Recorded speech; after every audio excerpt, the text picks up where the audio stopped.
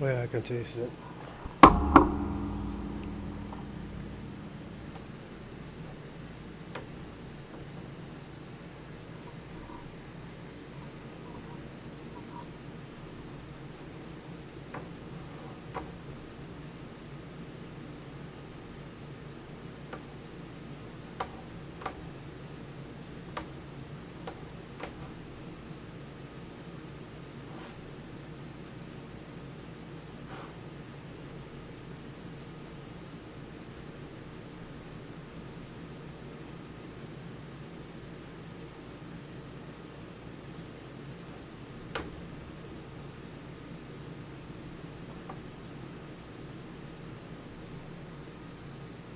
Good evening, everybody, and welcome to the Bronze Reaper podcast. I'm your host, Rosalind Perkins. How's everybody's Friday going? What's going on, SP? How's everything? We got a great show today, man. I was gonna do actually a reaction video on this guy named Robin Walker, but I think I want to do that probably Monday. It's a quick show, Monday or Tuesday. But today I might do two shows. After this show, I'm gonna do a back-to-back show.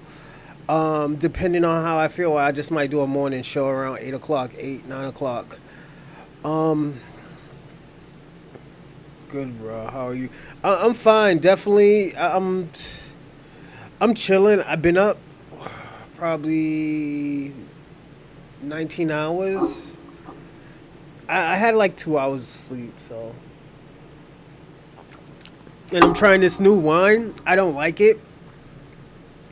I don't know if I got to get used to It's called Black King. I wanted to try something different other than what I usually get. And this one has, it says chocolate, black cherry, and dry fruit.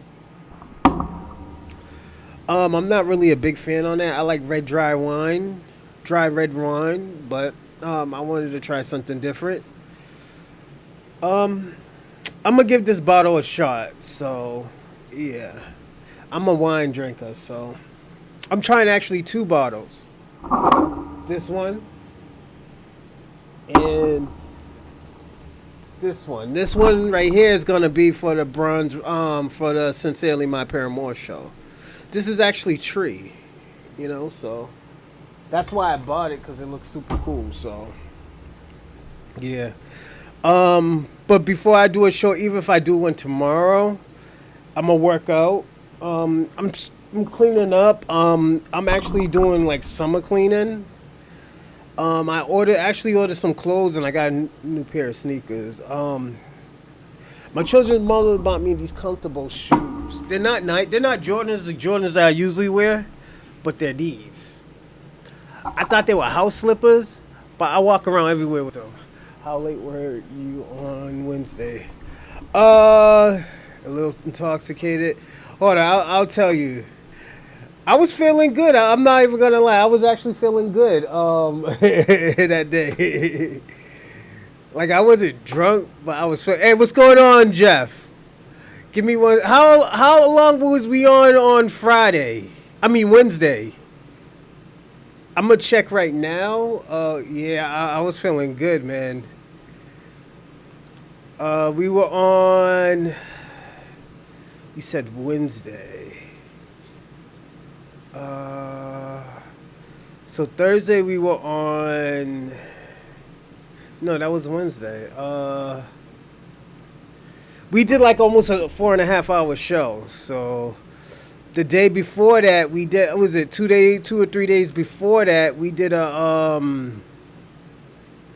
2.5 hour show. So we're doing like up to like 4 to 5 hours a show. So yeah, we're doing actually good. I drank too much that night. Not good. Yeah, man. You and Best Hair Braider. Y'all are very entertaining. You want to hear something crazy? I was saying, and I woke up. I was like, yo, y'all should have like a podcast channel. What's going on, E Will? Salute. Shout out to E Will. I was saying that you SP, and here Best hair braider should do a pod together. That shit would be actually dope. You know, so yeah, that shit was crazy, man. You did what you did last summer and started at 10:55. Last it was it. I'm at the movies getting ready to watch. I know what you did last summer at 10:55. Oh, I hope it's gonna be good. It's a remake. Hopefully, it's gonna be good. I think was it the first one was with Jennifer Love Hewitt. So yeah, that should be a good movie. I haven't been in the movies in probably like 15 years. When you get to free movie stations and stuff like that, you just wait until it comes out on like Saturday, or it might be out now, and I just watch it when I'm at work because I be bored at work. Last night I was watching Out Earth or something, or Dark Earth or some shit like that. It was actually good. Let me see what I was watching last night. I'll tell you. Give me 1 second. I check my history. Um, yeah, man. Cause I still like I told you I stay up at work. I let them people sleep. I work with Africans. They cool and everything, but hold on. Let me tell you what movie I was watching.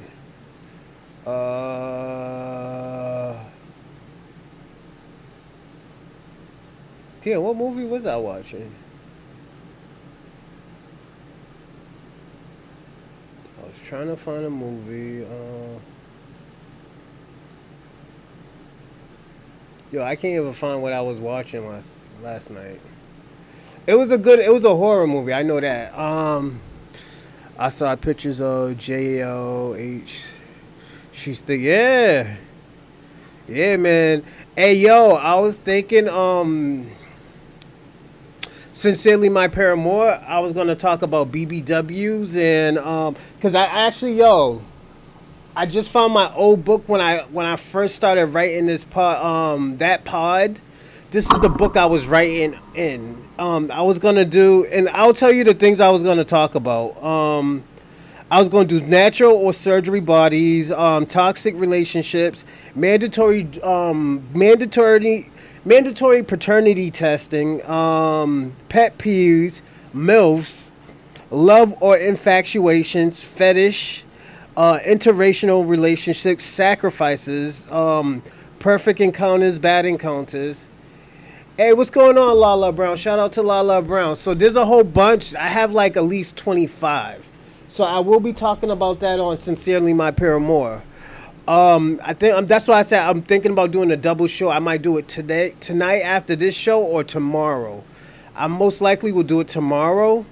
So yeah, I missed that Thunderbolt movie at the cinema. I don't want to watch it at home, but it is what it is. Yeah, it be like that sometimes. So yeah, hey, if you notice, I moved my books around too. So if you notice that books is that are moved around a little bit, like my Robert Greene books is right here, but these books is the books that my uncle wrote. These two books that my uncle wrote, and these two books that I like right here. And this book on the bottom right here, it talks about Creole food, Creole and Cajun foods. My Hoodoo herbal book. In my hoodoo medicine book, chakra, meditation, and all the other ones is like just black philosophy books. These are all extra books and stuff that if those new ones run out, I can use those books. So I'm getting shit together, man. It's gonna be looking straight in here. I was gonna keep. I was debating about moving that flag to where the pictures are and putting those pictures over there, but then I'm like, nah, because then I'm gonna have to put more pictures. So at least if I put pictures over there, I could move the pictures up a little bit, or I can put in like an extra picture if I find a picture that I want to put. I do have this wall right here, and I gotta get a new sneaker rack.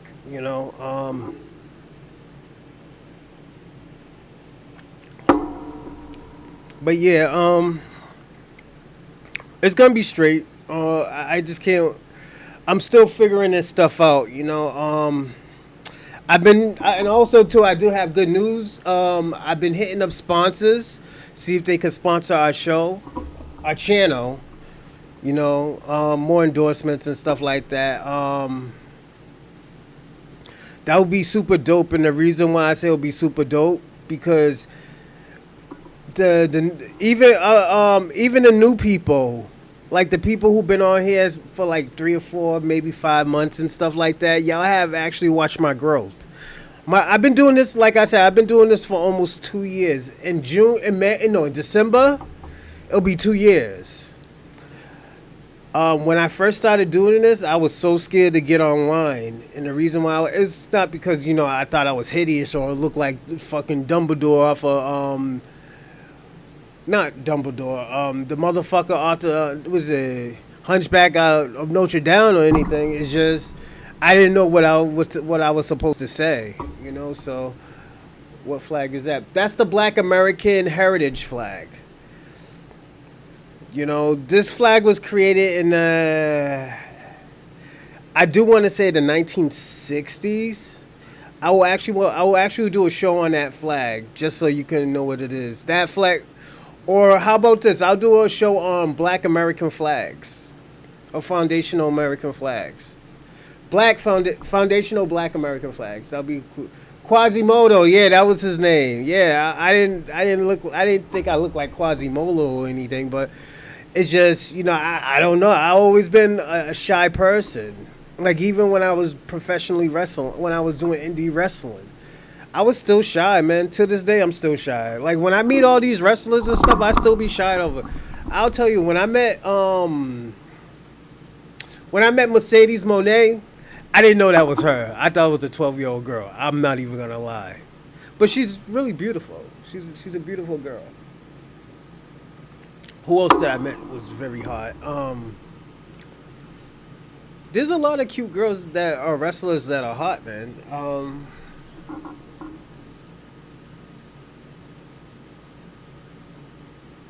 There was this girl I met. She was from, I think, Real World.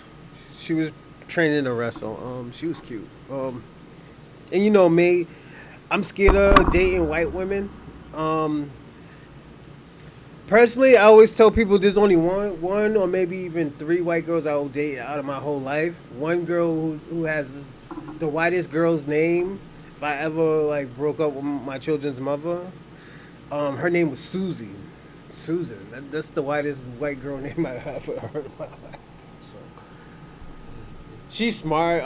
She's a nurse practitioner. That's what she was going to school with when I was talking to her. I haven't followed wrestling in years. Wrestling is dope if you understand it. If you don't understand it, it's just like blah, blah, blah. Look at it as a movie. Like, in movies where, in the beginning, everything is all great and dandy. It's like peaches and herbs and everything. And there's some bullshit that just happens. And you be like, yo, what the fuck?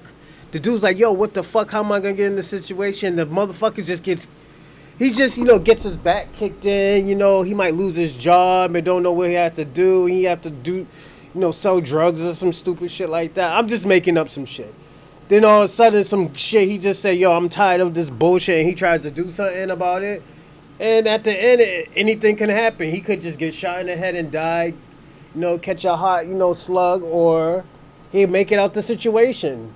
That's what wrestling is. It's a story, man. Starts off good. You got the shine where, the good guy, he's winning. Then after that, some bullshit just happens to him. Like he gets fucking clothesline from fucking hell and he gets fucked up and the dude's just fucking him up. And the guy might fight back a little bit, but he stays getting fucked up. And after that, the guy just gets sick and tired of it and just start clotheslines. Like, I'm tired of this. And he just starts fucking up the back, the heel. Then after that, and at the end, it just tells the story if he's going to win or not. He might pull it off and win, and sometimes he just doesn't, Ruthless, Toothless. I was a fan of the Toothless aggression. Yeah, the Ruthless aggression, yeah. I'm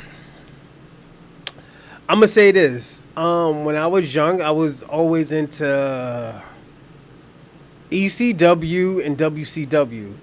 One of my favorite wrestlers is Alex Wright. The little German guy who's like this and dancing and stuff like that. He's funny. He's one of my favorites to watch because he makes me laugh. There's a few, and this is just in WCW. You got Alex Wright. I thought he was always going to be great. He just had the look. Kurt Hennig is my favorite because that's my favorite wrestler of all time. Booker T, of course. You know, I didn't really like Goldberg. I think they pushed him too much where I don't think he should have had that record. 155 wins or some shit like that. Yeah, that shit was crazy. Yeah, it just I don't know. Wrestling it's a tricky sport. When I first started, I sucked at it. I sucked for the first year. Like I cut down on it, and the reason why I say I cut down on it is because I do podcasting and all this other stuff. I will go back to it. I'm 40, so you know I can do whatever I want. When you're 40, me tell people all the time, don't count the days, don't count how old you are. Like me, I haven't celebrated my birthday in I want to say almost 15 to 13 years. Probably longer than that. Nobody really celebrates my birthday with me. That's why when I celebrated with y'all online and stuff, that I was so happy, you know. I was here that y'all was here, doing the podcasting. Like I'll be personally honest. You know how many people who told me happy birthday on my birthday? Probably like 6 people. 6 people. Not really family members. Probably a few wrestling peers. Yeah, like when in the beginning it hurts. I was like, damn, man. And like I haven't cried in years, but I did wanted to cry. If I was gonna cry, I would have cried for that. Was it when I was 30? I was gonna celebrate that shit with my uncle. My uncle got locked up a week before my birthday. It was so dope, and this is why I always tell people all the time about my grandmother. Me and my grandmother's birthday is a week apart. Mine's is May 8th. Hers is May 1st. So if her birthday's on the Tuesday, mine's is going to be on the Tuesday. If hers is going to be on a Wednesday, mine's is going to be on a Wednesday. I think that's why we're so close, and for the past, I'll say 2 years, I haven't spent it with my grandmother. I think this is why I'm so hard on getting sponsors and stuff and endorsements. I want my grandmother to live with me. I'm gonna be personally honest. Before into her days, I want her to live with me. That's my wish. That always been my birthday wish. Let me get a nice house, few cars. I just need 2 houses.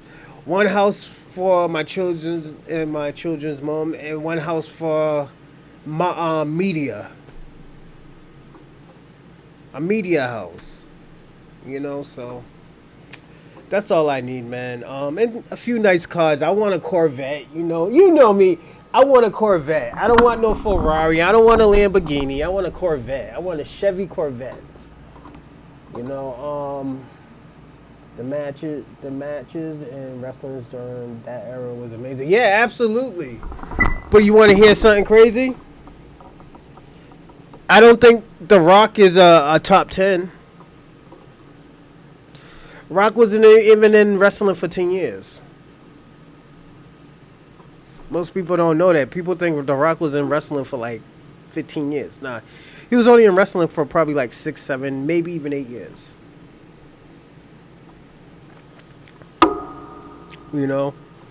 Oh yeah, my media house, I'm gonna build a wrestling ring too. So, I swear to God, when this shit gets on and popping, I just want to put it this way. For y'all who watch my show, I hope I encourage you to do what you want to do with your life. If you want to be a politician, do it. If you want to be like an actor or an actress, just do it. I don't give a fuck if you're not foundational Black American. And I don't want people to think that this is like, yeah, we talk a lot about foundational Black American because at the end of the day, that's what's popping, you know.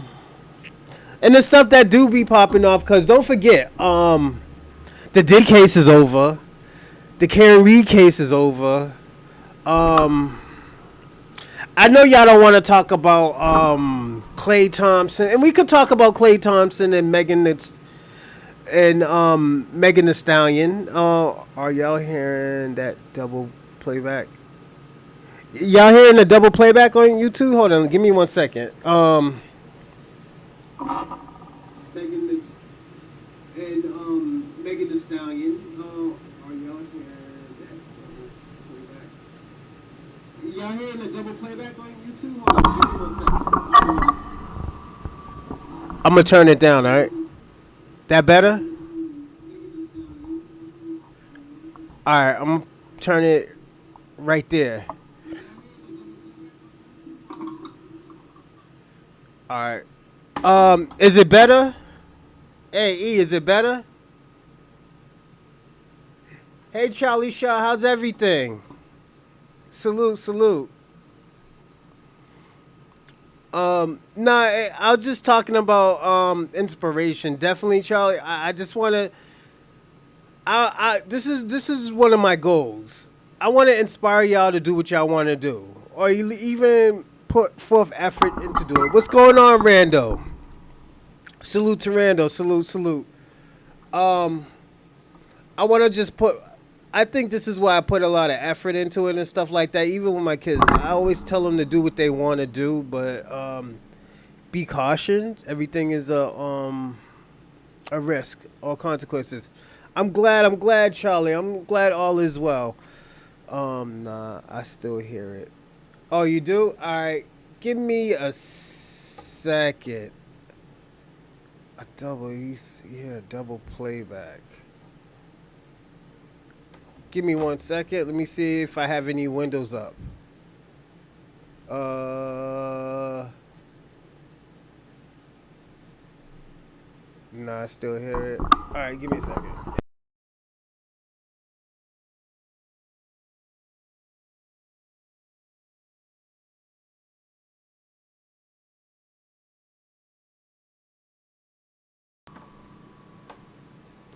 All right, is that better?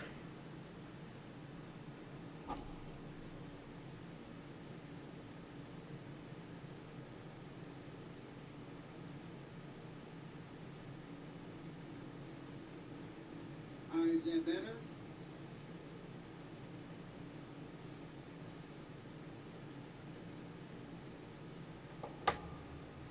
All right, I hope this is better. But yeah, I want to empower my culture too. I want some type of footprint. I was asking my uncle one day. I was asking him. I was like, "Yo, is there any way I can own a projects? I want to own a projects." And the reason why I wanted to own a project. I hope that's better. E will, because I had the big joint right here going. I wanted to own my own projects because the projects that I grew up in. Because I still hear it. It might just be a. Do you hear my air conditioner? My portable air conditioner, probably. I hear a double playback. No, let's see. I hear a double playback. You know, yeah, man. I was trying to own my own projects. And I always thought that shit would be cool, man. That's why I do a lot of media and like a lot of writing. I always thought it was dope. But it's hard work. I know I will have like a gated, like my projects would have like a gate around it and stuff like that, have their own security and just a whole 9 yards and everything, you know.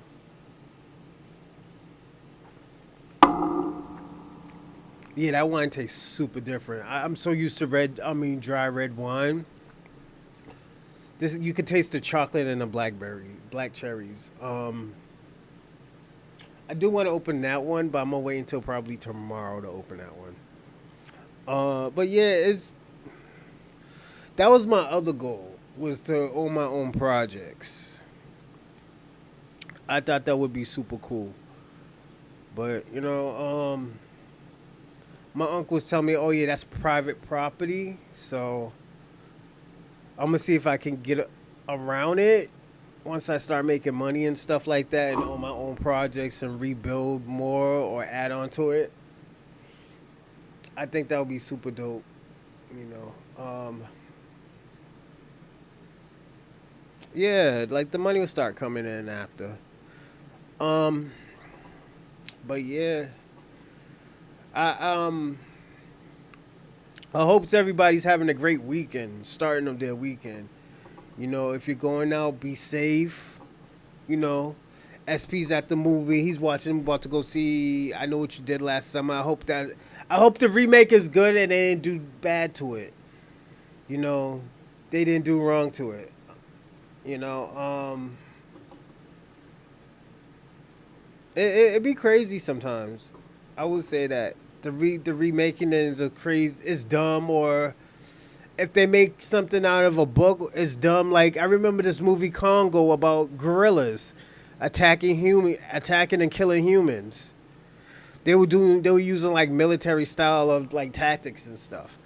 Um, the book was better than the movie. You know, it's just like stuff like that, man. I always tell people all the time, be careful with certain movies like that because at the end of the day, it's like, nah, I don't want to read it anymore and stuff like that. And oh, my book comes in tomorrow. The book that I bought was called The Secret.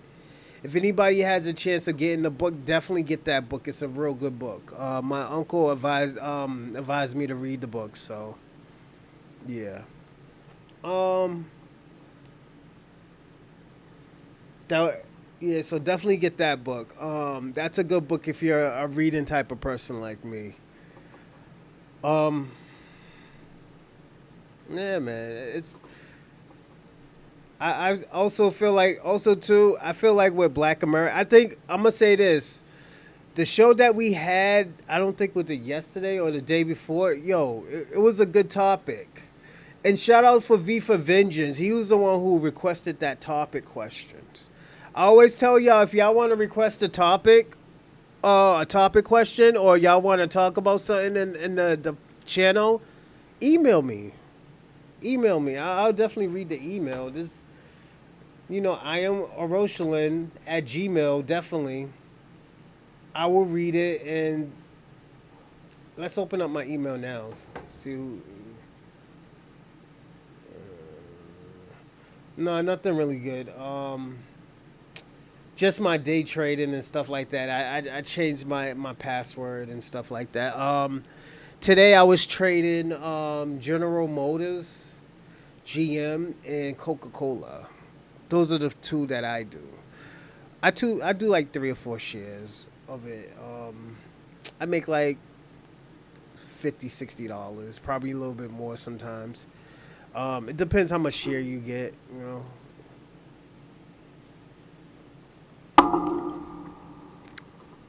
So today not today, yesterday I was doing a simulator on it, and I was just watching it go up and down, up and down. Then I started looking at the I was looking at the I'm sorry everybody. I was looking at the history of it for the past like 6 7 months, and it's like stocks and bonds. I mean, not stocks. Day trading is good. Let me tell you who's good at day trading. I think I think Kwame does it. I think So if y'all want to know anything about day trading, I think Kwame does day trading, and he's real good at it. And shout out to Kwame. I call him Pan African Kwame. I call him Kwame because everybody knows Kwame on this show. But yeah, Pan African Kwame does day trading. So if you want to know more about it, definitely you can talk to him. And also, like I said, I do Coca Cola and GM, General Motors. You know, I was thinking about doing Google and Apple, um, in like a few months, but yeah. I'm gonna just right now. I'm just seeing with GM and Coca Cola how much money can they make me. Uh, like I said, I do a little bit of everything with my money and stuff like that. I just started actually really fucking around with my money, so yeah, I'm on my p's and q's when it comes to that. You know, my uncle. Oh, also too, my uncle. He just told me too. He's like, yo, when he makes his first million, he wants to get on the show and talk to y'all. So definitely, my uncle will talk to y'all about day trading and how to make money and stuff like that. Like, my uncle is a very unique person. Just call him Uncle Mark. So that's his name, Uncle Mark. Yeah, that's his name, Uncle Mark. So definitely, we can teach you how to make money. Crypto's going crazy right now. Why? What happened, Ewell? Tell me. I didn't hear nothing really about crypto. Let me know, man. Give me the tea, man. Give us the tea. You know. But yeah. Oh, also too, I'm thinking about getting another phone or seeing if I can do audio on the show where y'all type in something and y'all can like call in. So I'm trying to figure this out right this weekend. So yeah, that's why I said I'm trying to do a quick two shows today and maybe tomorrow morning. And after that, we should be good. And I'll just do all research Saturday and Sunday on can I just do audio. Uh, BTC's all time high, all of them just jumped. Big game. Ooh, that sounds great right now. It doesn't look like you hit those weights today. Nah, I didn't. I slept all day today. I didn't do shit today, bro. Yo. Actually, no. Damn, I didn't even sleep all day today. So I went to work yesterday. I got there around 10:20, 10:15. I watched a few movies. I did stretches and yoga. I did that today. Then when I got home, I started basically cleaning. That's why it kind of looks different in here. I did all cleaning today. It's just I have been busy and I got 2 hours of sleep. I got up. I looked for some topic questions and that's it. That's all I did today. So I just been busy all day today. Oh yeah, my son had ABA.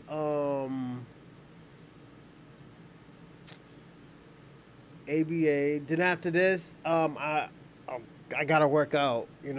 So I'm drinking a little bit of wine. I don't like it. I think it's because this is the first time I had it. It's like a. Oh, that's why. I just read it. So this is a dessert wine.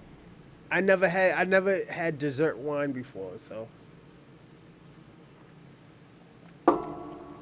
Oh, that's why. No, I didn't hit the gym. And shout out to Mr. Know It All. Salute, salute. Nah, don't worry. You're gonna see a difference by next week. My metabolism, yo, I'm gonna tell you one thing. My metabolism is crazy. Like personally, if I just eat like on some like random shit, I'll be like 165, 180. I'm like probably 208 right now. I'm like 208. I haven't been using no protein. I usually Yo, if I really do my diet, I usually lean on like 215, 218, 215, 218. I haven't been doing anything. I've been doing podcasting. I've been chilling with my kids, working. This is like, yo, this week, this is the first time like I'm actually focused and ready to do what I have to do. My vitamins come in on the 22nd, 23rd. I just bought some new clothes. So, they're all summer clothes. I didn't have no summer clothes. Right now I'm wearing my workout clothes. I'm wearing my wrestling training clothes. Look, I got fucking Macho Man on right now. I got fucking Macho Man. And I got my wrestling shorts on. See, this is what I got on right now, man. That's all I got on. You know, like I got mad Jordans. It's just I got bad Jordans, and I probably got what 3 pairs of Coaches and 1 pair of Adidas, and I got some. Yo, funny thing about I got some Pan African, some Black History Month Pan African Pumas. They call them the Carl Lewises. They're Carl Lewis from the when he did that shit on in the Olympics. Carl Lewis, yeah. Other than that, like I got all Jordans, Jordan heads and stuff like that. And oh yeah, these shoes right here. My children's mom bought me this. I don't know what they are. I thought they were house shoes, but they're like they're summer shoes now, man. Yeah, you should get the joint, get the call-in joint. Your show's gonna be lit. Yeah, that shit's gonna be lit. I just gotta figure out what it's called, man. It's an audio thing. So I was watching the Star Report. He does it where people call in, and I just don't know what it is. I don't know if I have to get another phone and connect it to my laptop. Then my new cooler thing that cools off my laptop comes in as well. I got the AC working now. It was the other joint that I had. I had it backwards like a fucking idiot. I had the shit backwards. Not paying the fucking attention, so. That's why I'm not sweating, But yeah, definitely I do want y'all to call. I do want to hear y'all point of view and stuff like that. Yo, I love listening to on some real shit. I love listening to y'all stream chat. Y'all live chat. I like looking into the chat. Y'all just be bugging out and stuff like, y'all are free with that shit. And at the end of the day, it feels good, man, where y'all can say what y'all want to say, So I always wanted to be that person where, you know what, even if I don't agree with you, even if you're a hateful motherfucker, I'm going to let you say what you wanted to say, That's why I was like, I think I always have great shows with you, but there was this one great show I always talk about is when there was a whole bunch of white supremacists on there. They all got mad at me because at the end of the day, because I was torturing their asses. I told them, if you don't like America, go back to where you came from. There is room in the Caucasus Mountains of Georgia, Russia. There's always room for y'all to go back to where y'all, originally came from. So they didn't like that shit. They were mad at me. Yeah, they didn't like that shit. I told them they came from caves. That's what, when you say Caucasus Mountains of Georgia, Russia, those shits is all caves. That's where you get the name Caucasian from. Caucasus Mountains of Georgia, Russia. Yeah. Caucasians. So that's why certain white people don't like when you call them Caucasian. So yeah. Yeah, some people have a problem with it, so that's why European or white is good, for them. But yeah, it's like everybody always asks me how did I pick up that skill where I could deal with stuff like that. Personally,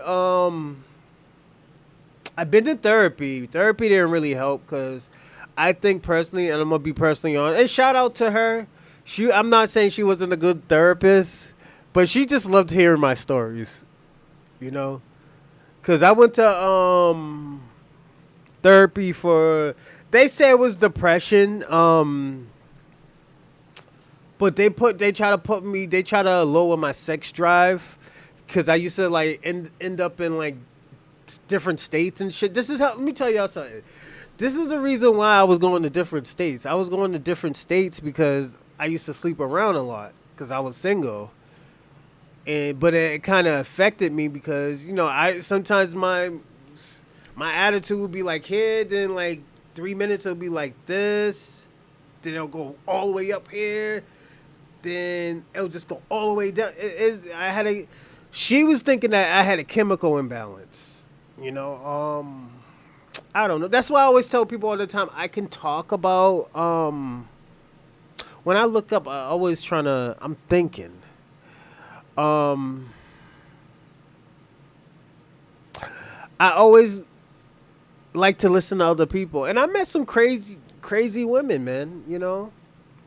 I met this girl who followed me all the way from fucking Connecticut back to my house. She followed the fucking commuter rail. And sometimes I used to just walk home, and it take me like 30, 40 minutes when I lived in Boston from the train station. And be like, yo, how did you get down here? She's like, oh, I just wanted to know you got home safe. I was like, well, shit, if you're going to do that, why didn't you just drive me home? I'm like, yo, why didn't you drive me home? I could have saved somebody some type of money,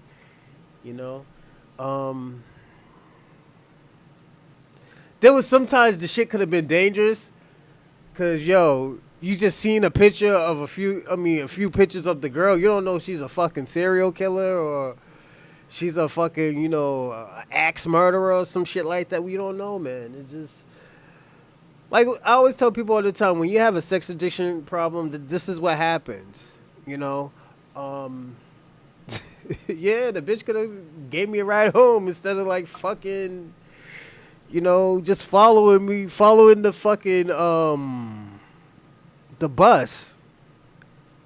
Cause the commuter rail, no, she followed the commuter rail actually. No, she followed the commuter rail, yeah. Hold on, was it commuter rail? She dropped me off at Franklin, Massachusetts. She followed yeah, I think she did follow the commuter rail. Yeah. Girl's crazy, man. Like, I always tell people all the time, when I was young, I was a piece of shit, The only thing I was good for was dick, man. I always tell people all the time, I was community dick, man. I'm not even going to lie. I was community dick. I was no good to nobody. I told them, I was honest, I'm no good to you. I'm no good to nobody. Community dick, man. Just slinging dick around.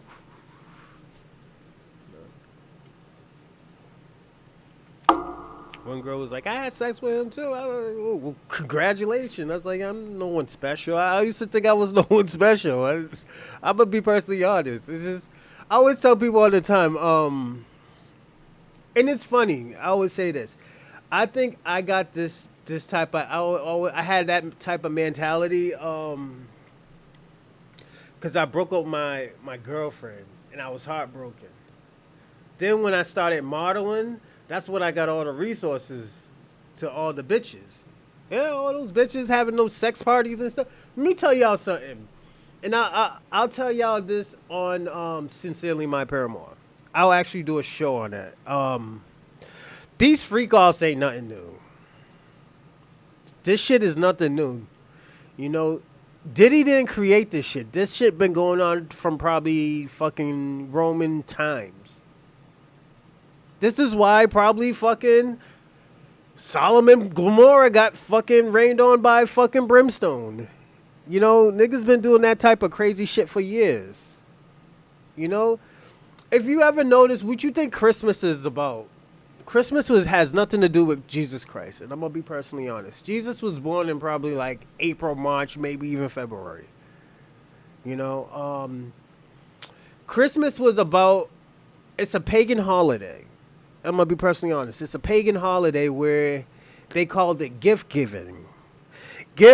I'm sorry if I'm gonna creep y'all motherfuckers out, but gift giving was when all the kings and queens used to get fucked up and drunk and fuck each other. Sometimes guys be on guys, you know, plowing the shit out of another guy. That was gift giving. You know, that's what Christmas is really about. When they lost the war to the Christians, they did not want to give up that holiday, so the Christians created a holiday called Christmas. Yes. That's why it's on December 25th every year. You know, so like I said, I'm gonna be honest with you. Yeah, it's weird, but this the motherfuckers is freaks, man. Hold on, what did I step in? Did I step in? That's oh man. I'll find sauce. I'll get that after.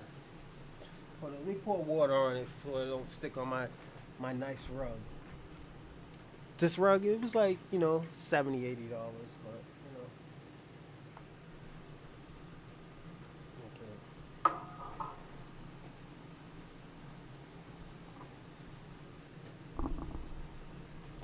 But yeah, that's where Christmas came from, man. Ever look it up? It's called gift giving. Um, yeah, it's crazy, man. But yeah, these celebrities they've been having crazy sex parties for years and stuff like that. This it has nothing. This ain't nothing new. People been doing that shit for years. It's just yo ordinary person, the blue collar person really don't know about shit like that. The blue collar just goes to swinger parties. You know, swingers parties, bring his wife, you know, somebody's screwing his wife with him and stuff like that, and she's having the time of her life and stuff like that, and this guy probably has another girl. I thought it was from the winter solistics. Nah, pagans. Pagans are some freaks, man. Yeah, pagan people are freaks, man. That was actually a pagan holiday. Yeah. I thought it was from the Roman Greeks, and I'm probably wrong. It probably is Roman Greeks, but they called it gift giving. But when they lost to the Christians, that's why you got all this different shit and stuff like that, like Christmas trees. Christmas tree is a German Austrian culture. Um, it's an Austrian culture, the Christmas trees and stuff like that. Like you, if you know where Jesus came from, Bethlehem or Jerusalem, there's no Christmas trees that is grown out of there. I don't even think there's fucking snow. Jesus Christ came from is Jerusalem. Jerusalem is what we call Israel. It's North and South Palestine. Probably more than that, but you know, there was no Christmas trees in the sand or in that hot weather. You know, so yeah, that's damn near the Middle East. So yeah, um, give me a second. I'll let y'all know where the gift giving comes from.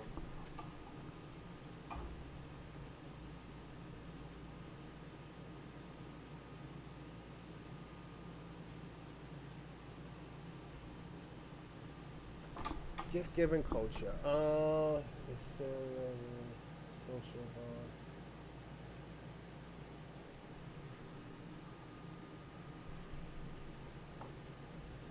Gift giving. Is a gift giving during the winter holiday has a roots in pagan tradition, particularly the Roman festival of Saturnalia and Germanic Europe.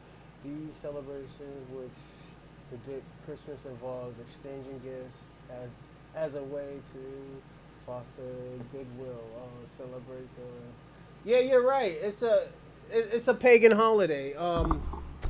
So you're right and wrong. So we're both right and wrong.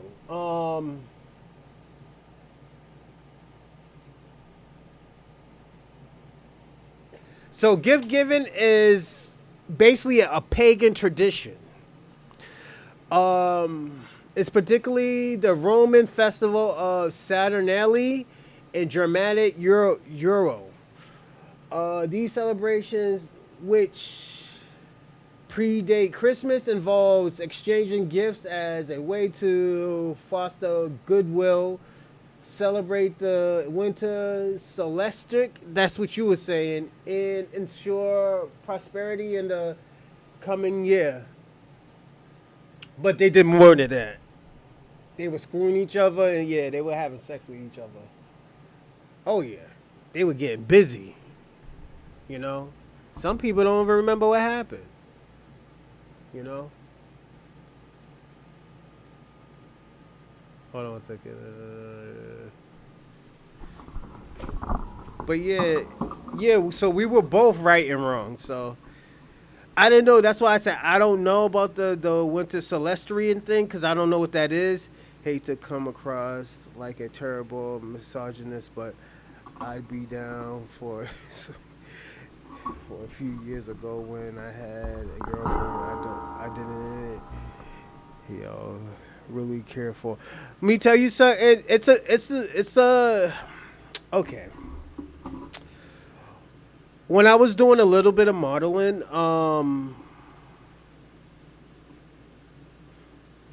people bring their wives. It's not that they didn't love their wives. It's just, I think they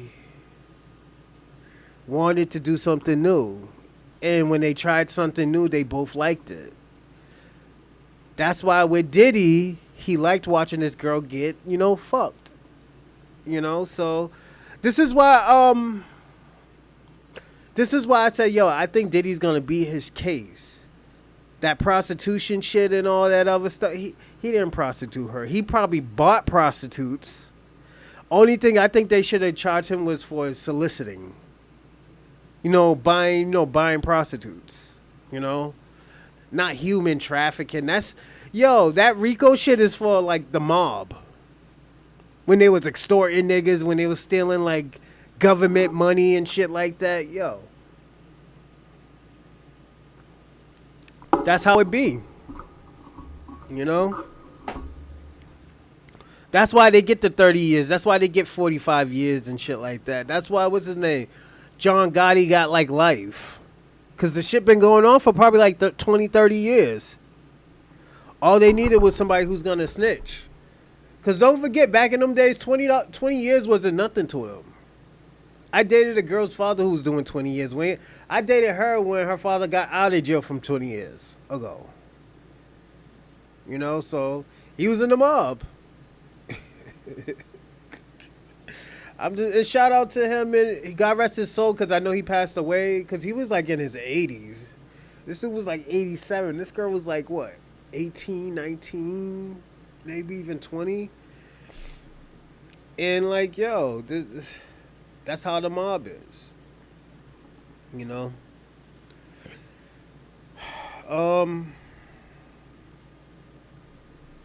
And I know he was probably doing some crooked shit. He probably was. I'm not even gonna lie.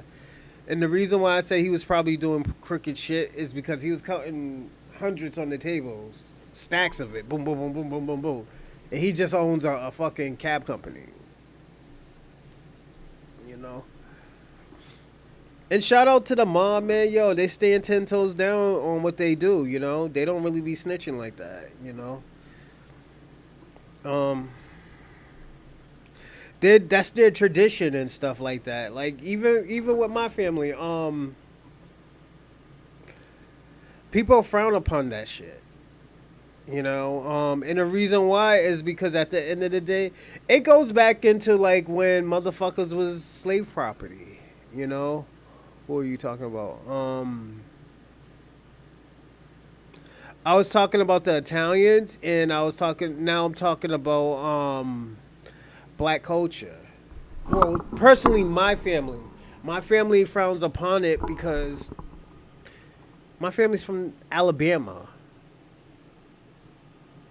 They look at those type of people as house slaves. They get a little bit of something and they think they're better than you, so you don't stop what they get and they're gonna tell on you. It has always been like that, so it's just, it's not an honorable thing.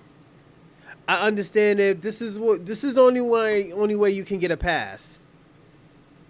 If you're just an everyday working person, you're not in the streets, You know, they bring the shit to your house.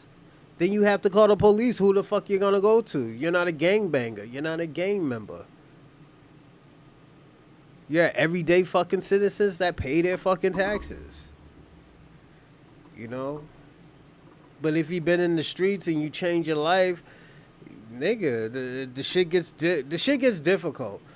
But I'm gonna tell gang members this: you don't get retirement from being a gang member. You know, oh, it's dead. Hey, shout out to Awaken of the FBA. Shout out to you, man. What's going on? You know, we're about to start. We're gonna start in like probably like 4 minutes, 4 or 5 minutes. But yeah, there's no end game with being a gang banger, drug dealer, all that other shit. All that shit is dead. Niggas don't have no type of morals. And I'm gonna be personally honest. If you in that game, if you're in that type of lifestyle, you're gonna have to kill somebody. And I'm gonna be personally honest. You might have to kill somebody because you're gonna go to jail. Let a motherfucker know. A motherfucker's gonna have to go. It ain't like back in the it's not gonna be like back in the days where people have morals. That shit hasn't been like that in years. I'm just gonna be personally honest. It's not gonna be like that in years. It hasn't been like that in years. So just be a everyday citizen. You know, I tell people all of that. Look at all these people now. Let me tell you something. Let's get serious. Let's look at all these people that DJ Academics is exposing. If we was back in the 90s, probably even the early 2000s, DJ Academics would have been dead. If he lived in Boston, he probably would be dead because you know what? Everybody's trying to get on. Everybody, even the crackheads would have probably tried to kill, you know, DJ Academics. You know, hey Reaper, I saw a good video of some Mexican guy calling out the Asian community for their ass kissing. Yeah, but they're getting sent back too. They don't get it either. They're gonna get sent back too. They're gonna get sent back. The East Indians is about to get sent back. Yes, them niggas is getting sent back. So don't think the Latino or the Mexicans are the only one. These East Indians right now, I was watching the Tariq Nasheed, yo, he put me on game. There's a way of getting your visas easily. Calling in and telling somebody that somebody robbed you or reporting a crime. That shit helps you get your citizenship even faster like that. So,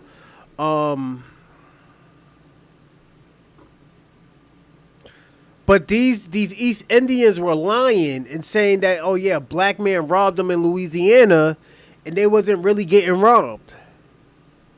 They were staging it, but it was like but the East Indians were paying the police officer $5,000 every time they call in for the report. They didn't make a report. The cops made up a report. You know, so. The cops is about to go to jail, and these East Indians is about to get sent back. These Asians is gonna get sent back too, yo. In Cambridge, Mass, they just bust a brothel raid in Cambridge. Some lady from China. Then Michelle Wu, she's gonna lose it. It was on Nancy channel. Oh, it was. Yo, I'm gonna watch that. Let me take this down. Hold on. Give me a second. Nancy Chum's channel. Yeah, they getting sent back too. It's not everybody's getting sent back, you know.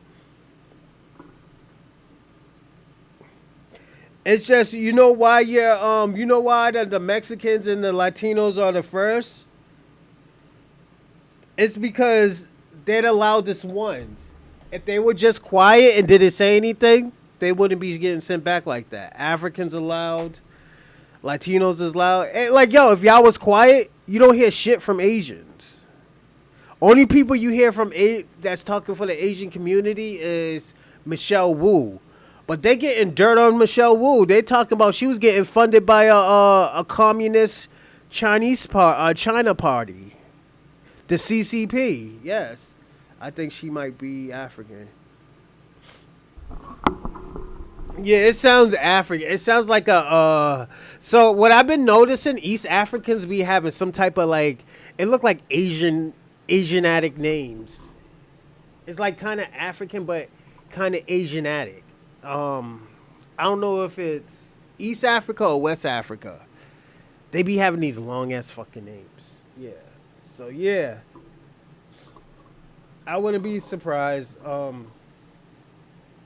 it just you just gotta watch out for those type of folks, man. That's why I was saying to you, SP, yo, if you're gonna protest, I don't think you should have had those flags out. Or if you did have those flags, you should have stuck the flag with the American flag, saying like, yo, we are the same. We are a part of America. You always have to do some type of symbolism when it comes to protesting, because it lasts longer. You know, even Stokely Carmichael, the Black Power fist, it was more more symbolic. I'm sorry. Sudanese people have them names like Yang and Deng. Yeah, facts. Luau Deng, who used to play for Chicago Bulls. Luau Deng, yeah.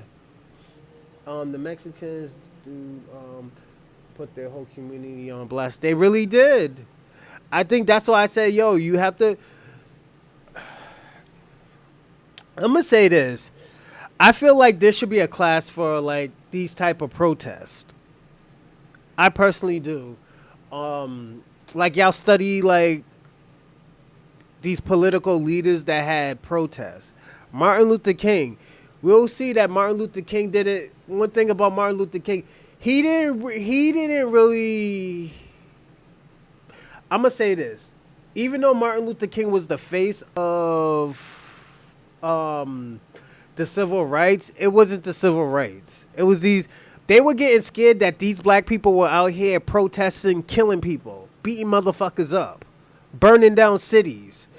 This burning down cities didn't start in California, Watts. This shit been starting years ago. They started that shit in when Martin Luther King died. All that, turn the other cheek went out the window. Motherfuckers like, yo, they ain't gonna be putting their hands on me. What they think this is 1890? Nah, fuck that. It's just, it always been like that. I think there should be classes like that, or at least some type of resources where you can get the information of what's going on. Like, even like, yo, put it this way. Let me ask y'all a question. I'm gonna say something super dope. You don't think they're gonna put the G and X album? You don't think they're gonna do a class for that? You don't think they're going to do a class of how Kendrick Lamar did what he did in 2024? That's a study. Like, if you don't notice, that's probably a study. Only person who ever got that is probably Nas and Wu-Tang. Those are studies that, like, people are trying to figure out how did that type of shit, like, expanded everywhere. Nigga, they were in Africa talking about, in the continent of Africa, talking about they're not like us. They're not like us. In China, they're not like us. They're not like us. In the Latino countries, they're not like this. They're not like us. Niggas just dancing. They don't give a fuck. A minor. Yo. The quote shit, Chappelle show. Let's play a black, ask the black dude. Human me. Yeah, it just be like that. It's something I always wanted to ask you. What's up? What you want to ask me, man? Yeah, just ask me anything, man. But yo, you gotta understand, all this stuff that we are seeing, all this stuff that's really happening, they're gonna make studies of this in the next 10 or 15 years. You don't think they're gonna make studies of the Mexican community in California, of like why are they doing what they doing? Then y'all gotta look at it. If y'all lose, they're gonna look at it like, yo, how did these people lose? They are the majority in California. How the fuck they lose? What did they do wrong that black people are the minority and still got shit done? So they're gonna have to figure that out. You know, I can give you an idea. My idea is this. Y'all don't have no political leaders that are backing y'all up. I'm talking about Latino political leaders. You know, yeah, you have leaders like you got the Boulets, you got the black gatekeepers protecting you. You got the Democrats. The Democrats are in fucking shambles right now where you don't want them fucking defending you. Everything that they touch turned to shit right now. And I got to be personally honest. The Democrats can't do nothing for themselves. You know? So I say, I wouldn't say all of them are bad people. Some people are just, hold on a second.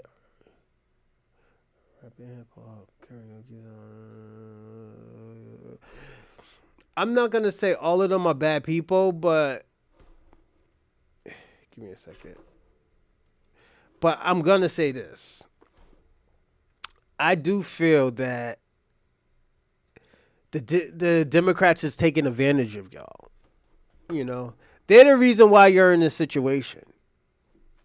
Because you know why? They opened those borders and then they do the shit the smart way. Then when bad shit was happening, it looks bad on all of y'all. And this is why I did that show, should Latinos delineate from other Latinos?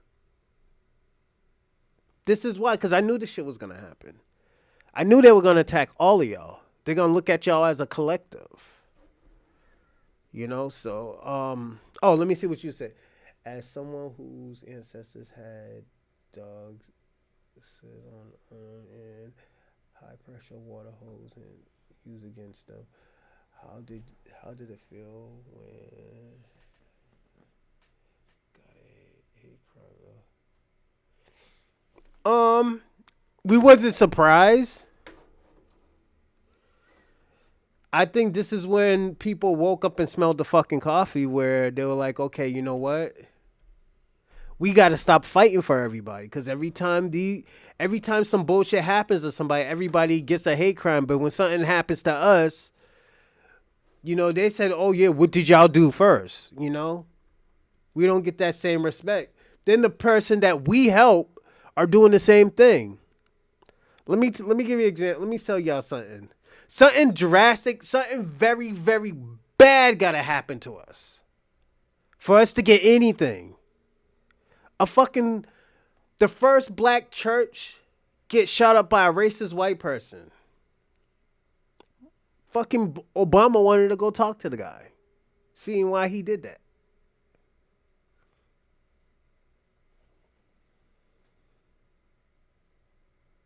Yeah, it was. But at the end of the day, we already know. This is why I say, yo, we're used to everything. All this shit that y'all going through, that shit ain't new to us. You know how many, let me tell you something. There was a time that a lot of black Americans was going to go to Africa. You know what they did?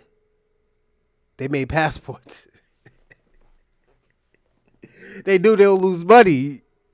So they didn't want to do that shit. They was like, nah, we ain't let all these motherfuckers go. But they fucked up again, because at the end of the day, we started really actually learning our history. You know? That's the thing. Once we started learning our history, we started to figure out, oh, yo, y'all niggas been lying this whole time. Y'all niggas can't really create anything. Y'all motherfuckers ain't really smart as y'all say y'all are. Shit went left. This is when let me tell you something. This is when the birth of Tariq Nasheeds, the Dr. Umars, the Marquettes, the fucking the everyday fucking educated people who like to research. Malcolm X. All these people. This is when all this shit started coming out. The Malcolm X, the Martin Luther Kings, the fucking Dick Gregory's. Yeah. We find out these motherfuckers are stupid these motherfuckers are stupid as fuck. Let me tell you something. You know what? We're fighting over. I'm gonna tell you. Let me show you how stupid these motherfuckers is. These white supremacists are. These stupid white supremacists is stupid as a motherfucker. And I'm gonna say this. We're fighting over equal rights. You know what they're fighting over? Birth weight rates. They're fighting over something that they can control. Birth rates. Their birth rates are dying.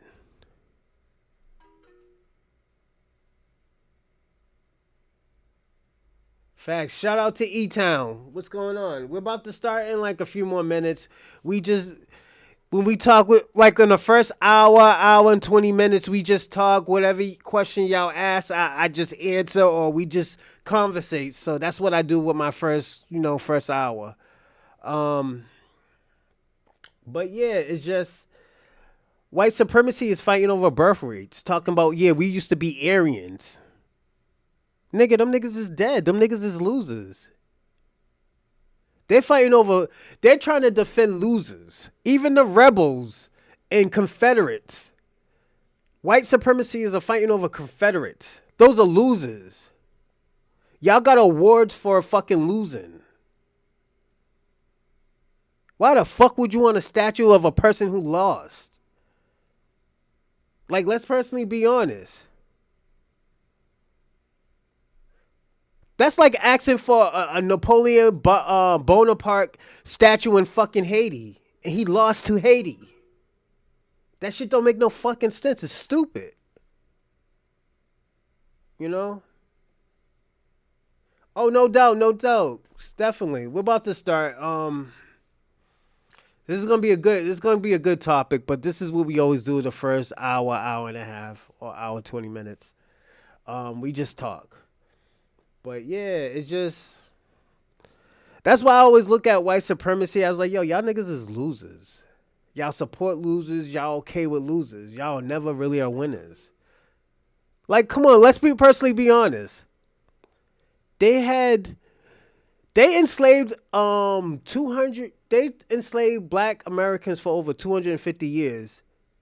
And in 2025, these niggas are still losing. These niggas still have to do the same things that they were doing them years before.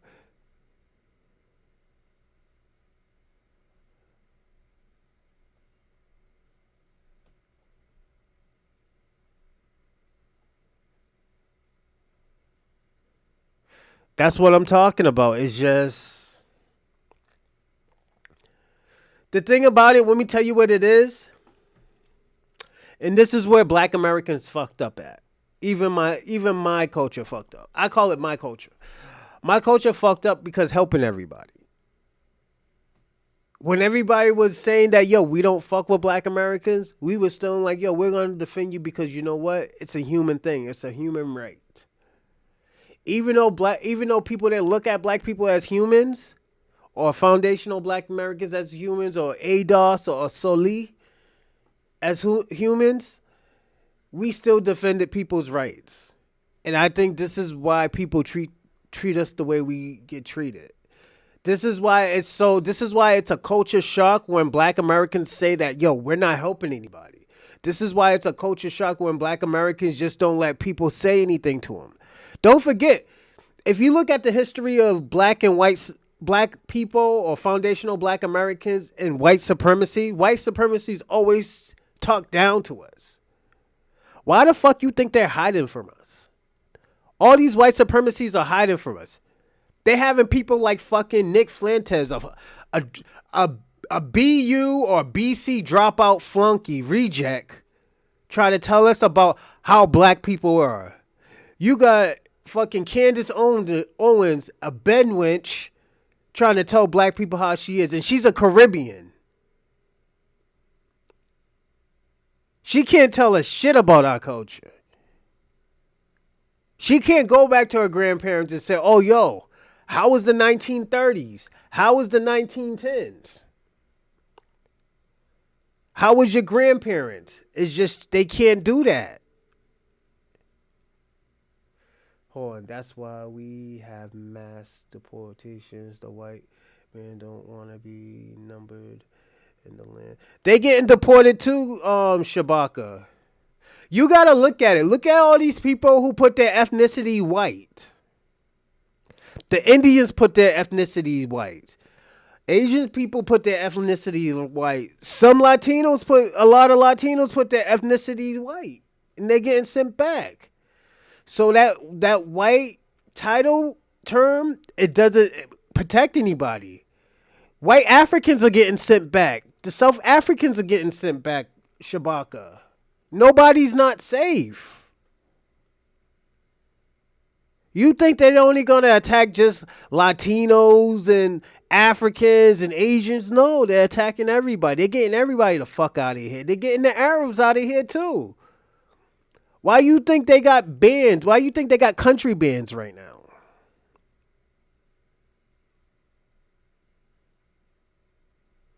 You don't think Israel's gonna be next? The way how this shit's going? Shit. I'm gonna tell y'all this, and I'm gonna warn y'all. Said I never put up my ethnicity as well. Yeah, but SB, a lot of people do that. You'll be surprised. Fat Joe, yes. That's why people had a lot of. Let me tell you something. This is why a lot of people had a problem with Fat Joe. People had a problem with Fat Joe. But Fat Joe will talk all this black shit and this unity shit behind closed door. He was calling black people monkeys. Yes. This is why, this is why there's a bad tension. This is why, let me tell you something. At the end of the show, this is what I was asking people. And I think I asked Shabaka this, and Shabaka did not answer the question. I asked Shabaka, how do you think Black Americans and Africans should fix their fix this problem? He was only talking about what was Black Americans doing wrong. He don't think Africans wasn't doing any wrong. Even though we're watching in fucking 8K and 4K, Nigerians getting kicked out of every fucking country like they're fucking Israeli. Like they're from Israel or some shit. They getting kicked out of every fucking country right now. The latest news is Nigerians just got kicked out of Ghana in Africa. They say, yo, these motherfuckers gotta go. They're committing too many crimes. It's not good to have culture and not own nothing. What culture does Africa own? Africa don't own anything. Their countries are colonized. Any expensive antique that they get is going into a fucking British fucking museum. This is why I always tell people don't listen to Shabaka. Shout out to you, Shabaka, but yo, you give the worst advice ever. This is why I asked you this question. How can you fix Black American and Africans situation? You couldn't even give me a example. I said, yo, Black Americans tried. We tried to unify with Caribbeans too. It just didn't work. It doesn't work. Why would you keep on forcing it if it doesn't work? It doesn't work.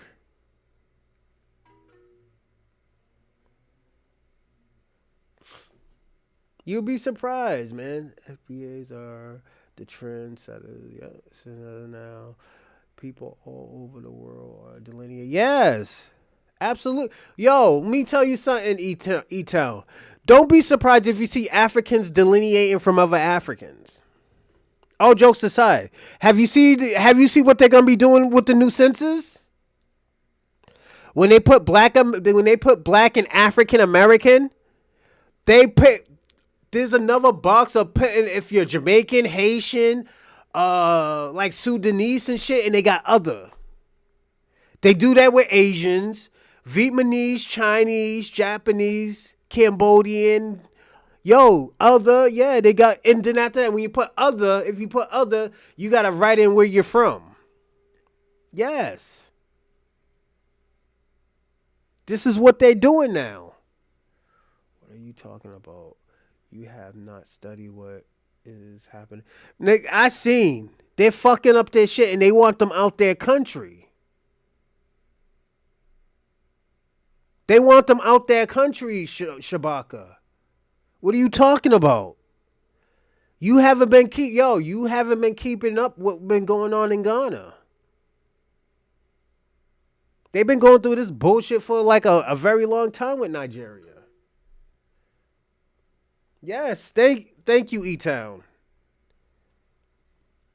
Don't be surprised if Africans are delineating from other Africans. It's just, it is what it is. Pan-Africanism is the key.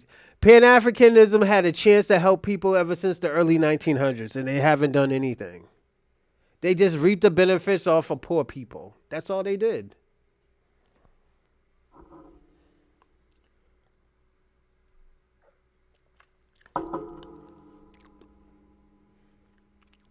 Let me ask you a question, Shabaka. What is the accomplishments of Pan-Africanism since the 1900s?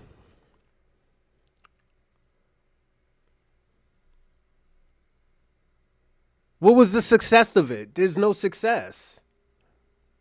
You know? We can talk about what they should have, could have, and would have done, but that shit don't mean anything. You know? Because they didn't do it. They haven't done anything. You could call America racist, but you got to look at it. Black Americans are the most American people. Culturally, we're the most American. And I'm going to explain. This might go over some people's head, but Black Americans are the most Americans. The reason why, because everybody else has a culture, a different culture. Some people come from Europe. Some people come from Asia. Some people come from Africa. Some people come from the Latin countries. Black America only knows Black America. Yup, busted and disgusted. Yup, facts. Shout out to Lala Brown. Black America only knows Black America. We're the most pure American.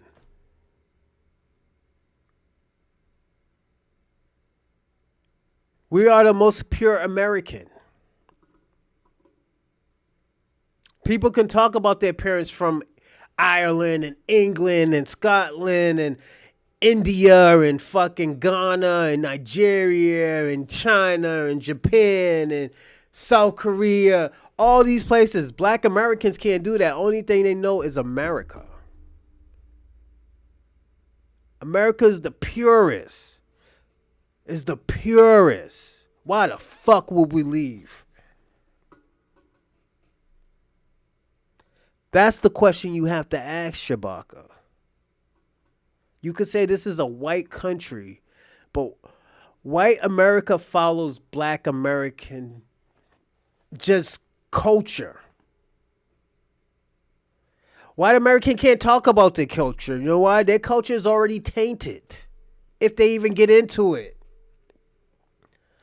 Black American culture is the purest. From music to inventions to structure to family orients to fucking leaders to fucking wars to fucking everything, Shabaka. Black America is the America would not be America without foundational Black Americans, Solis, ADOS. Put it this way, you take everything Black American out of America, you don't have America. You don't have America.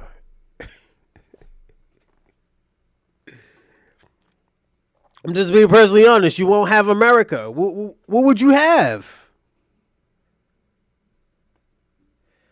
Don't forget, the Moors created England.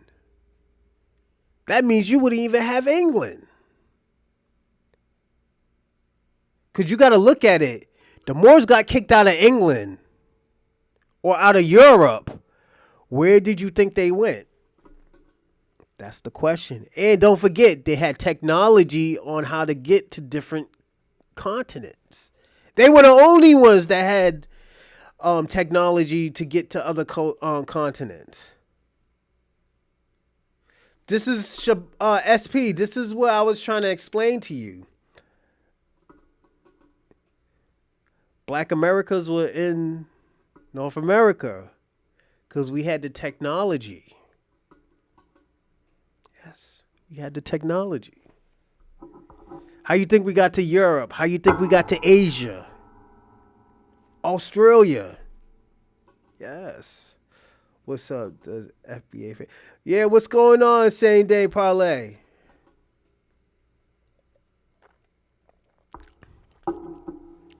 They created Spain. They created Europe. Yes, all that stuff that the Spaniards have. That's why they embarrassed to show their history, because there's always going to be a black face there. Russia.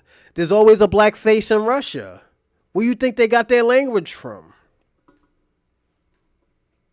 Where you think that Russian language came from? It came from a Moor.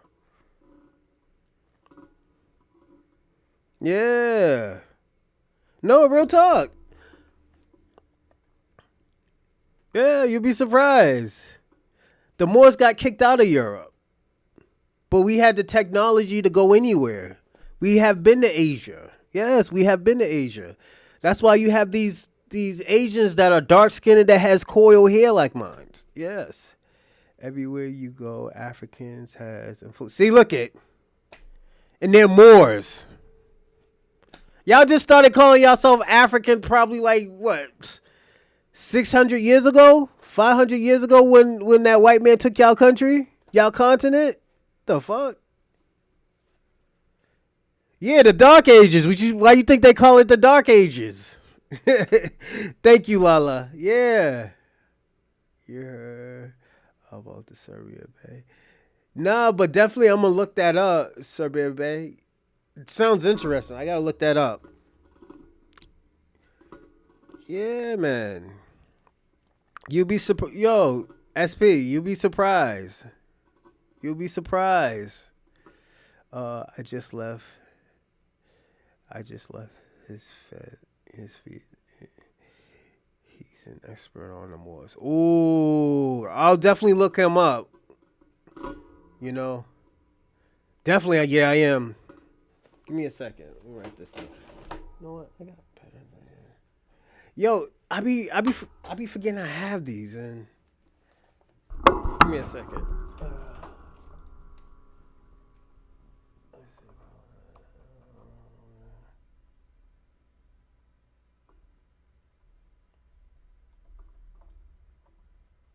Alright, and SP, you said something to me. Give me a second, SP.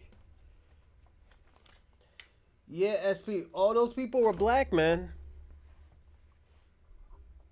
Yeah. Cause you know what it is? Those cultures didn't have the technology of building. That's why when you look at Europe, they couldn't build anything without, black people. That's why in the 30s and the 40s they were sending Caribbeans and Africans over there to do odd jobs. They didn't have enough people, so yeah. Tell Africans to stay over in Africa. We will be all right over. Don't call us. We call you. Facts. Facts he will. There's a YouTube more who's trying to bring out did boys are Africans. Nothing else black means African. Yeah. Let me tell you something, Shabaka. I'm going to say this. Africans don't mean black. Africans was named after a Greek. A Greek who colonized Egypt. His name was Leonardo Africana or some shit like that.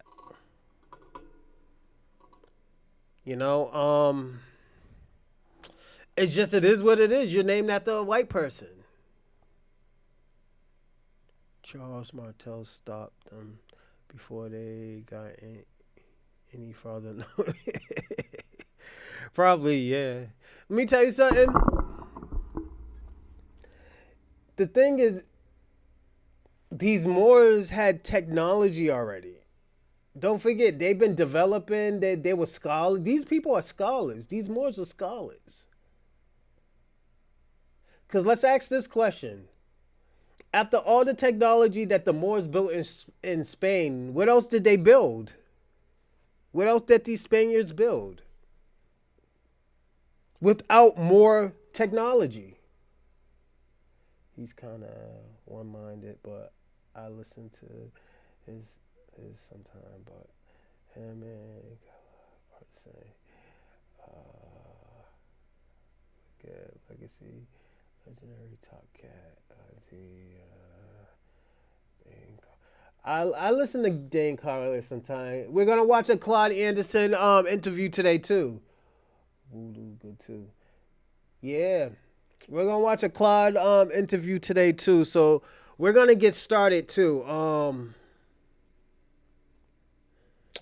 The question is the term African American dead?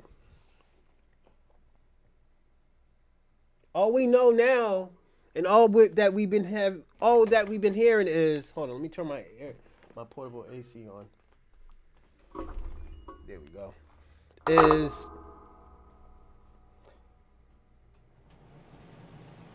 all the thing we know is Reverend Jesse Jackson was the one who brought it up in the 80s and told everybody we're African American because we wanted to get closer to our African roots. But the difference is that we haven't been in Africa in a very, very long time. Probably over 15 to probably 25 generations. Where did the Moors come from? Shabaka, everybody came from Africa. Even the whites, even the Asians, even the Latinos, even the natives. They all came from Africa. That doesn't make your point. This is what I've been telling you, Shabaka. You look crazy saying that. Everybody came from Africa. Everybody started in Africa. Like, put it this way. I could make jokes and say, like, oh, yeah, white supremacy should go back to the Caucasus Mountains of Georgia, Russia. But these people had to come from somewhere. Who you think these people came from if they're probably like 1 or 2 billion years old? Who the fuck you think these people came from? These people came from African people. If we want to call them African, we're going to call them African people. Afrocentric people. The Negroids. This is why all these motherfuckers have Negroid blood. Online, not yet. In the streets, yes. Very much so dead. Yes, that shit is super dead. I'm gonna say, like, yo, I think it is super dead, and I think a lot of people are protesting African American. But the reason why I've been having, like, certain topics for the past week and a half is to lead to this question right now. Is African American dead? The term African American dead.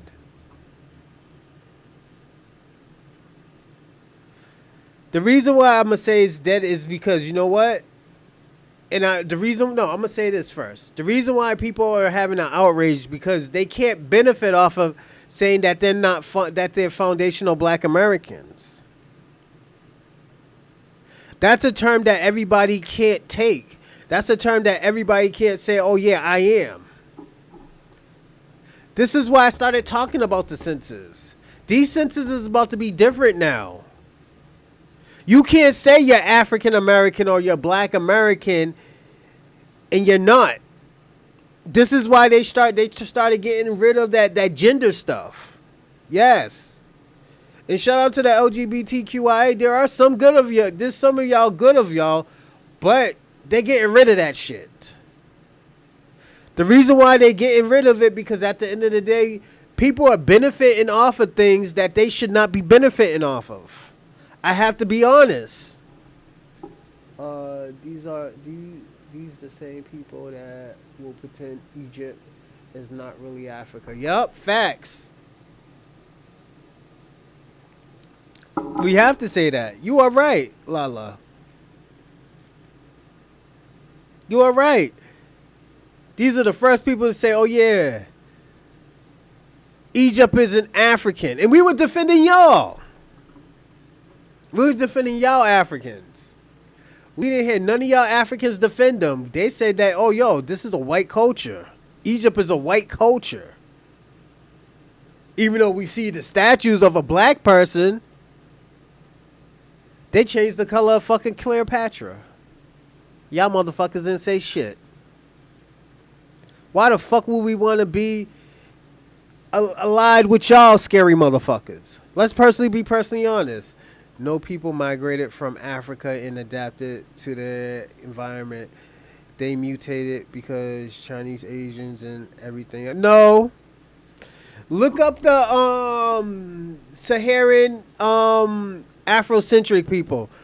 Those are considered the first black Africans or African Negroids. And they migrated to Asia. That's why they had slanted eyes. Because they migrated, and they were on a part of South Africa. They were considered the first group of humans, actually. They had slanted eyes. That's why you see a lot of Asian people with slanted eyes. They came from Africans, yes. You might be mad at that, but it's true.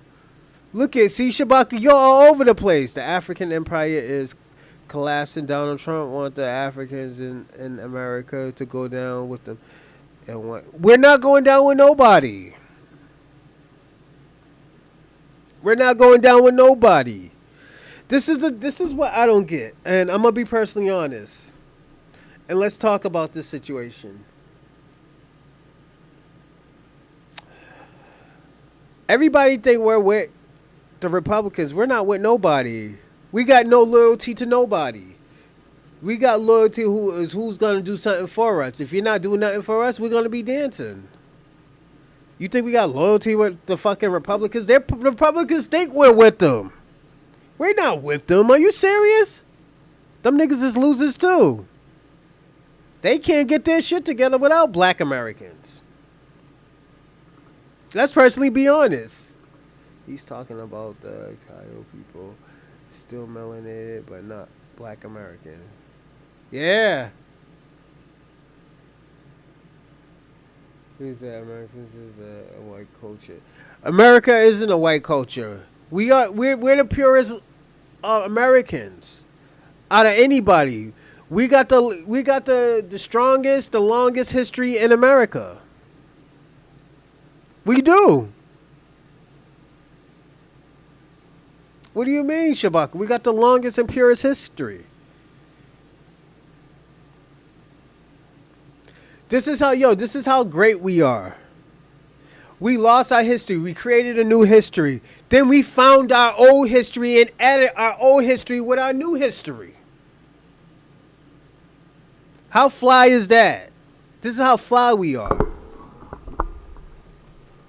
When have you ever heard that done, Shabaka? Foundational Black Americans is dope. This is what we do. This is what we do. Nothing about America is white. The food is not white. The music's not white. The sports is not white. Facts. Put it this way. White Americans created some of these sports, yes. But we innovated these sports. They couldn't do anything with the sports. Before black Americans started playing basketball, these motherfuckers wasn't doing anything. These motherfuckers was running around in a circle. What about us, Illinois Americans? Yeah, some of y'all got foundational black American blood in y'all. SB, I already told you, I said, yeah, we're native blacks. But at the end of the day, don't forget we was living amongst each other. That's why you do got those people that are like darker. You do got those dark communities. You don't forget, some people left Florida and went to Mexico. Don't forget, those natives in those Indians in Mexico, they had black native slaves and African slaves. Don't forget the conquistadors was over there too. 1 minute, we complain too much, and they have black fatigue, and now we all want one wish, please. Facts, Lala. Yeah, yo, I'm telling you, that's why I said, yo, SP, your culture is kind of crazy. Like, Mexican culture is kind of crazy. And the reason why I say it's kind of crazy, because some of your culture is conquistador. Certain things that you might not know that you do is from a Hispanic or a Spaniard. When I say Hispanic, I mean a Spaniard culture. That's what makes it different. Like with America, white Americans really didn't create anything. They had a chance of doing it themselves and they couldn't do it. They were on the borderline of eating each other. They were sleeping with the animals. They wasn't washing themselves every day. Like the native are us, like black natives and native, red natives. We knew to wash up every day. We knew to take a bath every day. We knew to, like, if you're a period, don't have sex and clean. They didn't know that. They know, like, the animals should be with the animals. They didn't know all of that. We had to teach them. Us and the Moors had to teach them that.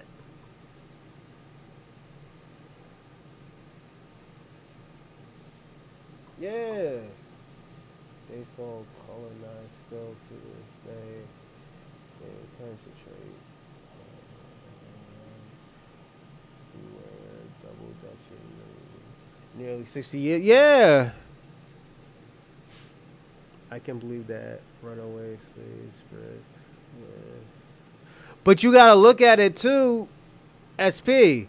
All down south, those were reservations at once. Who you think was on those reservations? The whole South, like from Florida to like even New Mexico. Those are all reservations. We were all living amongst each other. Why? Let me ask you a question, SP. Why you think you got so many black Americans in the South?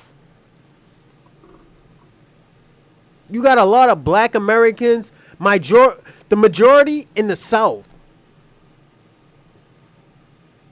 That's something to think about. We could be spread out everywhere, but we're majority more down south. I'm not talking about Caribbeans or Africans. I'm talking about black Americans. The majority is down south. Yes.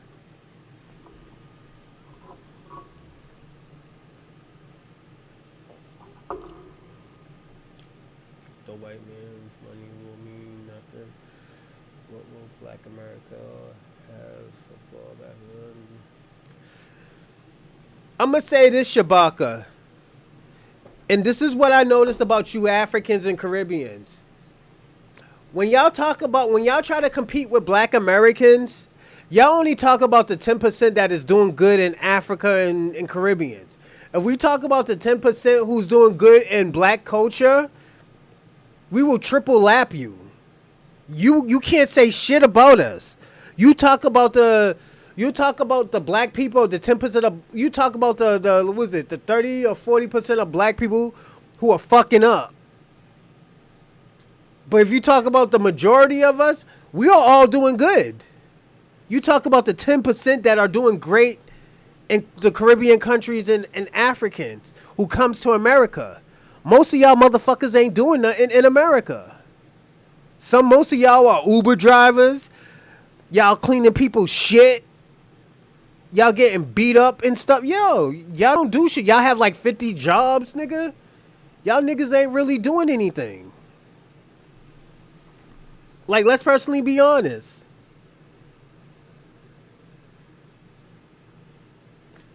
Let's see. They were all the boat docks at.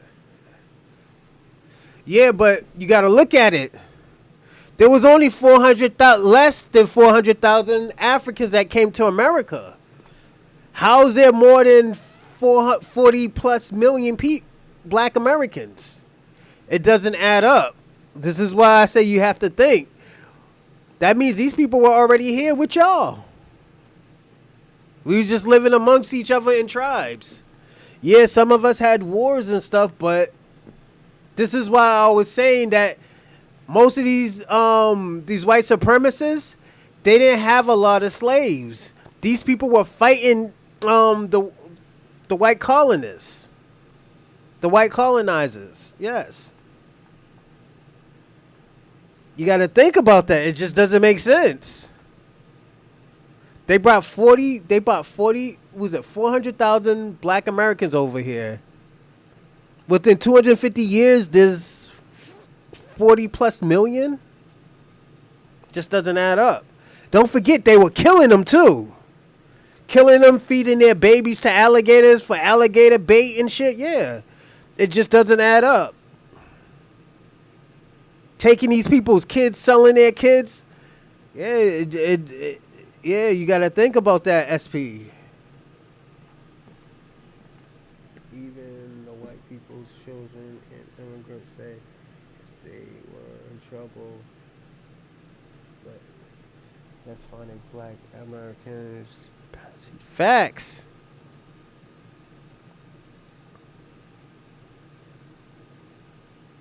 But the thing about you, Shabaka, you're just getting mad because you can't benefit off of black Americans anymore. You can't benefit off of us anymore. Y'all got to hold your own nuts, and you're mad that you have to hold your own nuts. Let me tell you something. If y'all Africans are cultural and prideful people, why can't y'all do this shit by yourselves? Why y'all bitching at us about, oh, y'all don't want to be with us anymore, and y'all are divisive? How we divisive? Because we want to worry about ourselves? This is why I asked y'all. This is what I asked you. Was it a few weeks ago, or like a week ago, that are black? I mean, is Pan Africanism a form of white supremacy? Because Shabaka, look how you act. You're a form of white supremacy. The way how you talk to black Americans, you are a form of white supremacy. If we're not helping you, we are your enemy. Out of default. You think you're entitled for black Americans to help. When we were in trouble, no Africans didn't help at all. Nobody helped. We just had to handle it ourselves. Y'all want to throw up this fucking Stokely Carmichael's. And this is why I always warn Kwame about that. I say you cannot do that, because at the end of the day, Stokely Carmichael went everywhere. Whenever there's a problem, he ran. He ran to another place. It got so bad he ran out the country. And forgot about the people he was helping. I've yet to see any genetics to prove y'all are indigenous. What are you talking about? Look at the tribes. Black Seminoles. The Chawat tribe and stuff like that. Yeah, that's all evidence. Let me ask you a question. Do you...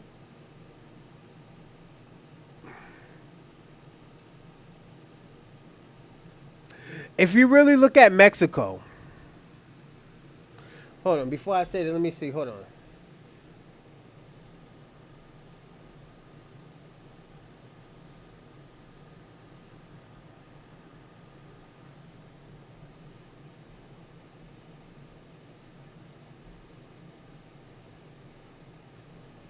Let me ask you a question. Since you're a population of Mexico, How do you think they were hybrids? And why do you think they're hybrids? Before before the white supremacy took over Florida in the Seminole area, we got to think about this. No has no proof of anything to first mistake. Because you want to hear something crazy? I have parts of family that are from Florida. And before the Latinos were in Florida, they were all black people. They were all black people. To this day, they still have Seminole and indigenous people. And remember what I said, that we were reclassified in the 1800s. We were reclassified.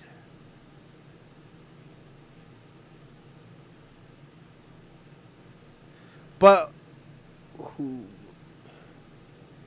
that doesn't make sense if they read the thing about it. Put it this way: if they're runaways, they wouldn't be red. They would be considered black indigenous, or if not Africans. At those times, there was no such thing as Africans. There was no such thing as Africans. Don't forget, Africans came in the 1800s. Just about 1817. That wouldn't bring a big population.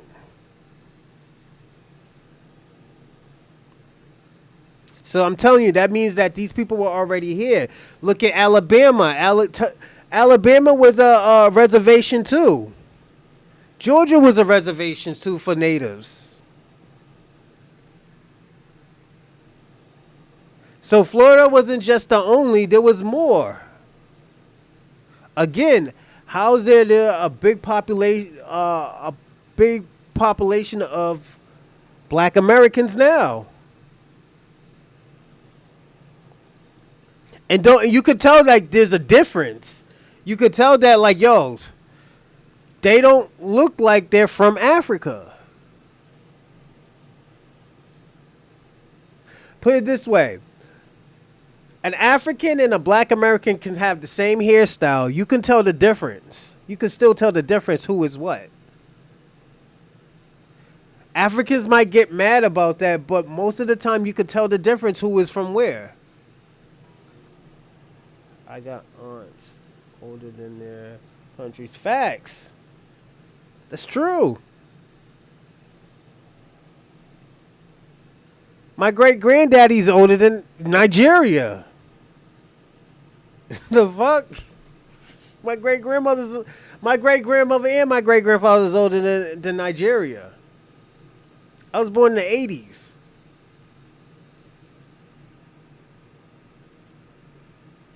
You are making shit up. The Seminoles were Africans But how are you sure about that, Shabaka? This is what I'm trying to tell you.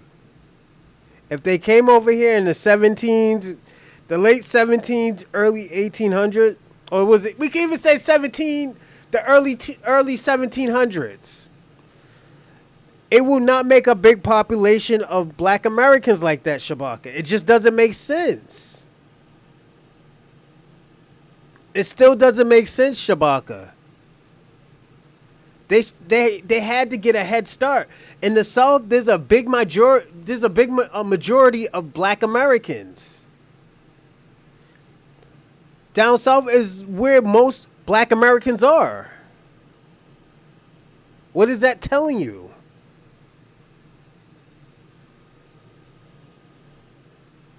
That's telling you something. From Virginia all the way down to fucking Mexico. Well, no, New Mexico is more like Latinos. But like from Virginia all the way to like Texas. And I'm talking about, yeah, even St. Louis and stuff. Those are the places that we have a lot of black communities. And we don't got black communities in the East and the North Coast like that. We barely have that. This is why I say, yo, this is why we're delineating. This is why African Americans term is dead. It's not coming back. Because you know who else was lying? Pan-Africanism was lying. Africans was lying. The Caribbeans was lying that we're African American. All y'all niggas was lying. As I've been telling, Caribbeans are more African than black Americans. They're more Caribbean than black Americans. Put it this way. Black Americans has more culture than Caribbean culture all put together. Let's personally be honest. What type of culture does Jamaicans really have? What, food? That's probably it. The music that they did is part of black culture in China, in the Chinaman. We were the Seminoles today, only in the universities. Most Africans migrated from the South. No, we didn't migrate. What do you mean? No. For the most better. But that's not the question I'm saying. You're deflecting now, Shabaka. You are deflecting. And this is, I know, but black Americans look different because they were bred out of anger. No, not because white people ain't got nothing to do with it. I'm going to say that's the least. That's the least people that have. Let me tell you something. And this is why I tell you the genetics, that DNA shit doesn't work. Because that DNA can't tell you what tribe you are from. SP. Have you ever did a DNA test? It won't tell you what tribe you're from. How do they know? So if they can't tell you what tribe you are from, how do you know that you're native? And don't forget, the red natives, they technically migrated to North America from where? They migrated from somewhere, SP. That's where you have to figure it out. Because like I said, we were considered natives. Because we were indigenous to this land. But like I said, when they declassified us, they made us Negroes. We have talked about it. We have did research on this show. You know that. So, since you know that, we can still answer this question. Put it this way, SP. You're closer to Asians than the... You're closer, you're native, you're Asian and close to a Slavic culture. You heard someone wanted to just want. So now the question is this, SP. I'm glad you said that. Asia. Since y'all migrated from Asia, who was there first? Now you got to think about that. When did y'all come to North America, and how did you get to North America? Don't forget, we had the technology already. We had the technology to get to North America. We already been in North America. We've been to South America. Read your history. Africans are all color. Africans gave everyone their color. DNA does tell. What tribe? No, it doesn't tell you what tribe you're from.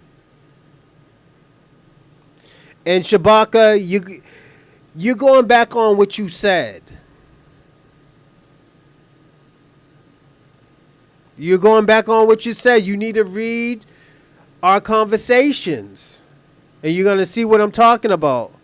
Mongoloids migrated to North America about 60,000 years ago, apparently. Now the question is, when did black people migrate to North America? How about this, SP? For you, we'll do a topic question on that. That'll be something that we can talk about. And thank you. We got to do a show on that. I'm gonna try to get somebody to bring. I'm gonna try to bring somebody on this show that knows about this stuff. It's very interesting.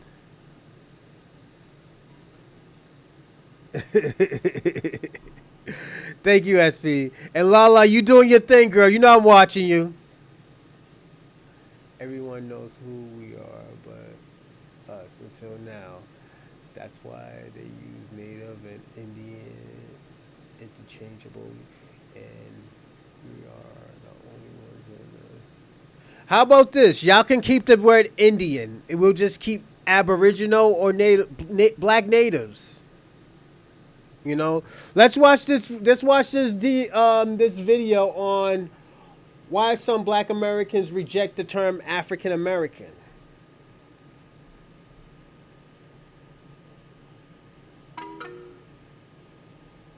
Black American people need to stop identifying as African American.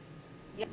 Hi guys, my name is Esther Daniel and you're welcome back. All right, I will. I'm gonna look him up. Some Definitely. Black Americans are rejecting the term. Black American people need to stop identifying as African American. Yeah. Hi guys, my name is Esther Daniel and you're welcome back to the channel. So some Black Americans are rejecting the terms African American. Why? And what does it really mean to claim one's identity over the other?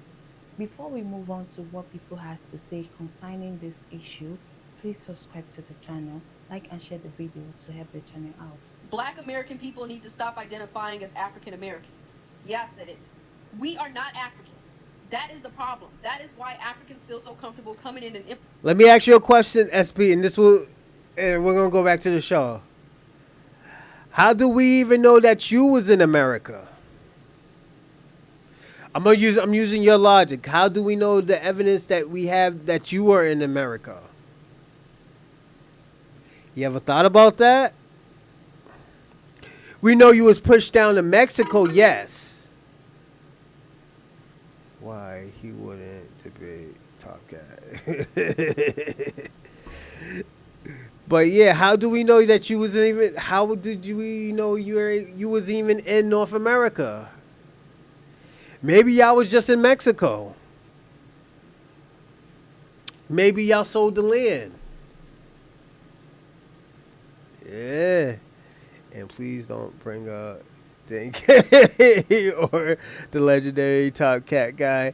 Neither of them would survive a day in the wild.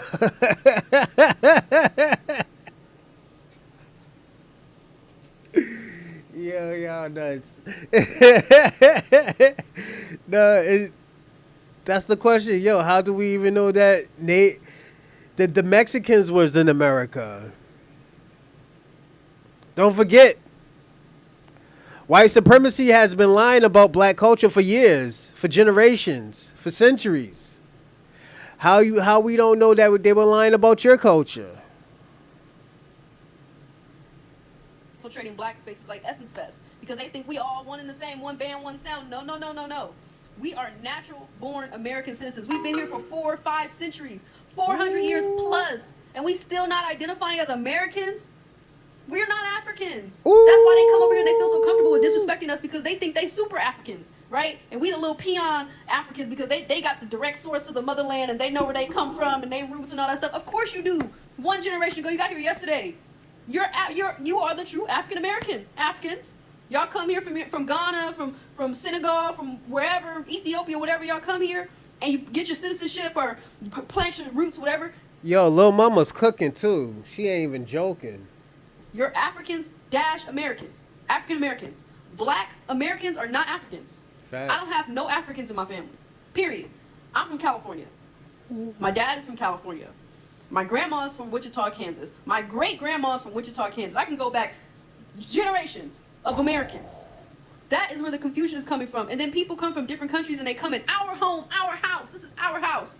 Yeah, the other half of our house might try to make us uncomfortable. The whites, they want to make us uncomfortable in our house. We all share in the same house.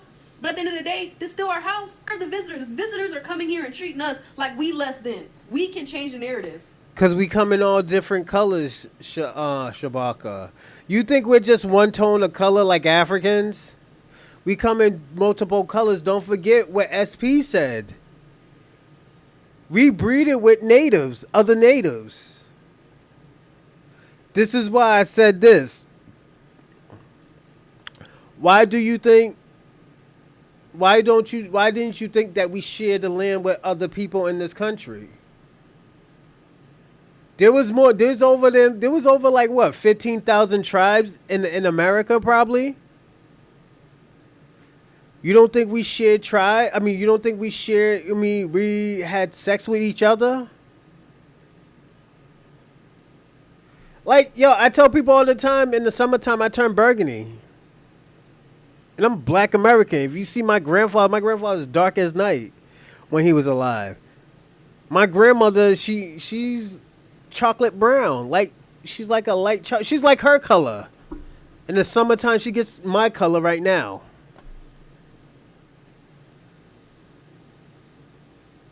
So the skin color doesn't matter.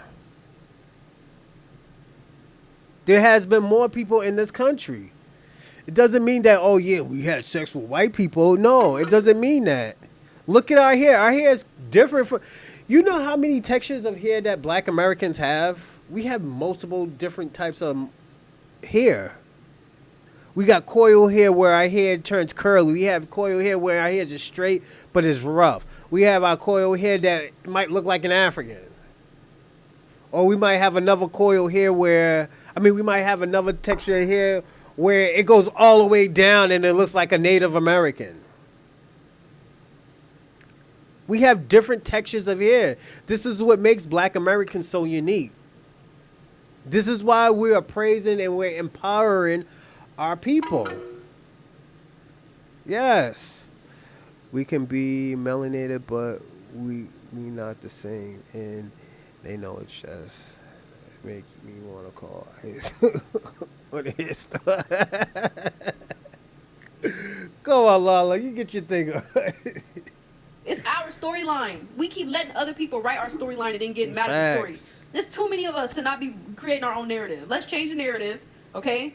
Take back the pride in what it means to be a black American. Facts. Start highlighting our successes as a group of people, our successes, our contributions to America as a whole. Highlight that instead of hyper fixating on slavery. Let's let that storyline kind of simmer down a little bit and focus on the inventions and the contributions that black people make today and have made for the past 4 or 5 centuries while we've been in America, and start to elevate as a people. Stop letting people push us down with their own narratives. That is, and start SP. writing our own story to elevate us as a people in our home. This is our house, not theirs. This is our home. We are natural born American citizens, and don't let nobody tell you different. Oh yeah, I remember when you was telling me that, SP. I remember I was telling you keep that culture. That's the culture that you should be keeping.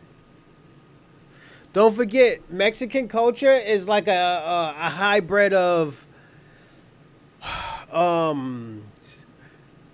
Spaniard, some native, and some African culture. It's a hybrid of that. But if you want to treat your traditional culture, Shabaka, when you say nappy, that's a derogatory term for black people's hair. That's why that white man got in trouble saying nappy-headed bitches. Yeah, it's a derogatory term.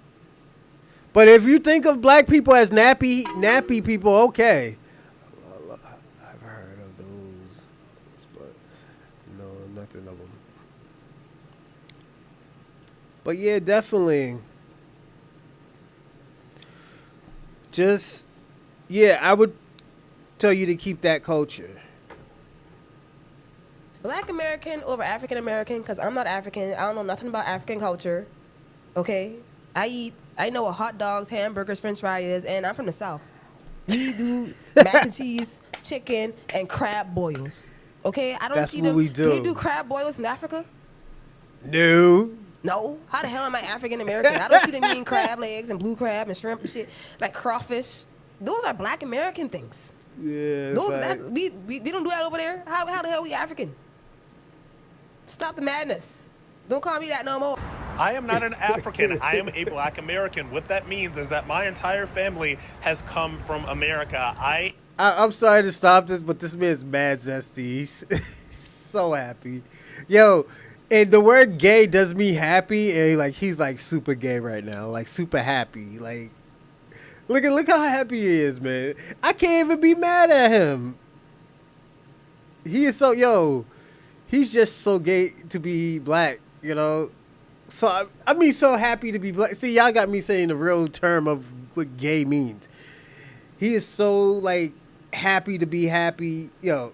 Am the Look at descendant him. of people that were slaves. My man's power walking means too. That's when crazy. I tell you that I am a Black American, that means that the people that have been in my family for generations built this country. That means that. And what's so bad about it? He's a coon too. He's a super coon. He's on that raccoon train. My grandfather, who served in World War II, that helped fight and defend this country, and was, by the way, denied GI Bill benefits because he was black, is a part of the history of this country. I am not Haitian. I'm not Nigerian. I am not from any of these other countries. I am a full-blooded 100% Black American. And what that means is that I will speak on Y'all might be Black from the same American tribe, culture in SP. any way that I please, but what I will also do is I will not allow for it to continue to be co-opted by Africans who come here with so many more resources than your average Black American does, try to wrap themselves up in. This is why I said this. Y'all are being very disingenuous when y'all say Africans and Caribbeans work harder than blacks. They're way more successful than blacks. Because you're talking about that 10% of Caribbeans and African collectively that made it. If you compare that to Black America and our great 10%, y'all look like nothing. Y'all look like panhandlers compared to what we can do. And we had a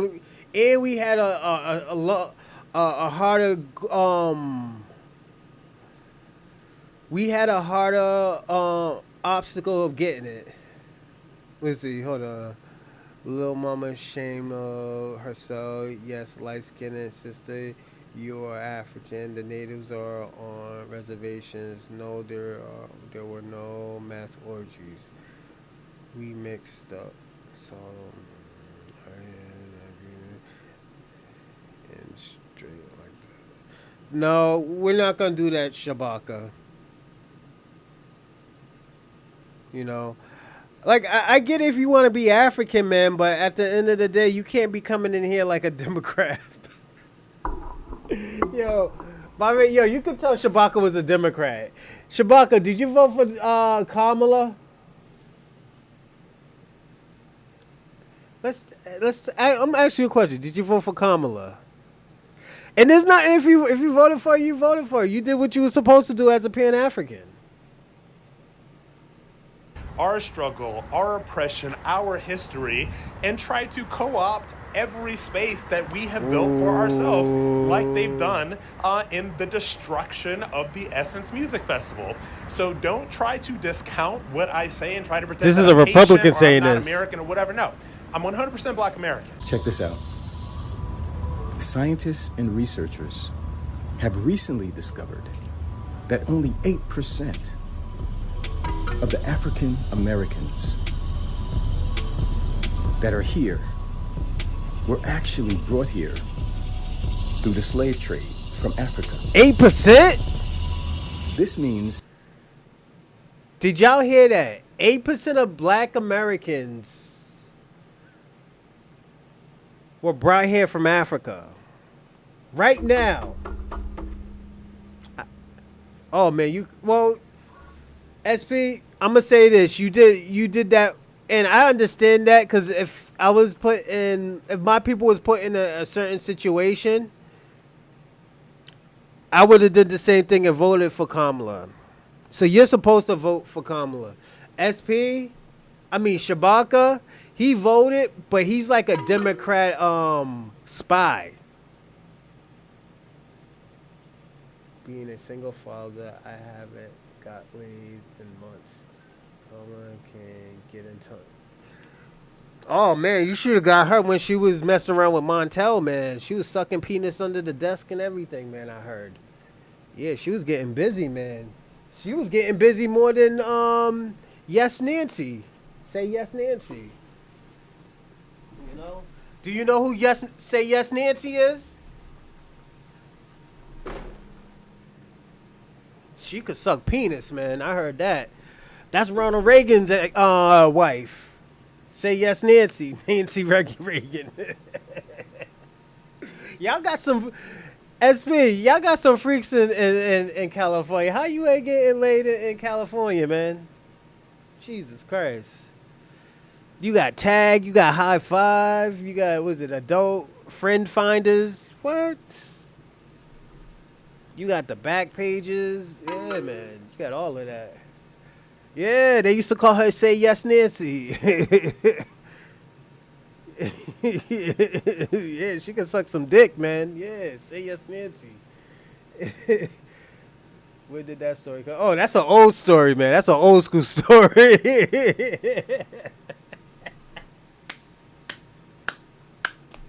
They called her Say Yes Nancy. Watch this. Oh, shit. Y'all gonna make me... Give me a second.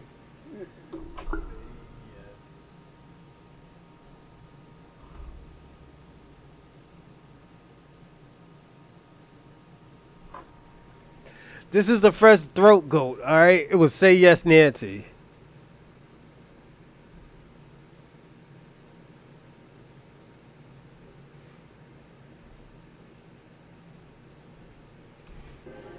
I'm just going to do this for y'all. I think this is the video. I just picked the first one. Speaking of Pelosi, wrote Nancy Pelosi, dude. Yeah, Throatus. Yeah. Only Nancy Reagan. Yeah. The throat goat. And it all started because, Throatus. yeah. Nancy Reagan, you mean? No, it's Nancy Pelosi. Fuck it, let's start a rumor. Apparently Nancy Reagan. Yeah. The throat goat. And it all started because, I don't know if she's actually Ben Shapiro's sister, but that's what she's referred to as. She tweets, "This is Madonna at 63. This is Nancy Reagan at 64. Trashy living versus classic living." Wait, it started because of this? Yeah. No way. And then so there's an image of Madonna, dressed in fishnets and on her bed. Yeah, and that's Madonna right and then now. Nancy Reagan with like a nuclear looking family. And so someone replied to that with an excerpt where it says, Nancy Reagan, quote, "was renowned in Hollywood for performing oral sex. Just say yes, Nancy. In the days when she was Nancy Davis, was known to give the best blowjob in town. Not only in the evening, but in offices. That was one of the reasons she was very popular on the MGM lot. It must have made her very popular with Ronnie as well." Wow. Get This is the shit I'm talking about.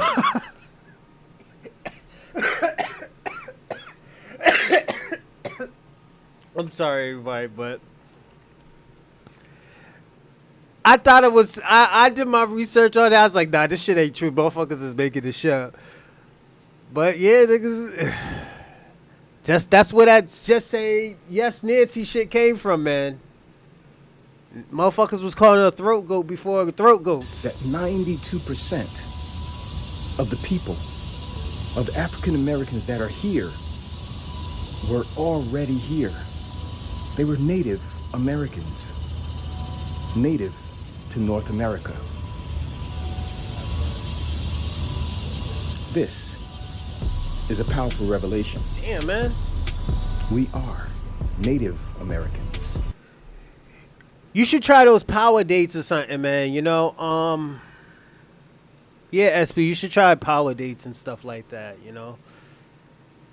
Because definitely you could get you a freaky ass fucking Mexican girls. Them girls is freaks. The Mexican girls, some freaks, man.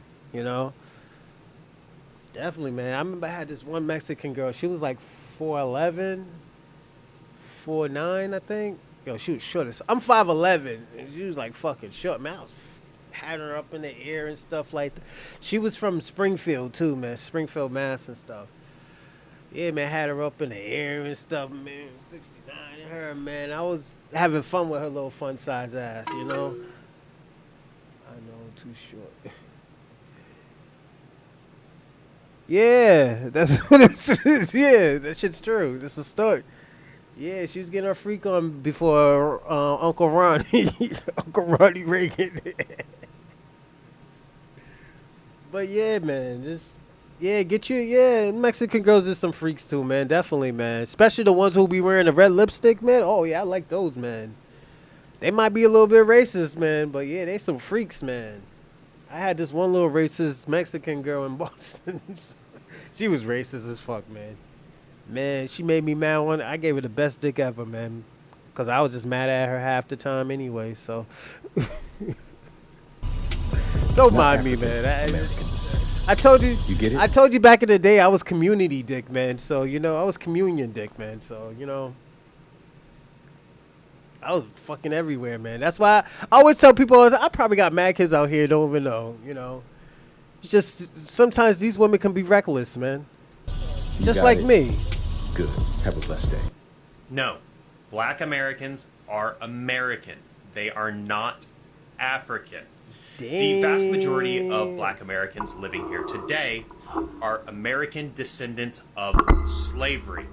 And because of this legacy of slavery, their connections to Africa are so distant and they have been severed that they do not have any real connections to it today. Nationality-wise, culture-wise, and everything else, they are American, not African.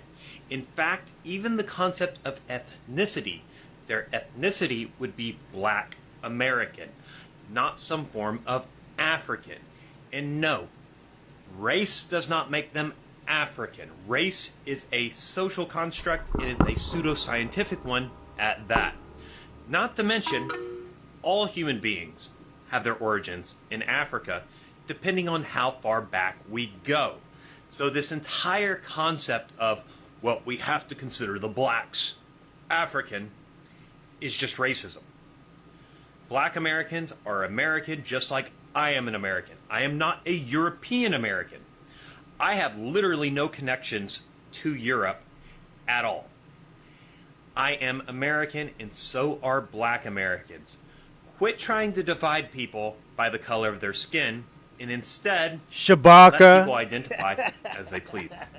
You know what? I find it very, very interesting how so many black people in this day and age are saying that, hey, we're not black people. We're not African. We are indigenous to this land.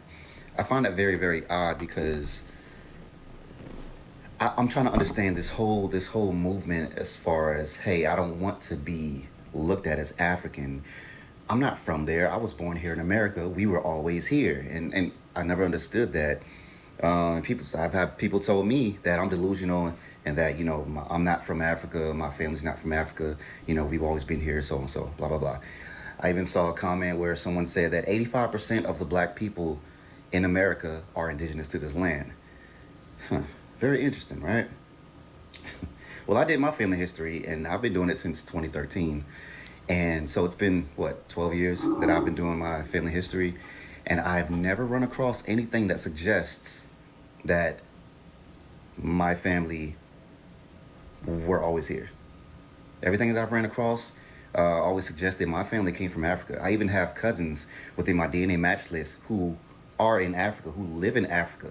You know, that means that we are closely related, basically. If they're in your DNA match list, that means that you're either related a little, you know, further down the line. That's or, you, Shabaka. You know, they're close.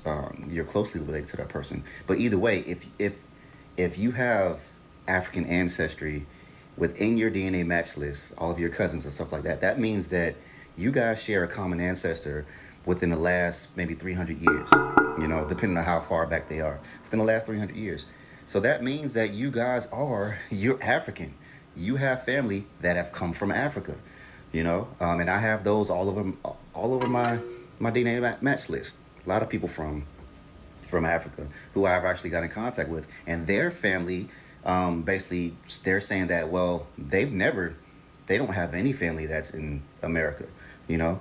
So that's a telltale, basically saying that hey, you actually do have some African ancestry within you. And I've spoke to plenty of people. I've done my grandmother's research. I've done my mom's research, my father's research. All of them lead back to Africa. Me myself, I might look like, you know, that I'm kind of mixed with, you know, some stuff, which I think, you know, mostly most Black Americans are mixed, you know, mixed around and stuff like that. But some of us have a higher African DNA percentage than others. Mine, I've took my DNA test on numerous sites. All of my DNA tests come back that I'm 90% African, which is way higher than average, because the average in America for the Black American, the average percentage that a Black American has of African DNA is 72.3%. Me, I'm at 90. My mom, she's just as light as I am. She's at 95. My grandmother, she's just as light as I am. She's at 97% African, you know?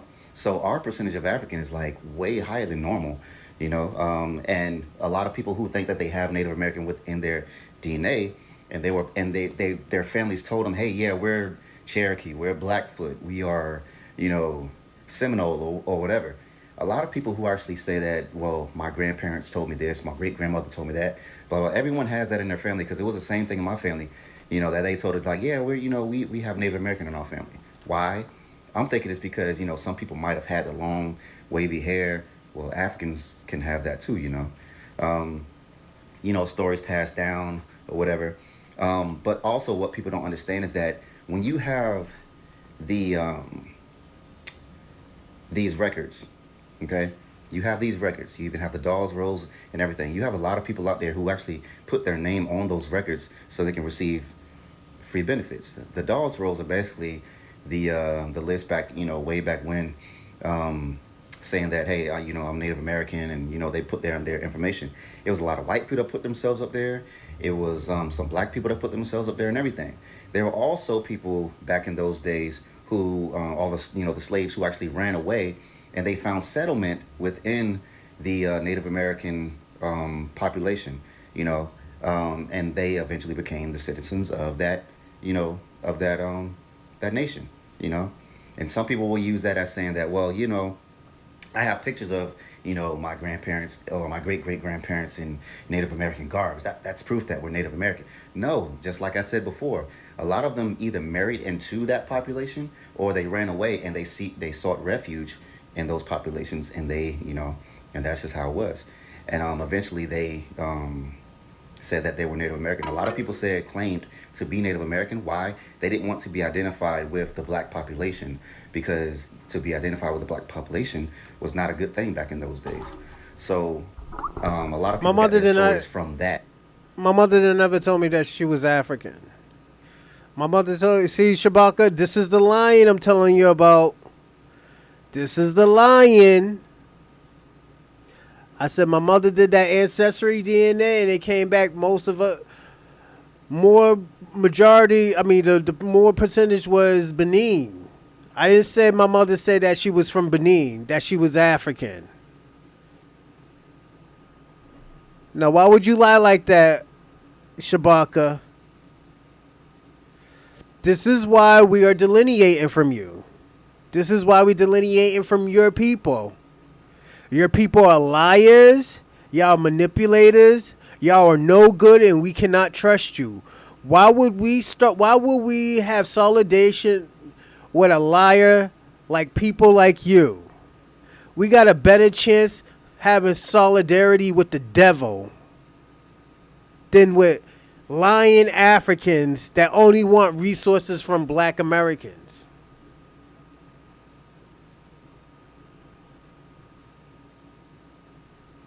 Then you're going to say your culture and roots, if after the crack epidemic, was it injured in natives.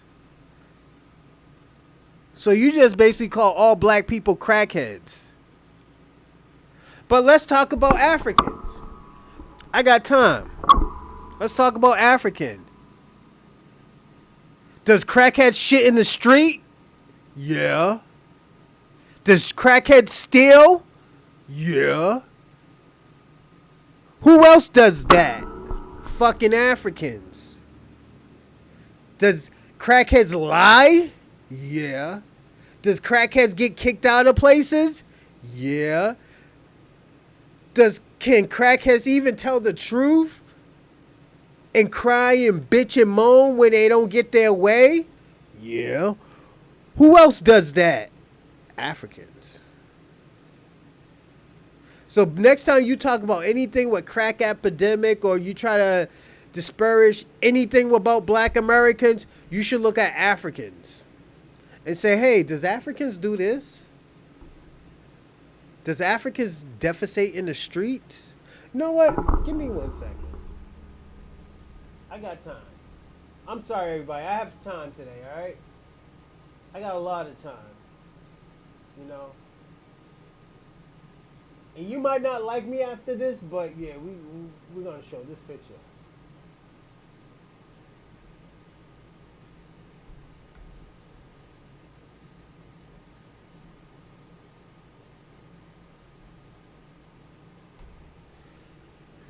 What is this?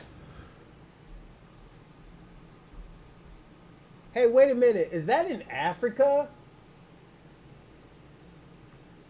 Nah, I don't think that's in Africa. Is that in Africa? Oh no, that's Burna Boy, who say he don't go out with Nigerians. Yeah, that's Africa. The motherfucker shitting everywhere. This is what y'all do in Africa? This is y'all Wakanda that y'all trying to go to? Motherfucker who's shitting in the streets? Shabaka, is this the Africa you're trying to go to? You about to leave Africa that your ancestors built if you're Black American? That's right. No, I don't agree. Let me ask you a question. Is this the Africa you're trying to go to? This is the question I'm asking you, Shabaka. Is this the Africa you're trying to go to?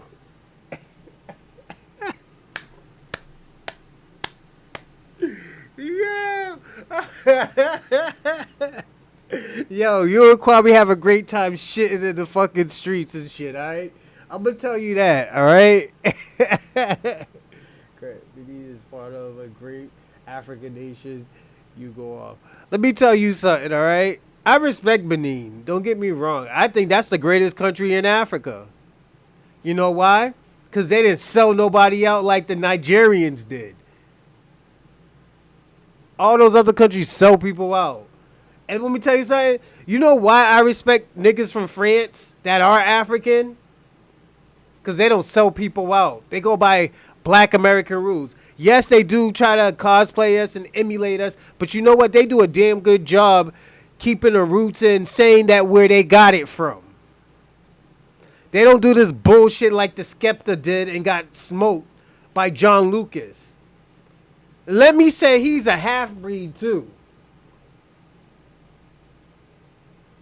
He's a half-breed from fucking Worcester, Massachusetts or Springfield, Mass.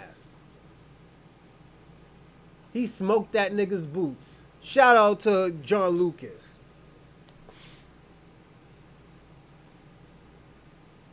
You're my brother, I love you. Yeah, I love you too, Shabaka. But you know what?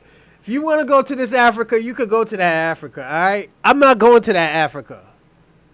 There's no way in hell you ain't gonna see me squatted down right there shitting in those streets. Or shitting in the sewers. Or being this person right here. Where we had to get the motherfucker off from falling off because he has to take a shit. This is why Nigerians are getting kicked out of Ghana. You know that, right?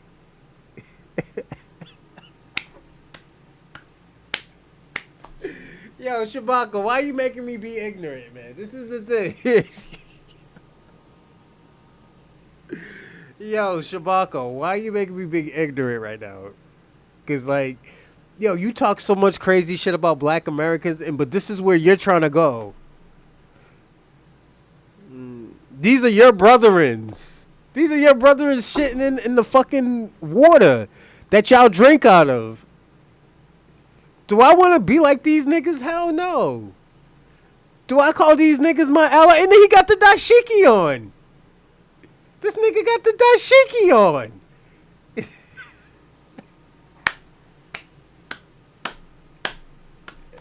Yo, Shabaka, why you do this to me, man?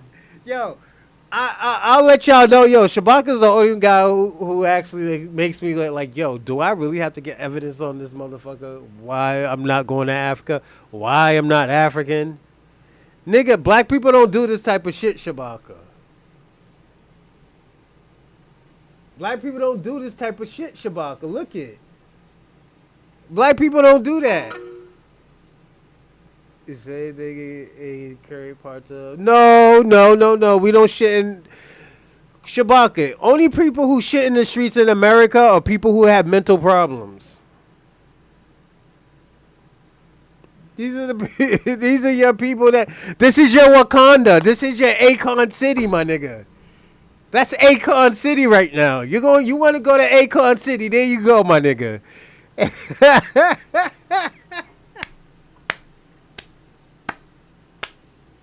Yo, Shabaka.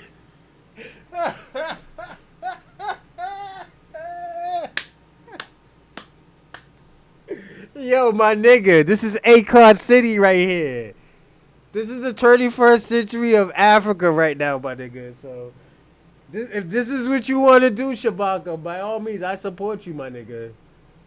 There ain't gonna be no more nigga, you got a better chance of going to Japan, my nigga. Won't you just go to Japan and get yourself a Japanese wife? You know, you're black American and supposedly you're black American. They're trying to repopulate Japan with black Americans. You are black Americans with probably with great genetics. Go get you a Japanese young girl. You know, open up, you know, bust that pussy open, my nigga. Come on, my nigga. You arguing with me about, you know, Africa, my nigga. You can't say Pan-Africanism. Pan-African is, you know who to blame for Pan-Africanism? Pan-Africanists. You gotta blame them motherfuckers. This is what you're gonna be doing in Africa, Shabaka. Don't go to Africa. This is your Wakanda. This is your Akon City. These are your brethrens. There's gonna be a third person over there, and that's gonna be you, Shabaka. Don't you do this. I'm begging you. I'm your friend right now. I'm your friend, and I'm telling you, don't go to Africa. Please don't go to Africa. And Tariq was not lying. Tariq Nasheed was not lying. Tariq Nasheed was not lying. You can hate Tariq Nasheed all you want, but he was not lying about niggas defecating in the street.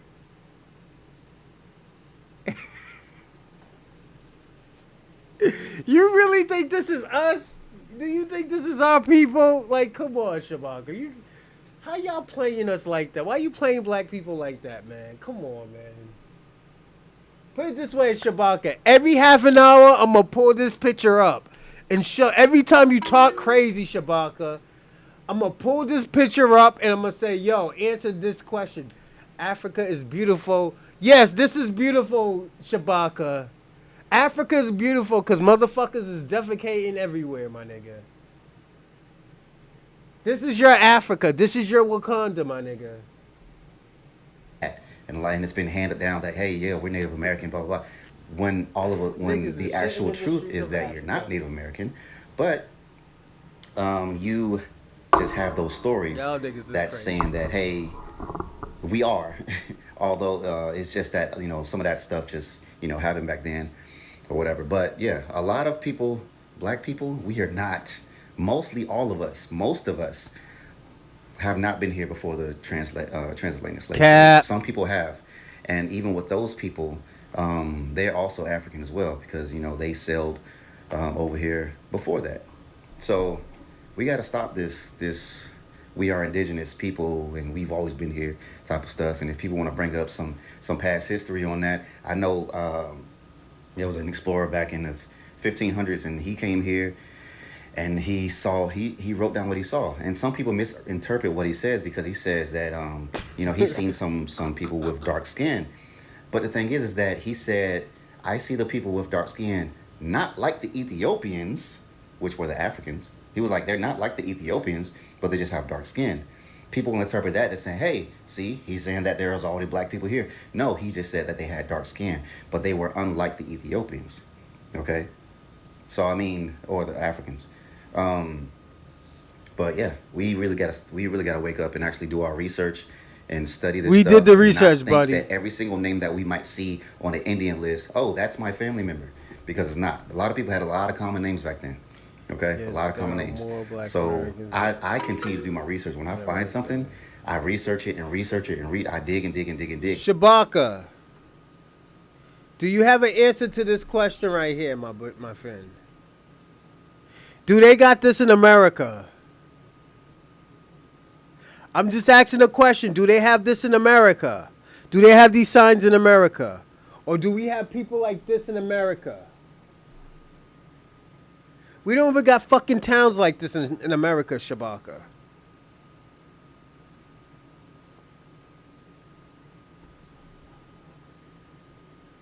Answer that question.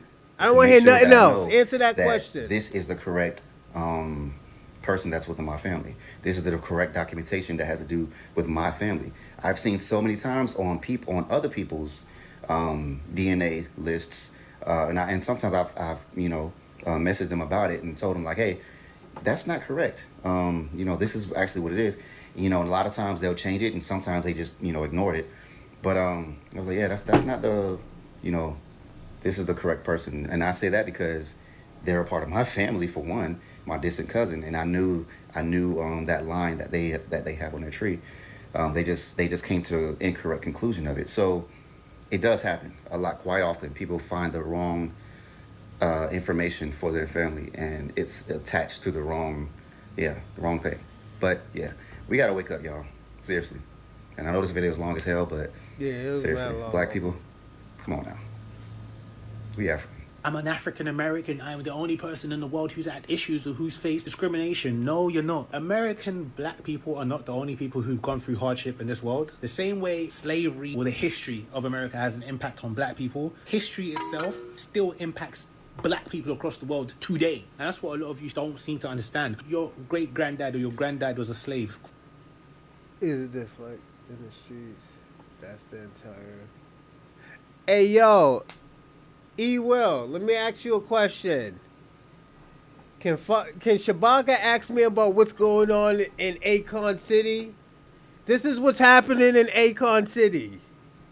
This is what's happening in Akon City right now. All right, and he can't tell me what's happening in Princeton. Was it in Wakanda? This is where Shabaka's going right now. So. Shabaka, I'm gonna troll you, man. I'm gonna troll you for the next 35 minutes, all right? Because what you did, all right? So I gotta troll you. What you said was black Americans. Basically, you said black American were all crackheads. So now I gotta troll you. Does crackheads do this? Yes. Does crackheads lie? Yes. Who else do that? Motherfuckers from Africa.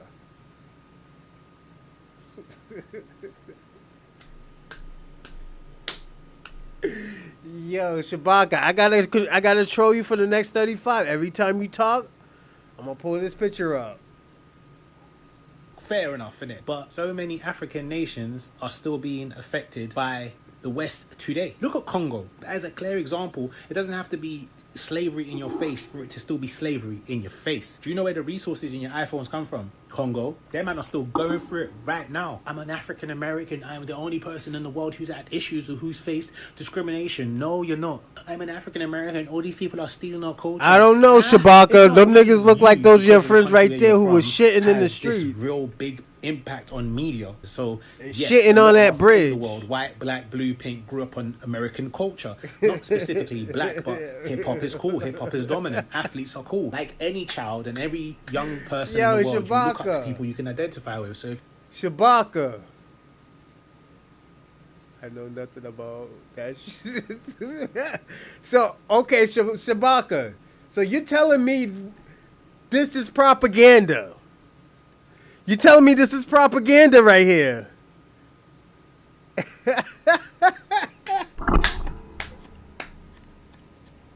That's propaganda, Shabaka. This is propaganda. This is Akon City. I'm telling you. Is this what they're doing in Akon City right now? Shout out to Akon. He built a beautiful city. He just forgot to build the toilets. That's it. All right. So.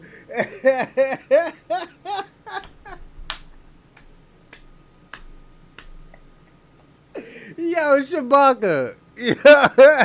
Yo, you leaving America for this, huh? This is what you doing, all right? Oh, okay. If this is what you're doing, my nigga, just know, Shabaka, anything happens, I will set up a GoFundMe for you, all right? So, yeah. Well, you gotta go. You gotta go. Has anyone on here been giving me? Yo. Yo, shout out to SP. Where you gotta go, you gotta go.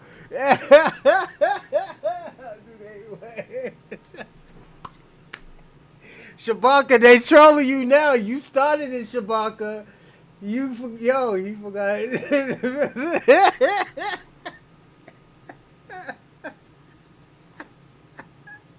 Yo, Shabaka, you started it. So, like, you can't be mad, stupid ass.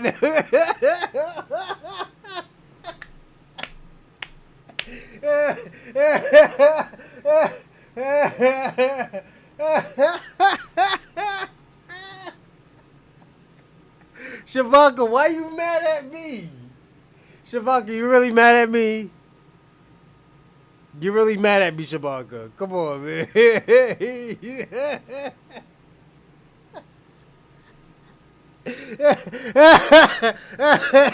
Yo, I can't breathe.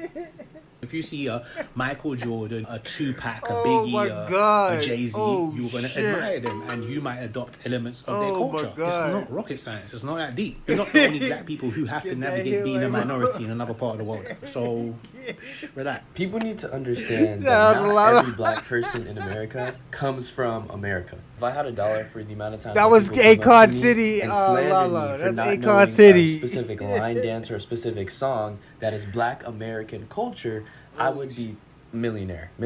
In Haitian culture, we have a saying called La Caille, l'école, l'église, basically, which means house, school, and church. Those are the only 3 places that we were Already allowed trying to really steal go our to culture. as That's children. crazy. 2 out of 3 of those places, I might have just been in Haiti. Home and church. Creole was spoken. I had Haitian food, Haitian music, all of it. All that being said, I don't have as much exposure to American culture as the average black American. So to come up to me and tell me, oh, Christian, you're not... He say he don't got American culture. He don't know about American culture on, but he got a bonnet on. This nigga is crazy. Yo, you already look crazy, my nigga. You got a white tee on. You got a cross on. White tee. Fuck, yo. A black lineup, my nigga. What do you... Don't trust Haitians, man. I like Haitian women, man. Haitian women got good pussy. But yeah, don't trust this nigga. black. Haitians lie too, man. I'm a dark-skinned man. Yes, I am black. I'm Nigga, just we the same not color. African American. That is not the only type of black on this earth. It's that tunnel vision mindset that like a lot of people have that really just it's sad. It's ignorant. It's a shame, really. So to stereotype me as a person who loves fried chicken, grape Kool-Aid, watermelon, can't swim. I didn't even grow up eating that stuff, and I can swim. But to stereotype people in general is already crazy. Think of this like a square and a rectangle. A square is a rectangle, but a rectangle is not a square. I'm black, but I'm not African American. African Americans are black, but not all black people are African American. Although black people may have their differences, that does not justify diaspora wars between African Americans, Caribbeans, and Africans. No. He's scared. This nigga's scared. He's like, yo, I'm gonna lose all my resources if I, delineate from these black Americans. He's like, yo, I gotta point my dog kebab fingers at these niggas right here. No one place is better than the other. We are all one race, but we need to acknowledge our differences. And that's how Christian see. This whole Zulu parade situation has made me start seeing that black Americans should not be allowed to identify as African Americans if they're not willing to put in the work to uphold African dignity. Nigga, we don't give a fuck about no motherfucking Africa. My nigga, y'all niggas are struggling over there, shitting in the streets and shit, my man. Come on. We don't give a fuck about Africa. You sound like you from South Africa. Why the fuck we care about African tradition, my nigga? We created our own culture and our own tradition. When niggas thought our traditions was stolen from us. Like, my nigga, what did you say? First of all, you got a Nike shirt on. You got a black hat on, like how black people wear it. Come on, man. And traditions in African culture. Because honestly speaking, a lot this nigga talk about African culture. He got a Nike t-shirt on. He got no traditional African clothes on. Black Americans actually don't care about Africa. Yeah, right? we don't. Black Americans only associate with Africa when it's trending, right? When it's in fashion. That's what they do. They use when has Africa ever been trending? This is the shit that we gotta figure out. When has Africa ever really trend? Only time Africa only trends is when there's genocide. Like, let's personally be honest. Y'all really don't trend for their music. Yo, put it this way. Yo, Burna Boy, was popping. I didn't know none of this nigga's song. We have African in America. That wish they had somewhere. This is somewhere to shit. The white man have them in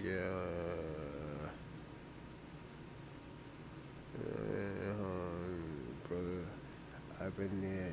We must delineate from stupid shit. You know what I'm gonna delineate from? These niggas right here. That's who I'm delineating from, Shabaka. I'm delineating from these niggas from Africa right here. These niggas will be shitting in the street. That's who I'm delineating for. That's who I'm delineating for. I told you I'm control you for the next 35 minutes. For the next 35 minutes, Shabaka, I'm gonna troll you. I'm gonna show you how I really troll. These niggas right here, that's who I'm delineating from. Where really got the that niggas is shit in a goosey right now, my nigga. So with the foo and the rhinoceros fingers, nigga. And the hyena ribs and shit. Yo, these are your doctors and your lawyers and these are all these niggas that these niggas be talking about. Oh, yo, Africans are smart. Yo, they got mad doctors and all of this. This is your doctor in Nigeria right now.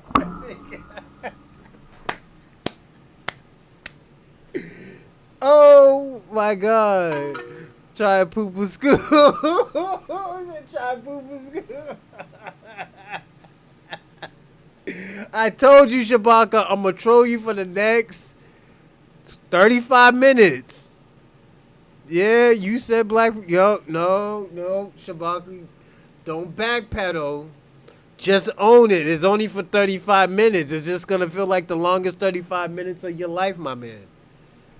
But yeah, man, you gotta learn. You did that same shit to Miss Ursula, and you try to do that shit to me.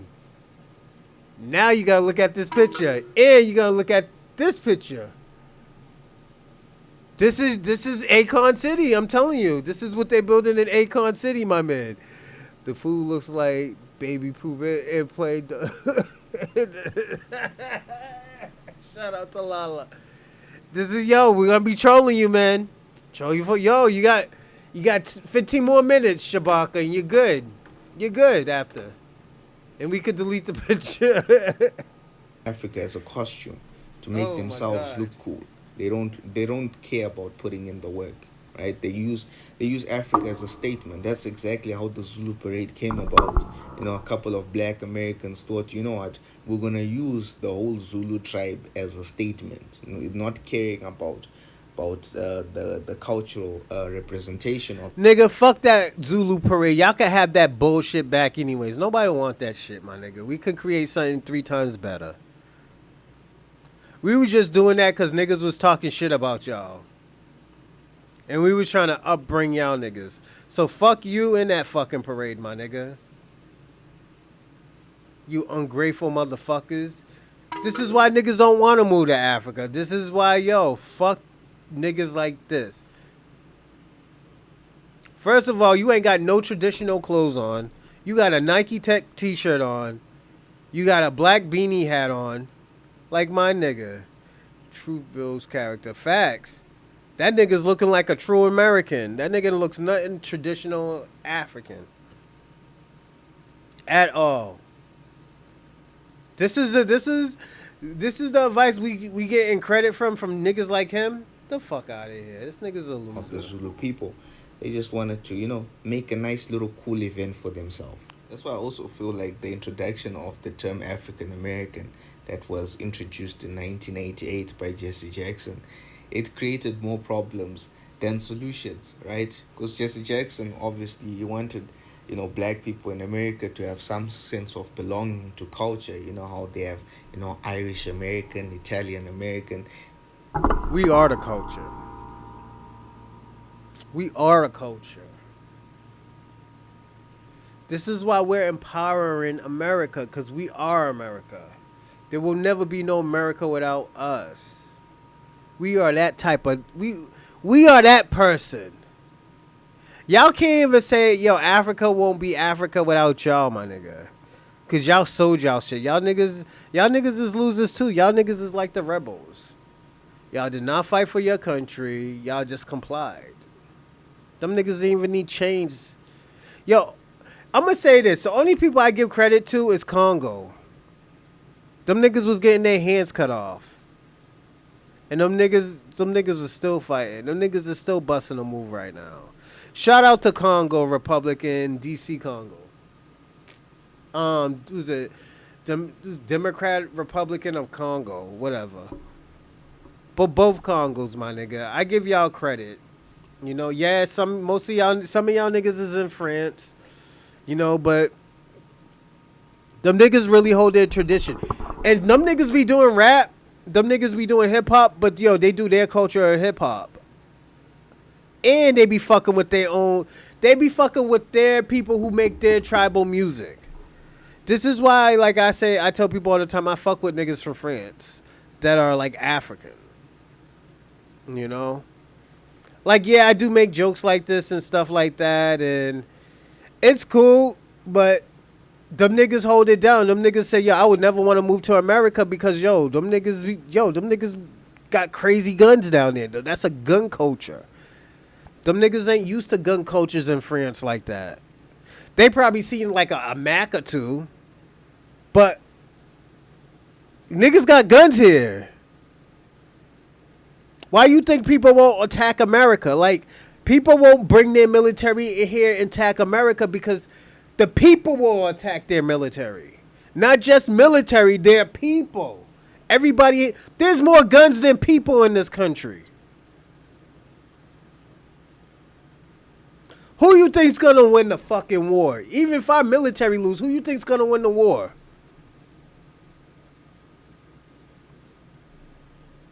Then you got real riders like black Americans. They also thought, let's also have, African American. But the problem is, as I said, these black Americans, they just don't care about culture. And they're misrepresenting Africa.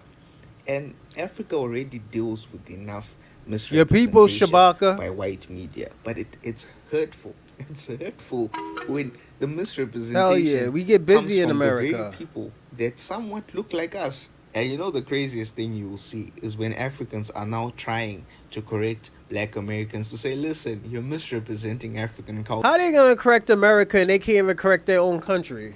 The fuck? This fucking loser. Nigga, what can you tell me that you couldn't do that you did in your country?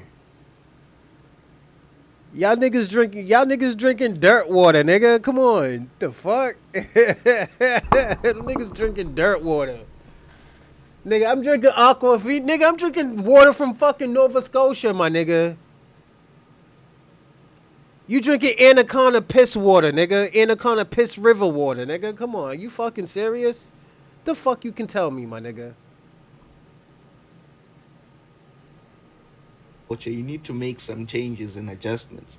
Then you get black Americans telling Africans to say, oh, you don't know anything about your culture. You need to go on Wikipedia. You're telling that to Who the said actual anything Zulu about people. I Wikipedia? kid you not. In the comment section, there are some Americans that are talking to I'm in actual Florida, Zulu people. my And they're brother telling started- those Zulu people start that they to need to wear go on off. Wikipedia. And then I'm gonna get some black Americans who are gonna be like, oh, why are you attacking all black Americans? It's only New Orleans that Facts. pissed you off. It's not just the Zulu parade. I've been seeing the misrepresentation of Africa from black Americans Shout out to your brother. for quite some time. For as long as I've been on this planet. Through your movies, through your fashion shows, through your celebrities, through your events, through my interaction with some of you, you've been misrepresenting Africa. And Niggas needs don't to be give a- stopped. Needs to be stopped. I Alright, must I'm about to represent Africa, everybody, alright? Let me represent Africa. This is our beautiful Africa right here. This is what we're gonna do. I don't want to misrepresent Africa, but this is Africa.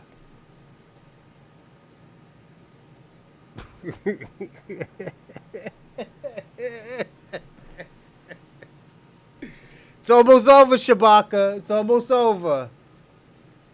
say that we need to look into retiring the term African American. We have to look into it, especially if people are not willing to put in the work to uphold African dignity. As I said, they shouldn't have the ability to claim that they're African. I don't think Africans should be calling themselves black. We have the most genetic diversity in the African continent, and we're reducing it to a skin color. That's a mockery of us as an African peoples. I would rather us call each other with our tribes, actually, than with our skin color. Like, it just bases us all to one level when there's so much to learn from us, our history, our traditions, our spirituality. This is their tradition. Because of this.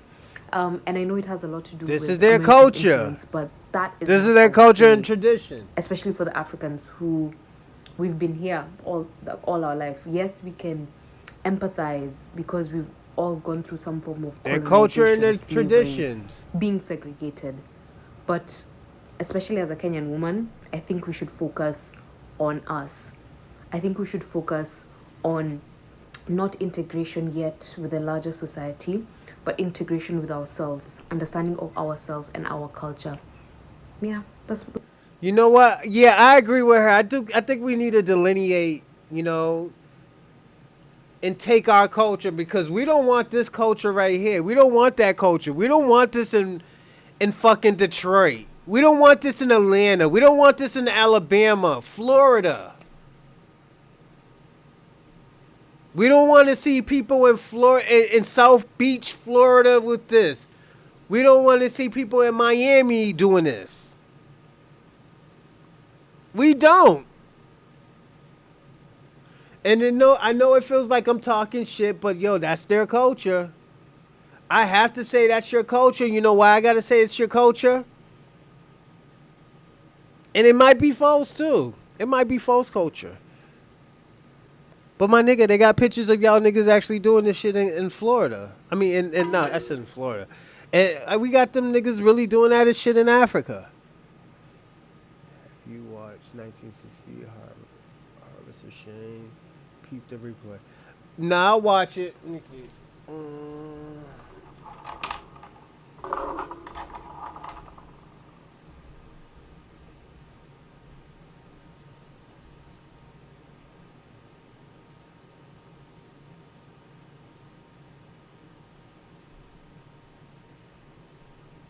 All right, I wrote it down. FBA food Trump have you degrading and insulting your people? No, I'm not degrading and insulting my people. My people are American people, and some Africans are my people. But I do gotta say, okay, is this shit going on in your country? Can you explain, Shabaka? Can you explain that in Africa? Can you explain that in Africa? Yes. Tariq Nasheed have brought light into it. I will agree to you with that. But you still gotta explain why niggas is shitting in the streets and off of bridges and shit, where y'all drink water.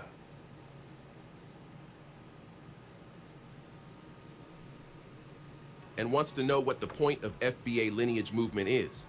Check it out. Here we will look at woman who compares FBAs to white supremacists and wants to know what the point of FBA lineage movement is. Check it out. We need to talk about the rise in Black American nationalism and the Black American nationalist to white supremacist pipeline. Yes, white supremacist. So firstly, we've seen the Jay Versace tweet that's been resurfacing, and in response, I've seen... We can tell her she's African. She's not Caribbean, she's African. But she's probably mixed.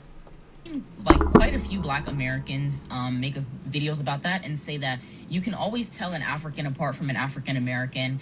Y'all are not like us, etc., etc. And before I even get too deep into that, I really want to ask you guys, what is the purpose of making that distinction? Why are you guys fighting so hard to make this distinction in 2025? Don't tell me that is reparations, because that's a really stupid answer. And just to speak to that point, Africans are very diverse looking people. Yes, there are people you can look at them and tell they're African, just like you can look at some people and tell, oh, okay, that's a Black American. Like you. This happens anywhere in the world. What, people shitting in the street? Shabaka, okay. Time is up. I'm not going to talk about it no more unless you... Shabaka, I'm not going to bring up the picture. No time. If you make me bring up the picture, I'm going to show the picture. I'm not going to show the picture right now. And the thing, I didn't even want to show the picture. I just got finished watching the movie. It was alright. Facts. Oh, okay. Hey, yo, Shabaka, I'm gonna show the picture. I'm gonna show the picture to Jeff. Hey, yo, Jeff, I'm about to show you Akon City. I'm about to show you what's happening in Akon City in Wakanda. This is what's happening in Akon City right now. Shabaka, I know I had to, Shabaka. I had to show Jeff.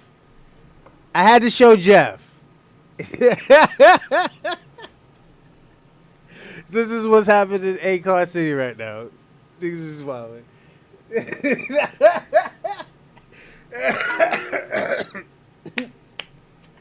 Oh shit! Hey yo, E said add 15 more minutes.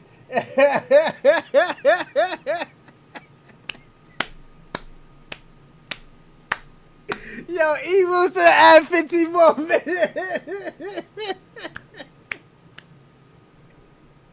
Person. But if you go and get Africans who were born and raised in America or who moved to America at a very young age, you probably would not be able to tell. Hold on. I'm sorry. Shabaka, I gotta show one more. Hey, yo, and Tariq Nasheed was not lying. Look it. They really got signs. Saying stop open defecation. Tariq Nasheed was not lying. This nigga been telling us for a year and a half that these motherfuckers have signs saying stop shitting in the streets. And we're looking at one of them motherfucking signs right now. What, this one? Niggas shitting in the fucking water that they drink. Yo. Tariq Nasheed was not lying about niggas got signs talking about no shitting in the streets. Oh my God. That shit fucked me. Shabaka, I'm gonna say this, Shabaka. That shit fucked me up when I seen this sign. I was like, yo, this nigga Sharik Nasheed is mad funny. I think he's just capping. Nigga, when I seen this shit, I was like, oh no, my man's is right. And my man's fucked me up with that shit. Yes, they have 10 cities everywhere in America, and it's getting worse. You better know yourself before you be shitting in the street. Yo, Shabaka, why you coming at me like that? Talking about I'm gonna be shitting in the streets. Africans has been tough. Wake up, bro. Look at the cheese. Oh,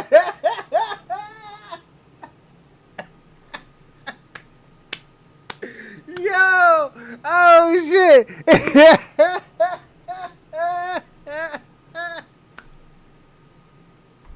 Yo, Shabaka, you're wildin', bro. Yo, I had to show you. Yo, Jeff, I had to show you that picture. Oh, You cannot shit. because people can't tell with me. It's literally not until you say something or until somebody you're sees African, your last name girl. that they're like, oh.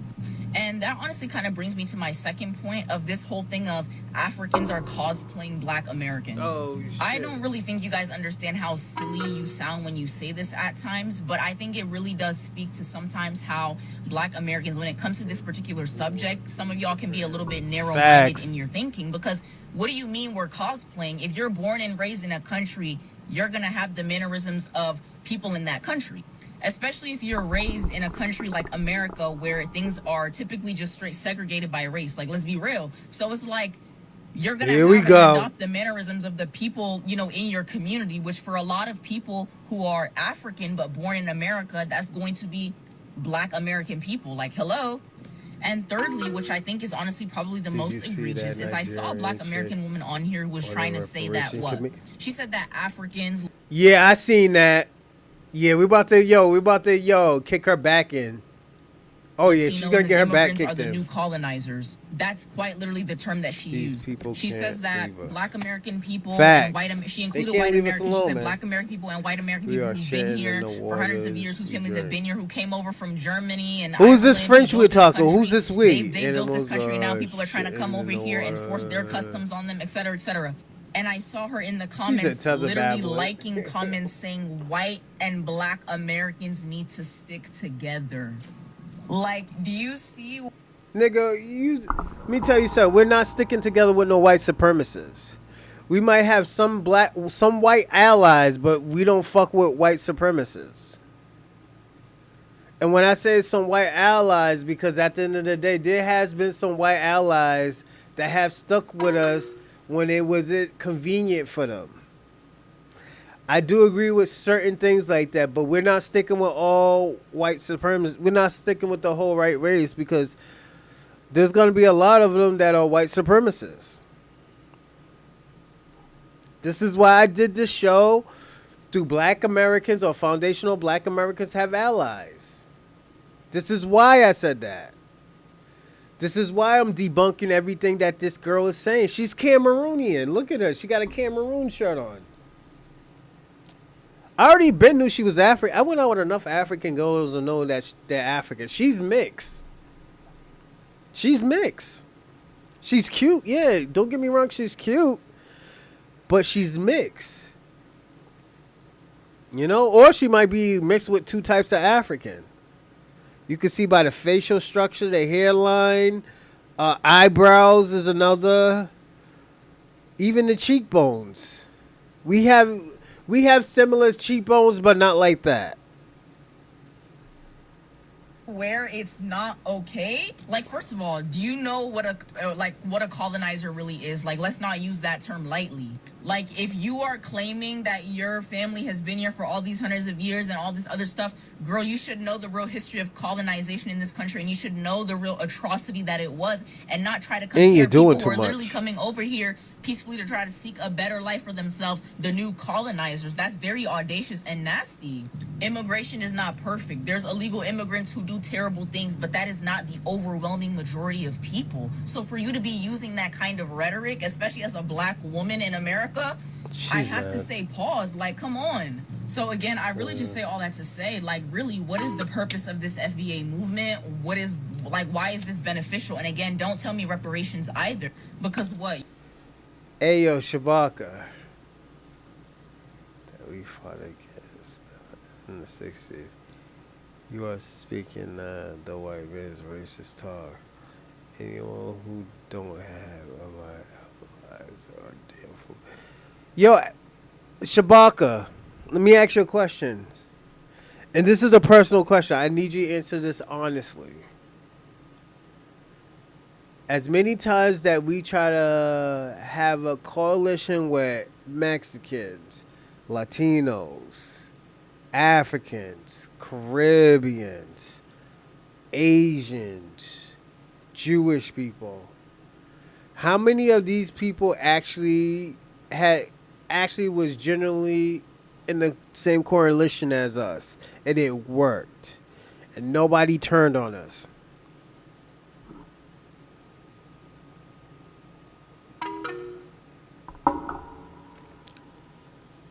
In the road.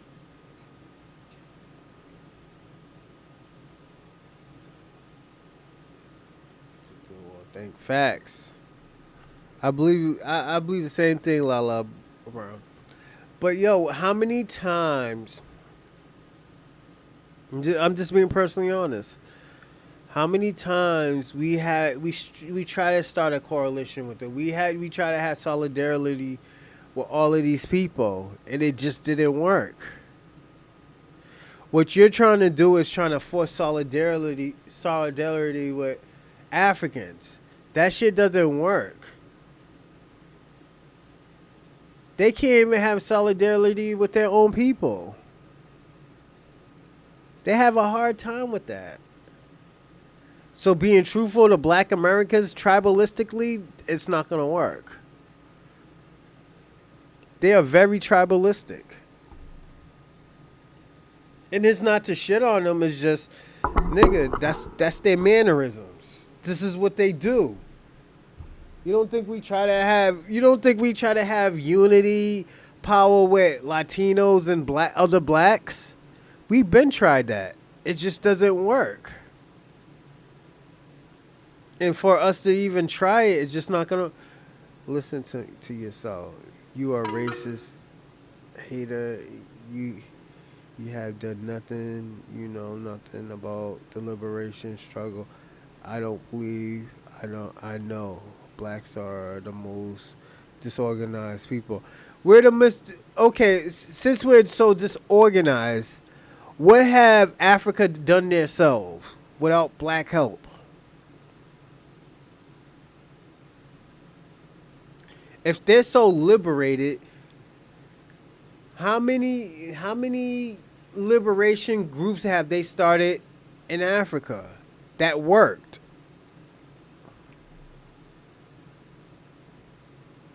Yes, he is bully begging. I agree with you, Lala. Shabaka, Africans cannot do it by themselves. This is why y'all are freaking out. Y'all are freaking out because, first of all, you don't want us to get rid of African American. We get rid of African American, that goes all your resources. Give me a second while I put my. Sorry, I'm just looking for my AC controller.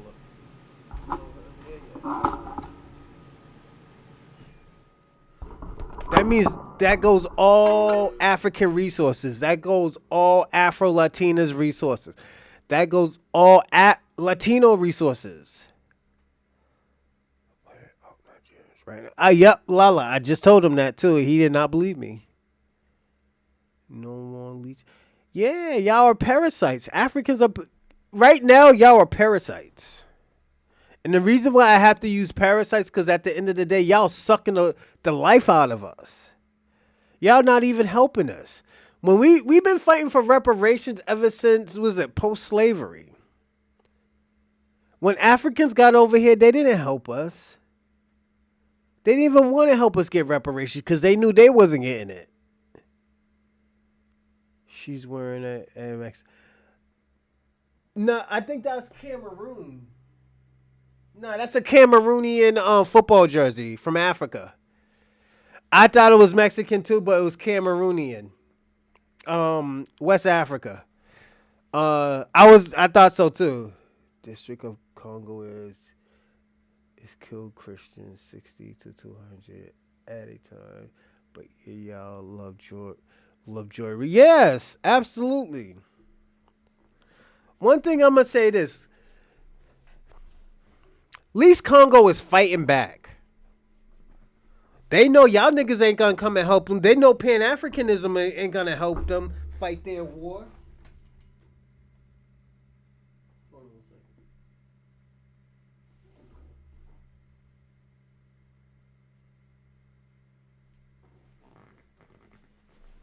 They know Pan-African ain't gonna help them fight their war.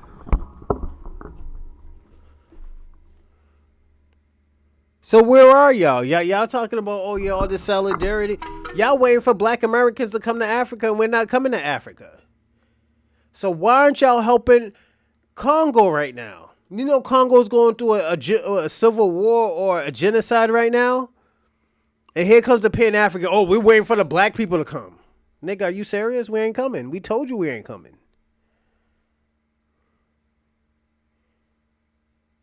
Yeah, we don't fuck with soccer. You can make mad money, but put it this way. If we ever fuck with soccer, there won't be no Africans. It will be mostly black Americans. You know?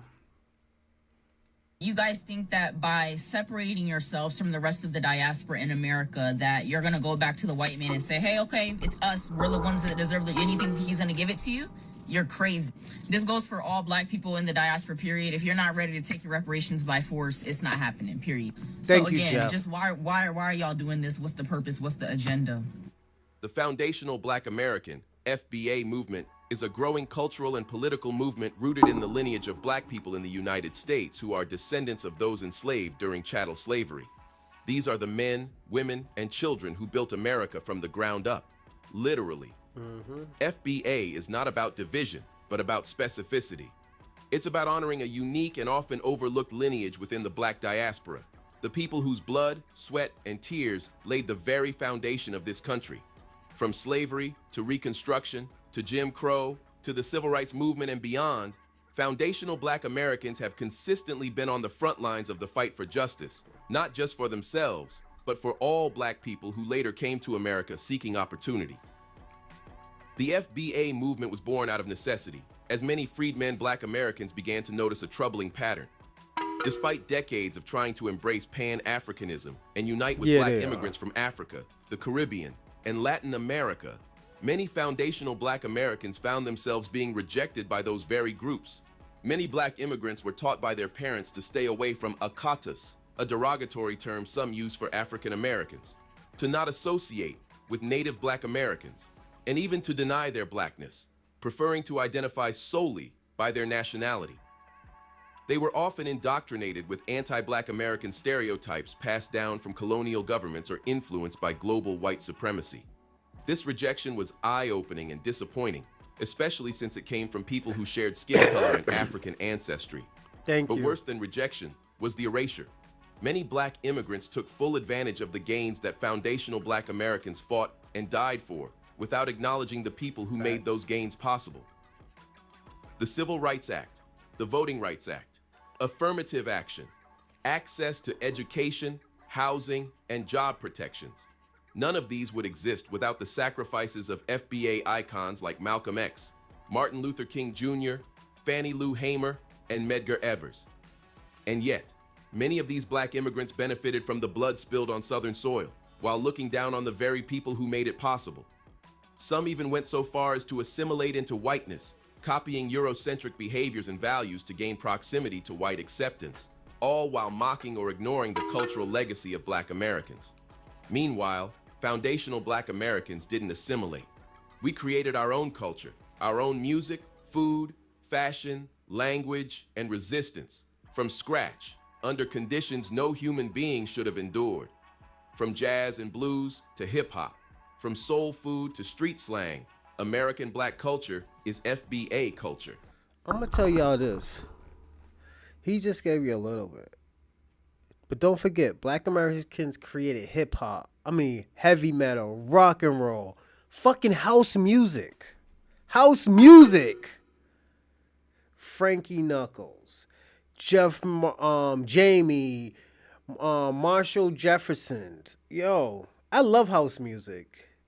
If you know me, you know my favorite song is Move Your Body by Marshall Jefferson. I think that's probably the most perfect song ever. It's called House Anthem, but the original with Frankie Knuckles and Marshall Jefferson is my favorite. That's Chicago music. That's Chicago music. And they created that shit through disco when disco died.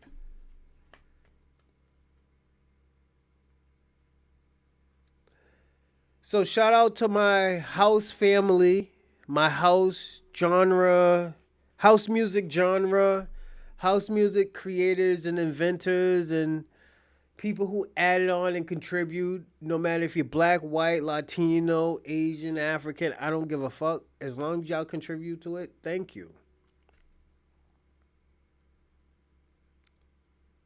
But we're basically the creators of damn near everything, of coolness. Now, in the age of political instability and rising racism, especially under the shadow of leaders like Donald Trump, some of these same immigrant groups want to suddenly unify with FBAs. They want to form alliances now because they see that white supremacy doesn't distinguish between black immigrant and black American when it comes to oppression. But unity cannot be based on fear. I don't think cross-dressing came from black Americans. I think that came from the English.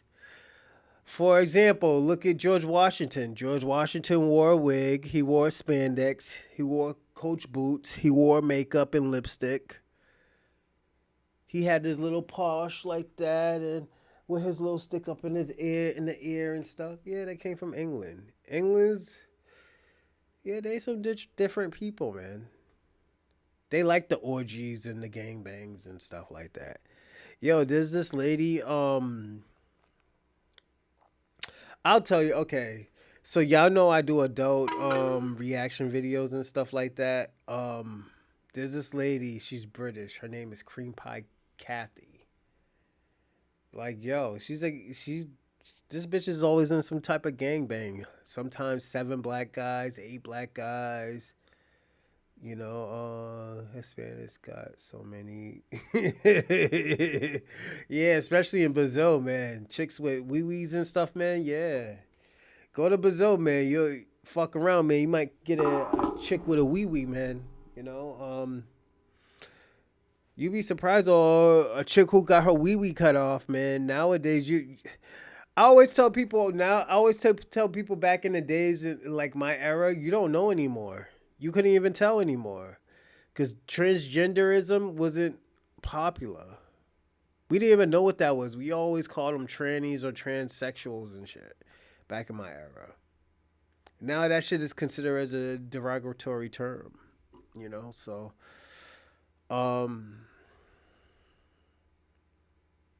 that's why I always call people what they want to be called. If it's transgender, all right, cool.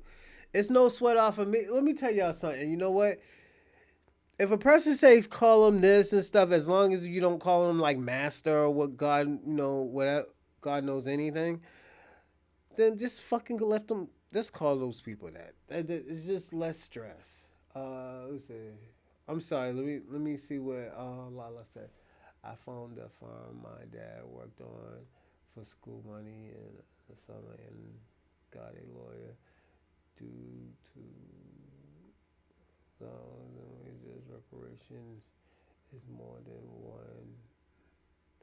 one-on-one to skin the cat. Yeah, facts. Salute to Lala Brown, and congratulations, man. Yeah, definitely, yo, get a lawyer. It's time to get paid out here. Cut the motherfucking check. This is the thing. You know what? Y'all Africans and y'all, even the Latinos at a time. Yo, if y'all would have been helped us with this reparations, yo, y'all would not be outside by yourselves. Y'all would have had masses of black Americans going to jail. But the thing about it, y'all would have had money backing y'all up too. One thing about what America loves more than white people is money. They don't give a fuck about colors. They give a fuck about green, and that's money.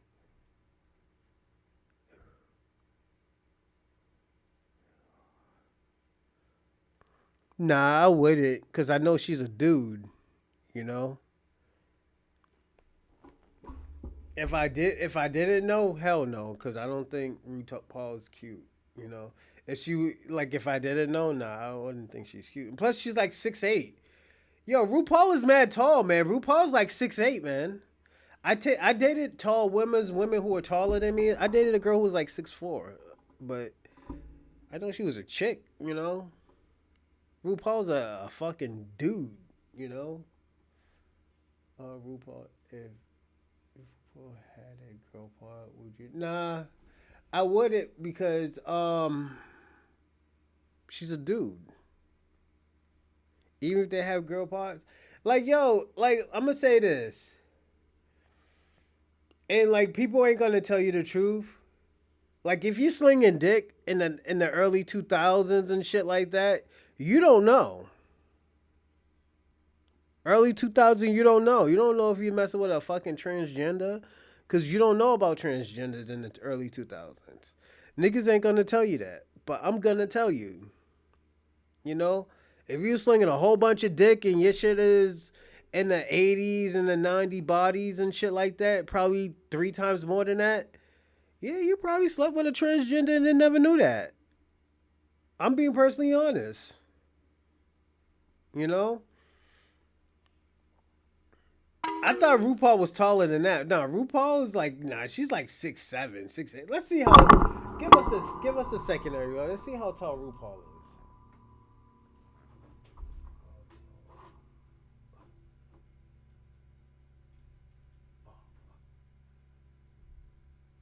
Yeah, RuPaul looked taller than 6'4".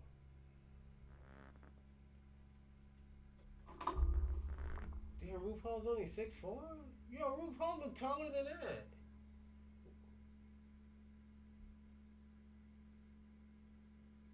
Damn, you are right. Who's that? Who said that? I'm sorry. Yo, Jeff, you are right. She is 6'4". She look like she's like 6'7", 6'8". She look like Dennis Rodman size. She probably had a big 12. Probably, man. You'd be surprised, man. Yo, you ever watch that movie 3 Strikes? And the dude was like, hey, yo. He said, yo. No, don't worry. It's Mr. Winky time. That dude, he said, you about to have 12 inches of She's that man. Yeah, yo, let me tell you something. RuPaul, y'all niggas might shit on RuPaul, but yo, RuPaul is the guy. Yo, RuPaul is the person that taught people how to shade people, taught people how to be petty. You know, I'm 6'2.5", just slide up 3. Damn, Jeff. I'm only 5'11", player. Nah, but you be surprised. RuPaul used to look taller than that. I thought RuPaul was like 6'7", 6'8", man. But yeah, you're right, 6'4", man. You know? That's why I always tell people all the time, I don't mind being wrong. It's part of life, man. You know? That's why, when people be looking at Tariq, oh, he was wrong, he lied. Let me tell you something. There's nothing wrong with being wrong and getting shit right the second time. You know? Hold on one second. I gotta put this shit on one more time. When people be looking at... Give me a second, everyone. Alright, I'm back. Yeah, man, there's nothing wrong with being wrong, man. I always tell people that. And the reason why is because at the end of the day, like I said, it's a part of life and it makes you human. I like Rube, but it's the heels too. Yeah, it was probably the heels too. Yeah.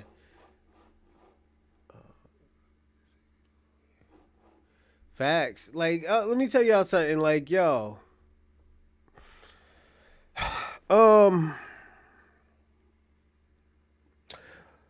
this is why I always tell y'all about when I used to do a little bit of modeling, and the reason why is because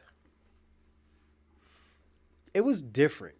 I always tell people it was different. Like nowadays, it's really different because you don't have to. Like, I went to modeling school.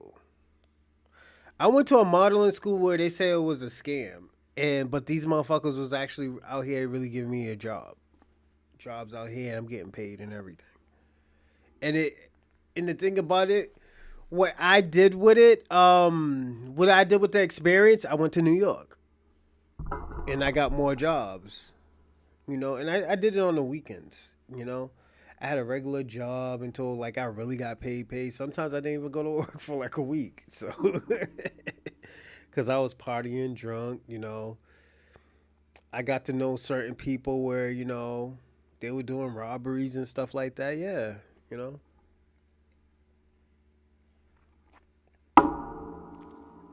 They were on that type of shit. So when I got paid, I got paid. Uh,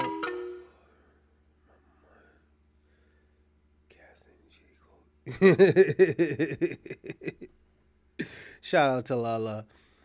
But yeah, modeling is different. Um, this is why I'm glad I did modeling because I can, like, I don't have a problem with gay people. I don't got a problem with transgenders and all of that. Cause the thing about it, and it's so crazy too, cause I always tell her, yo, you're not a lesbian. I used to go out with this girl. She said she was a lesbian, but she's not a lesbian because she went out with me. But she always said, yo, you're like going out with a girl. It's weird. Heels, that motherfucker must be 7 feet tall. Yeah. Wait, how are you going from party to robbery? Just knowing people. Yo, New York is weird. I'm gonna tell you. This is why I always tell people I would never live in New York. I would never live in California. New York is a get money state. If you're not getting money, the sharks is gonna eat you alive. It has always been like that. But I'm from Boston. The reason why I didn't like New York, it was too fast for me. It was really, really too fast for me. I'm simple. I lived in the South at times, sometimes, where things were just simple and I can breathe. I went to Vermont to go see my cousins in Springfield. Then I moved to Middlebury in Burlington, Vermont for like 6 years, back and forth from Massachusetts. Like, that's why I said, like, yo, when I was talking about therapy and stuff and my sex addiction, I used to travel a lot. That's why I was traveling, women, you know. That's why I said I was community dick. What do you think I keep on telling you I was community dick? So I calm my fucking ass down, so that's tough. Yeah, it was tough, yeah. It's not a perfect life to live. I always tell people all the time you wouldn't want to live like that. It's not nothing to be proud of. At least the thing about it with robbery and thieves and robbers is different because at least you know them niggas robbed you. Being a thief, you don't even know a nigga robbed you. And it's kind of like a nigga conned you, lied, and everything. That's the worst. That's probably the fifth worst thing you can be is a thief, At least if I robbed you with a gun or something, at least like, yo, this motherfucker just fucking, packed me out and took all my shit, So there's a difference, I learned how to pick locks, that was another thing. But yeah, the modeling is very different because it was always about marketing yourself. You know, once you market yourself and yeah, you was great at marketing, you don't have to market yourself anymore because people would want to market you to a bigger um field of life. If I'm saying it right. Oh, to you. Much love. I'm glad you're happy. Yeah, yeah, you always got to be happy with what you do. Like one thing I always say, like, yo, I've been through a lot, man. I've been through times when it was I was working check to check, and sometimes I had to wait 2 days to eat. You know, or like and like let me tell y'all something. This is why I always told y'all like I will only talk about my mother once. My mother's very educated. My mother had her associates, her social. My mother has her associates, her bachelor's, and her master's. I didn't have to go through that. It's just when I was explaining to y'all last time, my mother, she rubs it in my face. She tells her friends that I had to give my son some money. He's not managing his money. And it's not even about me managing my money. It's just I can't live off no $300 every 2 weeks. It was impossible. Then sometimes it'll be like $200. And once I get a bus pass, it's like $40 to $80. Your check is already almost fucking gone. New York is America's white empire. It's called the Empire State. One of those skyscrapers. And what does FBA? Shabaka, you're going off topic. I was explaining. This is what I'm explaining, Shabaka. It's not about politics. It was a talk. I was talking about when I was back and forth to New York and I was doing modeling, because New York is known for modeling, fashion and other stuff, but that's what New York was known for, was modeling. LA's known for acting in like the bourgeois shit,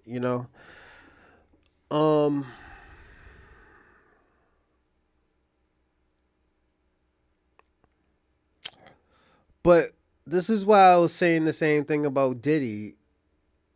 This is why I told people all the time, I think somebody not molded, I think somebody groomed Diddy. I think they groomed him when he was in college.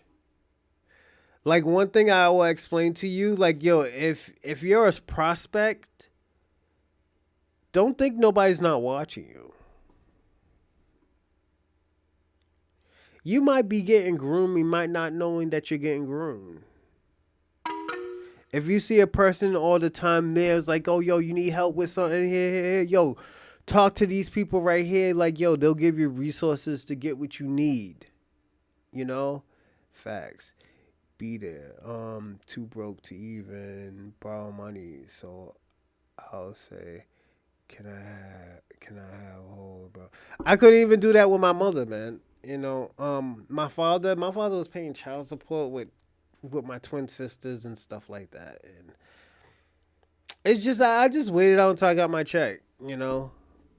It sucked. I figured out a way to survive and stuff like that. Like that's why I was selling weed. Sometimes I robbed people's houses if I had to.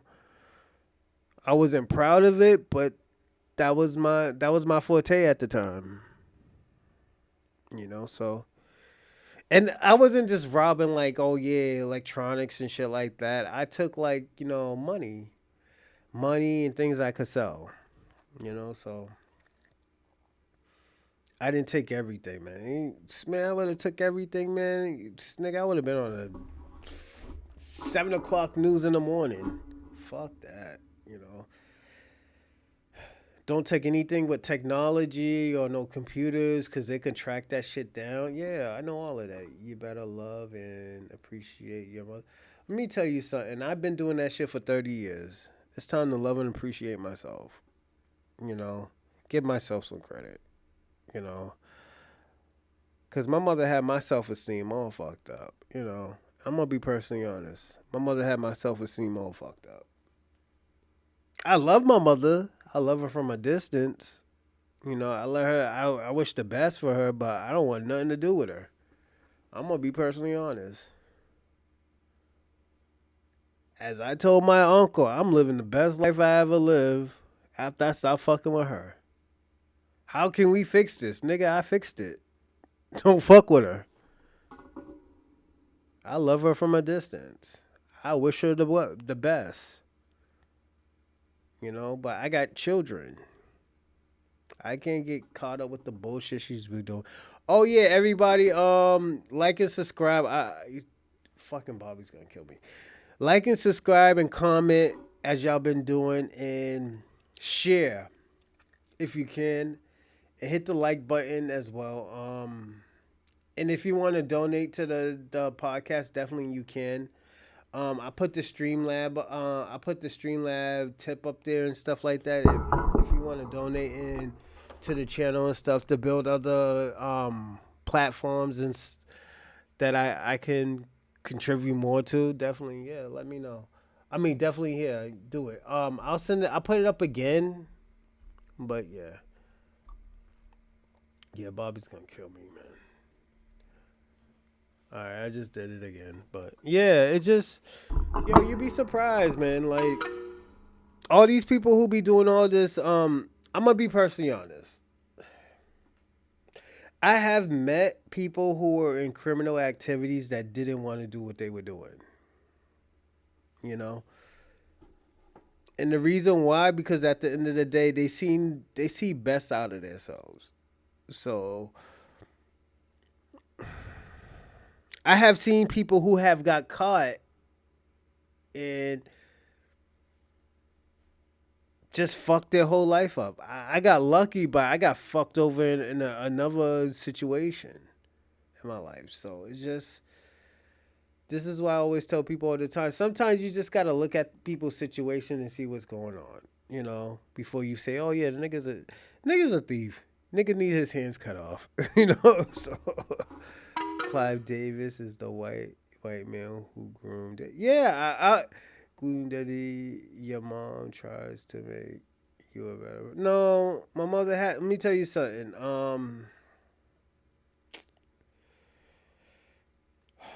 Yo, Shabaka, why didn't you come on the last episode and ask all these questions? You know how I don't like to talk about my mother. I'll answer that.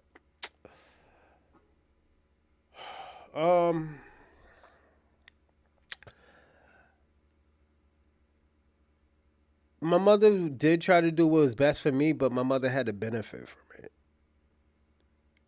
You know, sometimes my mother's like, "Oh, yo, I can help." Da da da da da. But and this is just how my mind worked, and this is why my mother did things.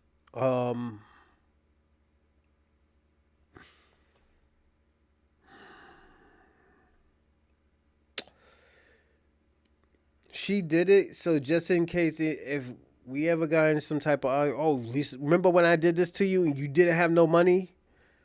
Like all this shit always comes back, you know? So that's why I was so prepared for it. That's why my mom was like, yo, why didn't you ask me for money when you need it? Like when I told my mother, like, yo, sometimes I didn't eat for like 2 days. And I used to weigh like 153 pounds, 163 pounds and stuff like that. I told her, I was like, yo, because I knew you was going to rub it in my face. You know? No judgment. You don't owe nobody that. Yeah. It'd be like that. And the thing about, I know there's a lot of people like me. That's why I know why a lot of people do sell drugs. This is why a lot of people do criminal activities. It's just, you got to understand, certain people just get put into like adult roles when they're young and they don't have time to be a child. I stopped being a child at the age of 14, 15. So maybe even 13. You know, so it's just, and like the thing about, I don't even blame my mother. I don't even blame my mother. And the reason why, because I probably wanted to do it anyways. I probably just like, yo, I wanted to do it anyways. Fuck it. You know? There was something missing. It's just, the thing about it, I always tell people this. God gave me the chance, and God been protecting me because I could have been in jail. I could have been doing some time. I could have been doing some years. But God protected me, and God protected me. God protected me. I will say that. God protected me from me doing dumb shit. For all the dumb shit and shit that I just didn't understand. Then I was mad at my father. And let me tell you something. My father was working like 5 fucking jobs. You know what? Yo, SP, bust this. You know what I used to say to my father? Damn, nigga, you like a fucking Mexican. You got like mad jobs. Because, yo, I'm going to say this. The most jobs I ever had in my life was 2 jobs. And that was when I was in college. My boy Hector, Mexican cat. This motherfucker had like 4 jobs. I was like, yo, how the fuck you work 4 jobs? I do overnight. Nigga. I do this other job on Saturday. Bro, you need to sleep. You're gonna die. You know? That's why I always tell people all the time. This is why I always tell immigrants, try to get here legally. So you can have that one job. That one good job where you could just get resources and they could teach you how to make, get a job that you can get paid for. You know? I know niggas will go to jail and do like, it's just weird, man. Like I like my job. I help people and stuff like that. That's all I wanted to do is help people. You know, as a, what's the way? Average Joe person, I just wanted to help people. And the reason why I wanted to help people, because at the end of the day, I really never got help like that. Only person who ever really helped me, yeah, my dad helped me and stuff, but when I say help me get out of a certain situation, was my Uncle Mark. When I have my Uncle Mark on the show, he'll tell you about like day trading and like how to make money and stuff like that, and how he made his first $1 million. You know,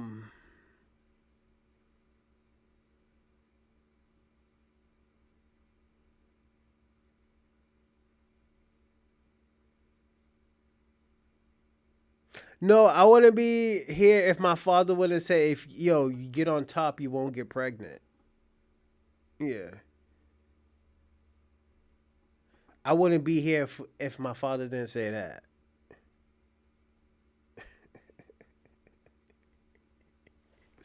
I'm sorry, but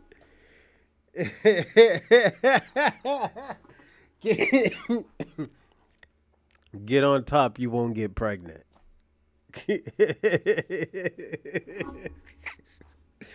Yo, for years I always wanted to use that.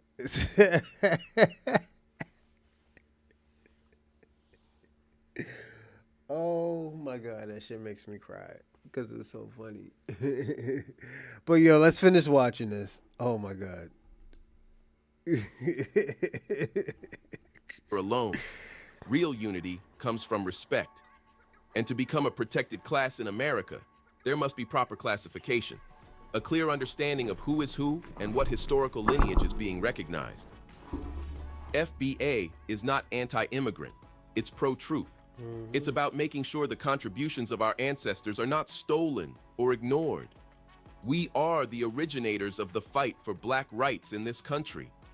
We carved out space in America against all odds. That deserves respect. If Black immigrants want to truly unite, then step 1 is to acknowledge the trail that was blazed before they arrived by people who had no choice but to be here. I got a still question found for a way you to shape after the soul of a Shabaka. nation.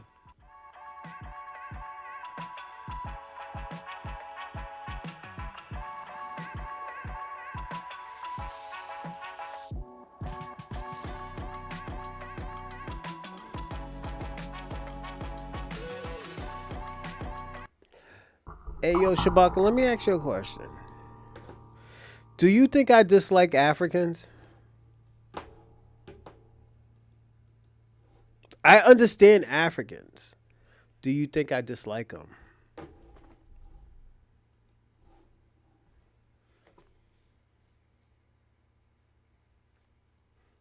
And there's a reason why I'm asking you this.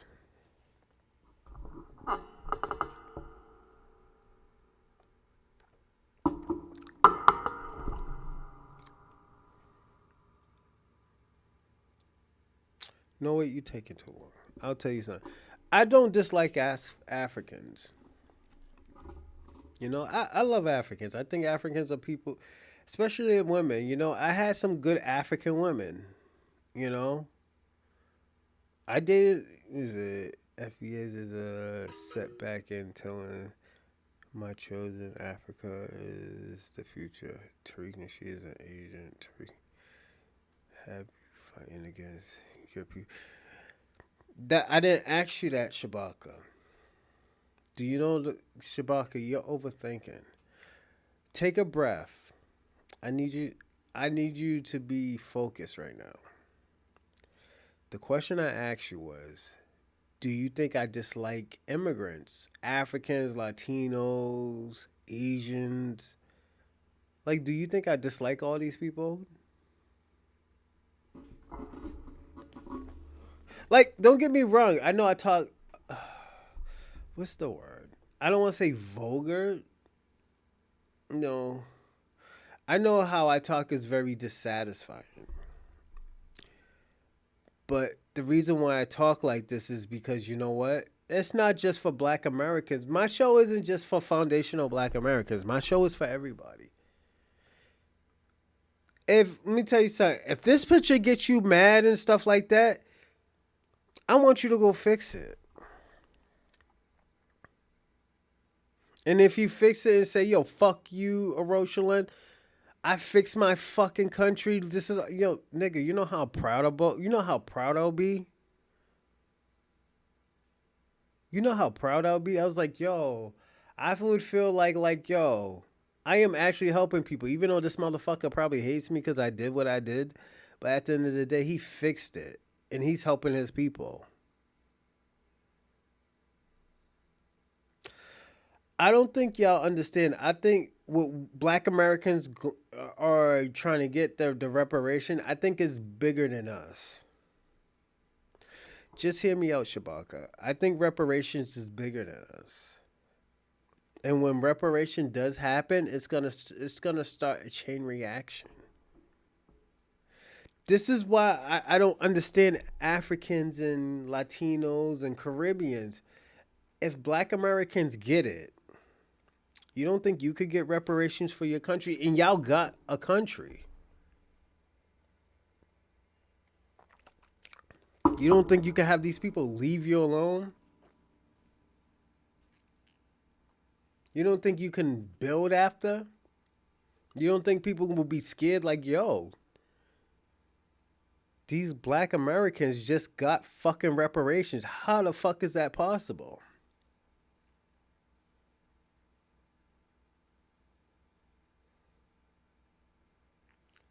This is why I'm so hard on Africans. This is why I'm so hard on Caribbeans. This is why I'm so hard on Latinos. I'm giving y'all my secret. I'm giving you a reason why I do what I do. Like, let me ask you a question.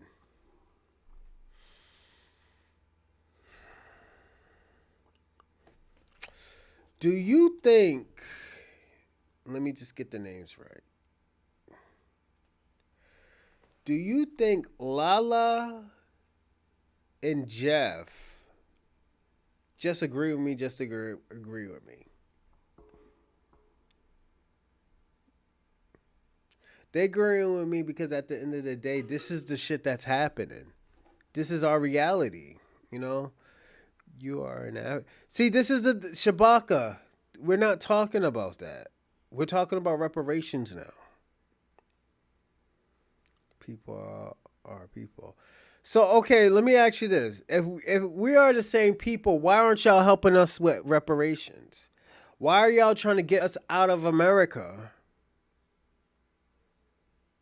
without reparations? A debt that's owed.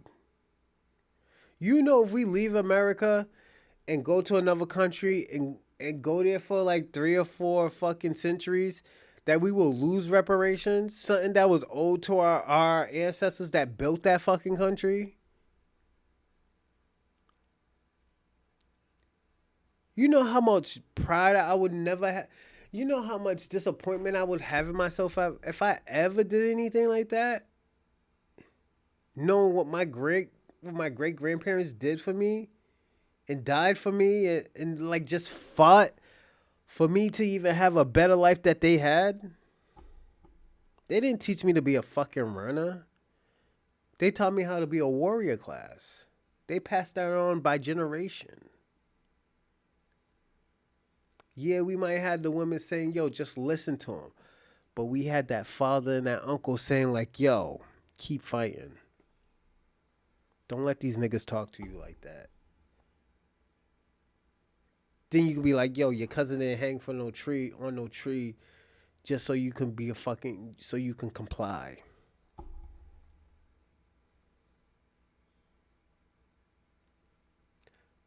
Like, if you can't take pride in that, if you can't take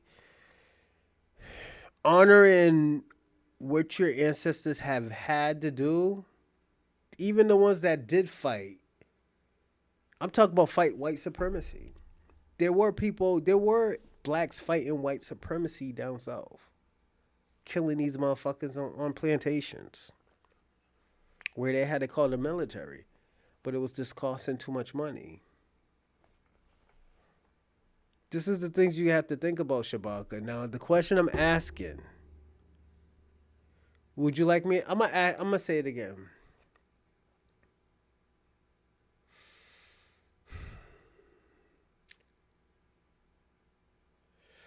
Hold on 1 second. Let me say.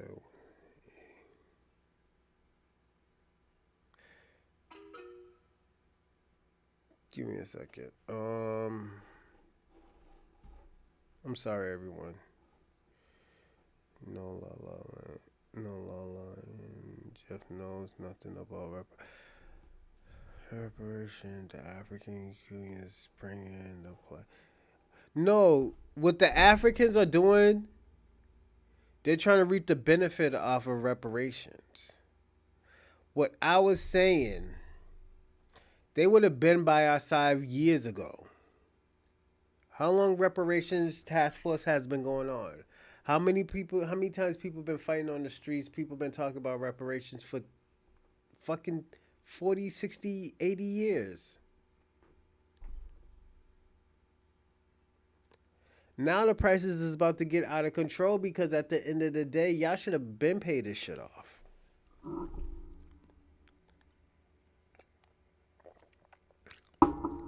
I should have been doing stuff with my own time.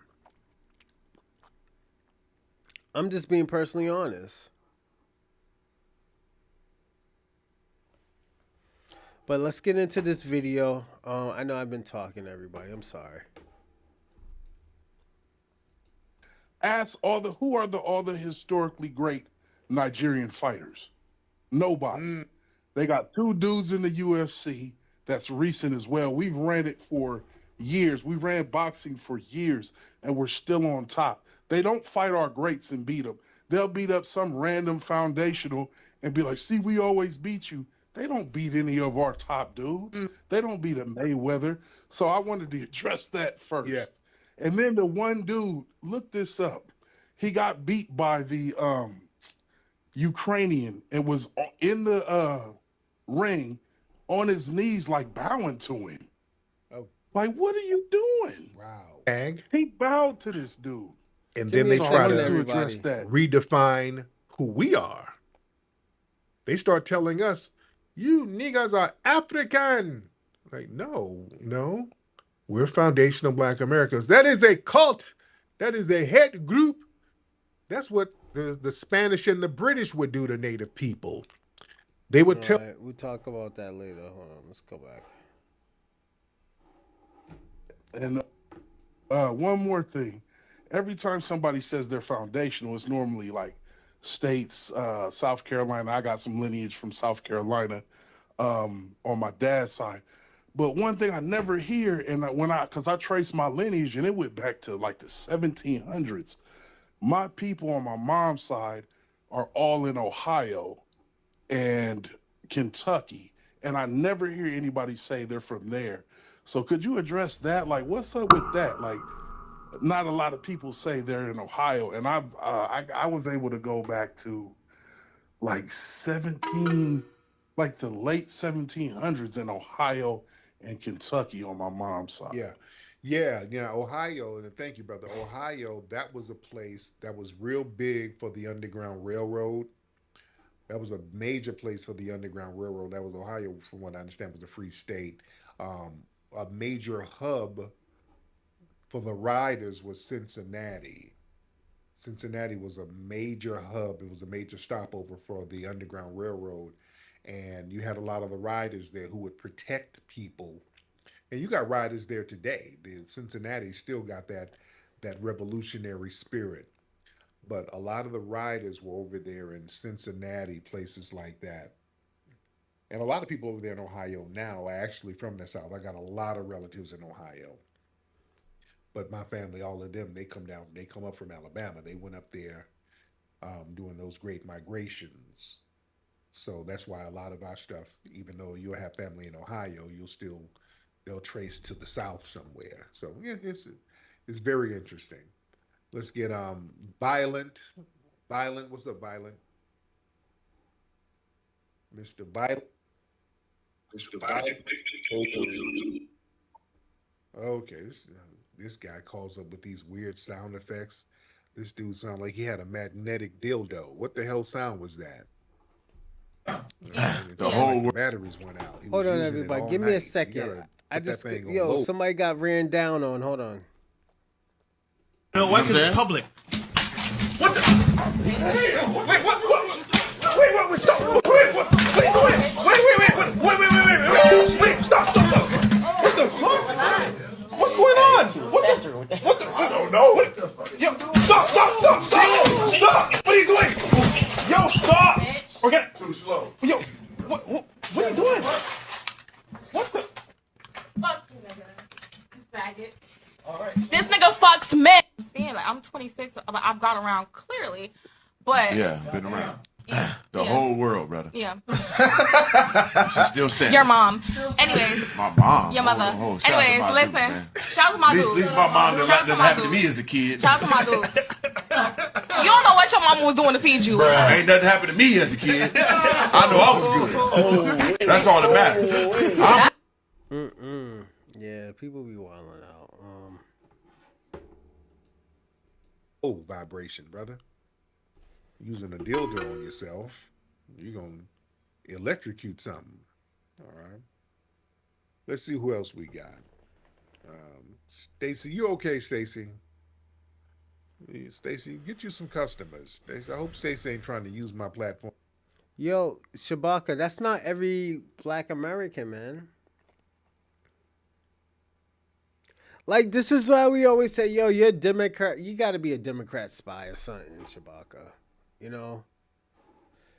Like, you spew a lot of Democrat, like, point of views. The POVs, you know? Yeah, I think you are. Hold on. Stacy, let me get Stacy back. Let me get Stanky Stacy.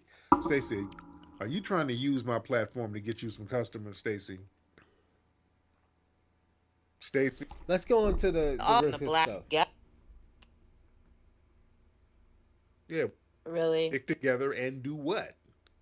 See, I want to ask you, what is your problem with, okay, you say fundamentally black. There's no problem, but you say we got to stick. You know what? Before we finish this, I want to go on to this one right here. And I might skip this one. This guy right here, let me show you how, like, you know what? We didn't start the delineation. Wait, Carson, not man. I want to start here in regards to that because he's been doing his big one. He was on, what was it, Time magazine? Was he? I believe he was just on a magazine cover. I've been outside like a mug, okay, and then straight to work. So I don't know what's going on for real. No, yeah, let me see. He was just on the cover. Time Magazine as like one of the top digital creators. That's a young Haitian king. Did it say black? And this is how we start off this is how we start off the delineation. Like, we didn't start this. We have never started this delineation thing. Y'all started delineating with us in the 80s and 70s. We started with Iman. Iman said she didn't know she was black until she got to America. We had Dominicans even saying, "Oh, I'm no black. I'm no black. I'm Dominican." Mexicans, "I'm not black. I'm native. I'm Spaniard." Africans, "I'm not black. I'm African." But the thing we don't understand, they were reaping the benefits. And y'all probably could still reap the benefits even if we did delineate. No, we're not on the Tariq Nasheed. This is this lady.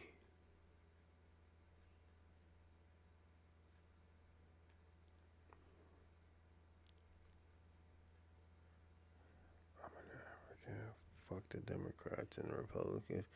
They don't help us. Yeah, but Pan-Africanism don't help us either.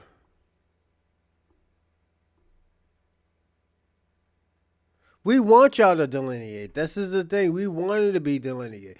Y'all wanted to delineate it first. Africans wanted to delineate. Caribbeans wanted to delineate. Now when we say, okay, we should delineate, there's a problem. It's xenophobic. Where was the xenophobic when y'all was saying that shit in the 80s? When the shit was saying the shit was xenophobic in the 90s and the early 2000s. All of a sudden when black Americans said it, there's a problem.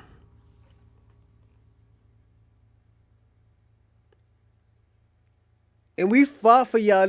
We fought in the thing. And this is why I fucking despise y'all sometimes. And this is, I'm going to be personally honest. This is why I despise y'all sometimes. My ancestors fought for y'all. My great-grandparents, brothers and sisters fought for y'all. Even though when motherfuckers were saying, yo, this is the worst idea ever, fighting for these niggas.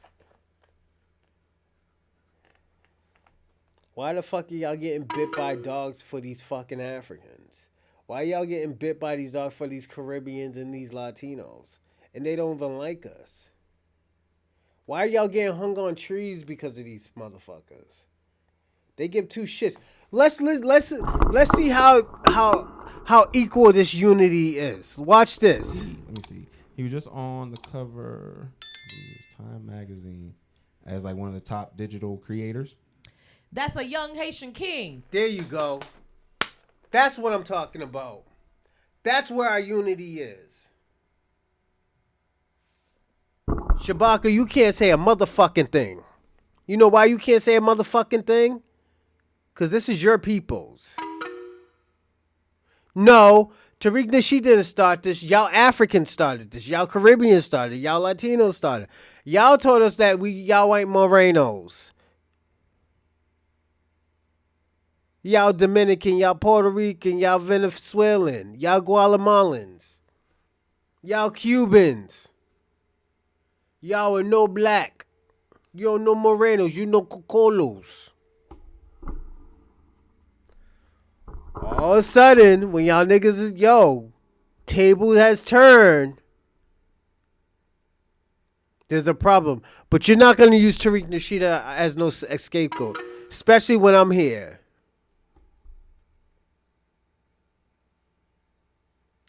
Your people is saying that. Let's listen to her again, Shabaka. Let me see. He was just on the cover. Listen. Time Magazine as like one of the top digital creators. That's a young Haitian king. Woo! Give him some claps. What are we missing?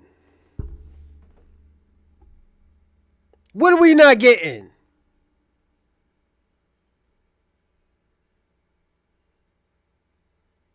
What are we not understanding? This is our solidarity right here.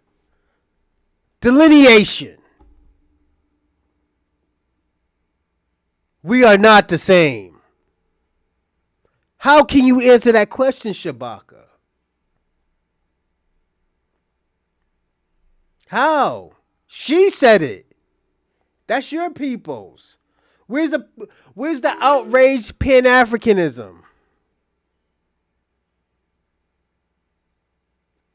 Where's the civil rights activist movement? Where are the Haitian communities saying that we are all one?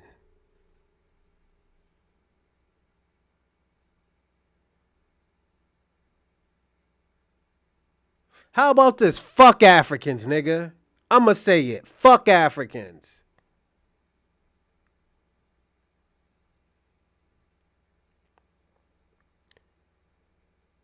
And let me say this, Shabaka. If you knowing that these niggas is getting their hands off, getting their hands cut off, you ain't worth shit, my nigga.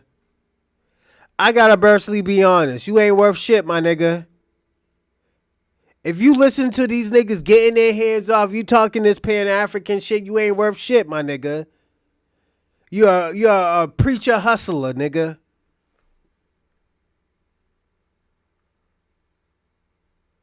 We don't want to hear this African king bullshit, nigga.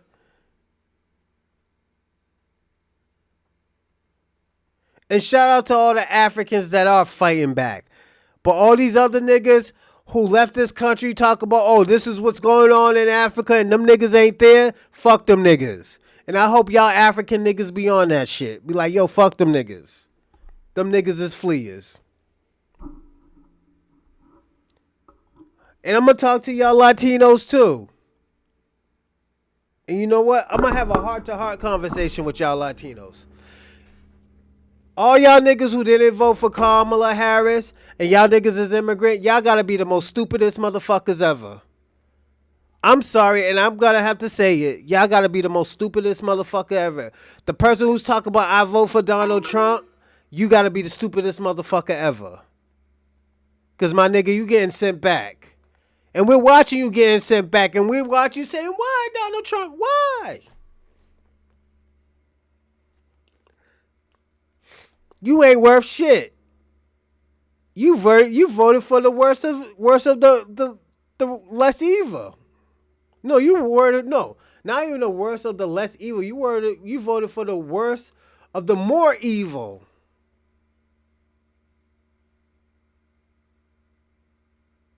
Y'all niggas thought y'all niggas was white.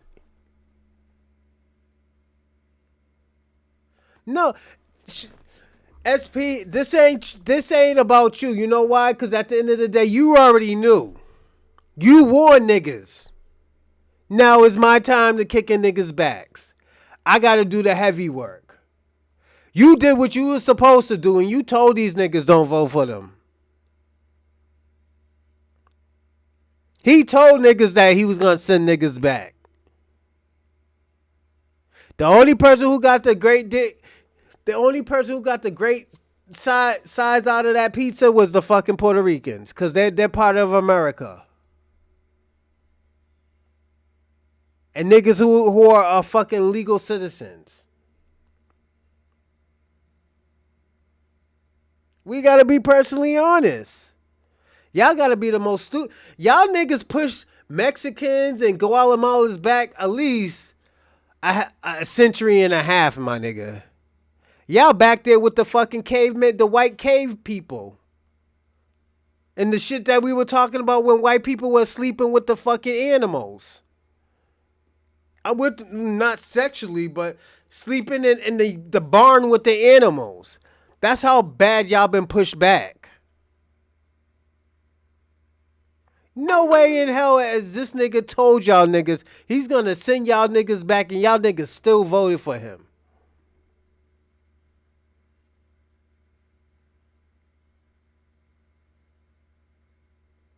Thank you, SP. SP's Mexican. And he's telling you this. He been telling y'all niggas this since 2016. You thought they was gonna send back black people. Some of y'all niggas thought, yo, we're gonna bring back the fucking, slavery. Some of y'all niggas really thought that. The bitch whose father died in fucking the ice the ice building? She thought they was gonna terrorize black Americans. And black Americans was telling you, like, yo, I don't think you want to vote for this nigga. This nigga's trying to send y'all niggas back. No, fuck you, black people. Y'all niggas is Cocolos. Y'all are some niggers. We're gonna send you back to wherever you came from, nigga. We from America. We've been telling y'all niggas we're from America. And this is why I call y'all the stupidest motherfuckers that ever. In 2025, y'all, you know what? They're gonna do, this is how stupid y'all motherfuckers is. They're gonna do research on y'all niggas how stupid motherfuckers is. They're gonna do research on it. It's like, yo, this is probably one of the most stupidest people in this generation right now. We thought it was the Gen Zs. But all y'all fucking Latinos for Trump, yeah, nigga, y'all the stupidest motherfuckers ever. And I gotta say that. Black people, we don't give a fuck. Because we've been through every fucking trial and tribulations. But y'all motherfuckers haven't been through anything. Not in America. Niggas was warning you. Some of y'all, even the Latinos was warning you. Like, yo, my nigga, I don't think you want to do that. I was going to say this the last show, but nah, I didn't want to fuck up the momentum. I didn't want to fuck up the vibe, but this shit just came out. Yeah, and you know what? It's not just y'all too. The Caribbeans too. Them niggas thought they were white too. Them niggas is getting sent back too. We don't give a... Nigga, why you think black people are dancing in the streets with fans? It's so bad that, like, yo, black people got banned from carnival fucking ships with fans. Niggas told you don't vote for that nigga. And we didn't even say for our own good interest. We said it for your good interest.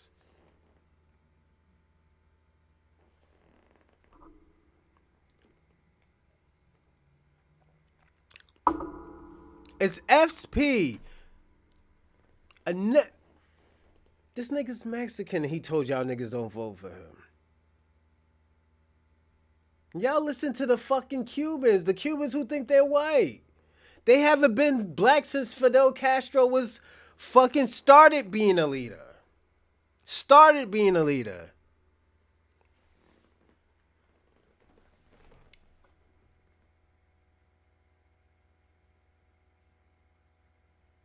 Now y'all niggas crying, talk about solidarity. And this is why I told SP, I was like, SP, this ain't your fault. This is your people's fault. These niggas who voted for Trump, and we're telling them not out of our own interest, this is out of their interest. This is how great black people is. We didn't say what was best for us. We did it what was best for y'all. My community for voting for. Yes, I know. SP, I know. You try to help your own peoples. You try to help the Latino community, and them Latino niggas did not listen. They voted for the... Nigga, y'all was coming to this country illegally, getting resources, getting housing, living in nice-ass hotels, nigga. And you vote against that fucking... Nigga.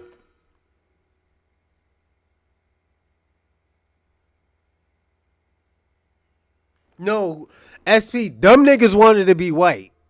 Dumb niggas was running around here telling black people we're going to end up back in slavery. I had a few niggas tell me online that I was going to end up in slavery. Or I was going to Africa. They're going to send me back to Africa or Haiti, nigga. I got to be personally honest. And the thing about it, I love that song. I vote for Donald Trump. That shit, oh my God. That shit's bigger than GNX right now. Let me tell y'all something. This is what they should do in Alligator Alcatraz. They should play that song, I Will Vote for Donald Trump, in Alcatraz every 3 hours.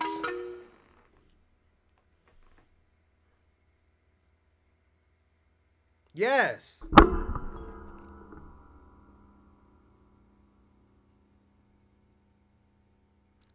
It's not about we haven't made, Shabaka. It's not about if we have it made or deportation. This is what it's about. It's about people can't do it without black Americans. Let me ask you a question. When black Americans was on the board of everything, you're referring to the Venezuelans and the Cubans. And the Cubans, yeah, the Cubans is getting sent back. The Dominicans is getting sent back. SP, go to New York right now. It's ghost town, or you got niggas on the highway selling fruit with their babies. I'm being personally honest. But we're talking about citizenship. It's cool to have it on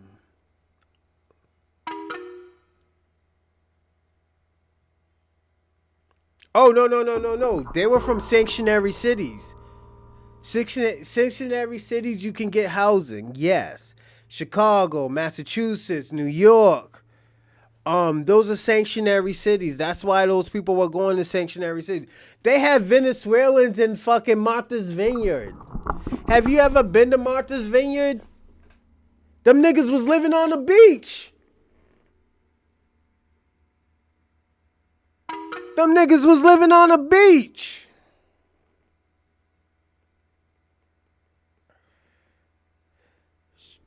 SP.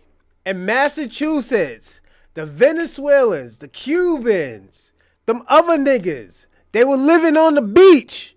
One of the most richest places in Massachusetts. What are you talking about? I'm telling you. They wasn't just in Roxbury, Dorchester, Mattapan, in the black areas. Them niggas was in Venezuela. They were in Martha's Vineyard. They were living lovely. Martha's Vineyard used to be an all-black, rich or middle-class area for black people back in the 60s and 70s. Now it's all rich white people. I'm telling you. SP, I'm not bullshitting you. They were living in nice hotels. Are you serious? 5-class hotels. No, let me not overdo it. 4.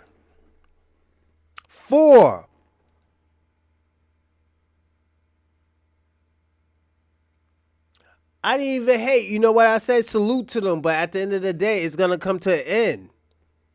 That shit's going to come to an end. And people's going to peep that. I've been said that. Niggas is going to peep that. And niggas is going to get mad because you know why?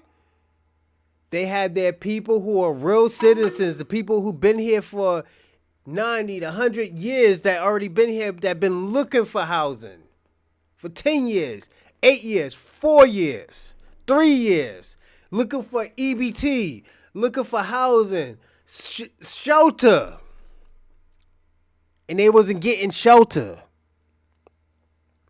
So that was the backlash.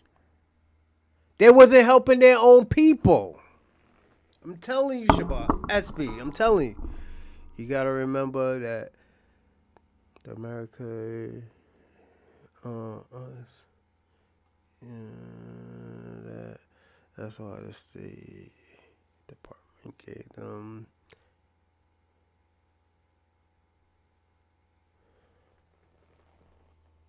Yeah, Trump did that shit for a reason, man. This is why, because nobody wasn't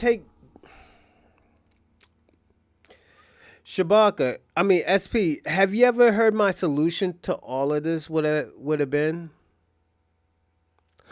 My solution to all of this was do research on these people before you let them into the country.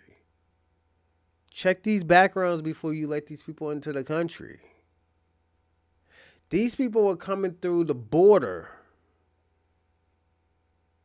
And Joe Biden's group had buses waiting for them to send them to different states. This was what's happening. They said that multiple times. It wasn't, and the thing about it wasn't just Venezuela. It was Guatemalans. It was Cubans. It was Africans. It was Asians. They were all coming from the border. They were all coming from the border. But the thing about it, they didn't do it right. If they're gonna let them all come from the border, research these people. Figure out who's these people coming from the border. Have these people like, oh, yo, let them come. Let me say something. First of all, you would have got more money if you would have flew them over. If you would have flew them over, then when these people wanted to make a plane ticket, you see, okay, what type of people these are. That's why they're doing all these bans now. Now it's fucked up for everybody. If you're from Nigeria, if you're from a Latin country, some of these motherfuckers can't come to this country now because of that shit. Because they got a U.S. ban. This is the backlash of it. And it's fucked up because there's good people that is trying to come to this country. There's good people that can help with this country. But we can't get them over here because there's a U.S. ban. People was abusing the system. There was people out here doing vile stuff in Massachusetts and fucking New York and in Chicago. Let me tell you something. In Arlington, there was this African. He was doing vile shit to a little girl. They finally sent this nigga to jail and sent him back to his country. Told that nigga he can't never come back here. But it took 2.5 years after fucking Joe Biden got out of the chair. I'm not no Joe Biden fan. I'm nor am I a Donald Trump fan. But at the end of the day, the nigga had to do his job. He sent this nigga back. He was African. The lady who had a brothel in Cambridge, her ass is about to go back to the Wuhan. Send her ass back to China. She don't need to be setting up no fucking whorehouses here. She could have went to fucking Las Vegas and did that shit. She wanted to do it in Massachusetts. She thought she was bigger than the system.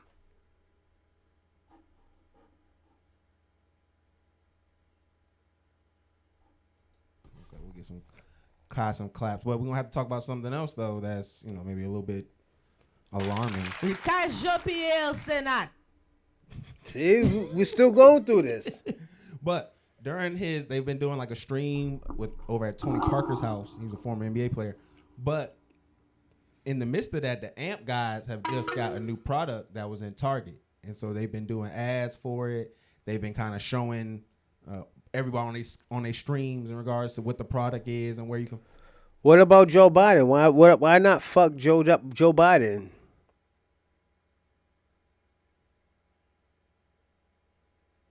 Why not fuck Joe Biden? Joe Biden had the black community all fucked up.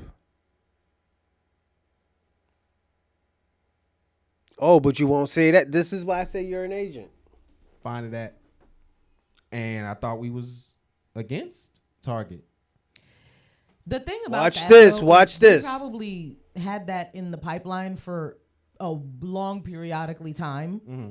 So we don't know how long ago they actually agreed to this, how long ago they signed contracts, how ironclad said contracts are if they don't. See this, all this tether babble.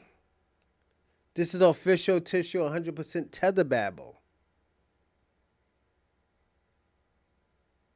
Qualify for. Yep. Okay, SP. I'm gonna say this. I'll answer that last text that you said. They could have been. Now the question is, SP, how long did they do what they were supposed to do? Niggas just don't sing you back just to sing you back. Did they go to the courthouse? Did they go to the meetings that they had to go to? Did they go to the courthouse when they're supposed to go? That's what you have to figure out. Stick to the stipulations and like how they were supposed to promote financial obligations they might have if they don't fulfill their contractual obligations. And that might be a big hit because Target is a giant conglomerate, even though they've been losing a lot of money. But I feel like if I were Target, I would go after AMP if they didn't do that because we need y'all real bad. We need the blacks. No, I mean, I see what's going on in regards to that play. It's just, I guess I just always had this problem with like how we've had this sellout culture in regards to this digital age. Where, like, Watch this, I remember when I was everyone. a kid, if you saw like your favorite actor or like your favorite athlete doing a certain type of commercial, it was looked at like they had kind of fell off a little bit.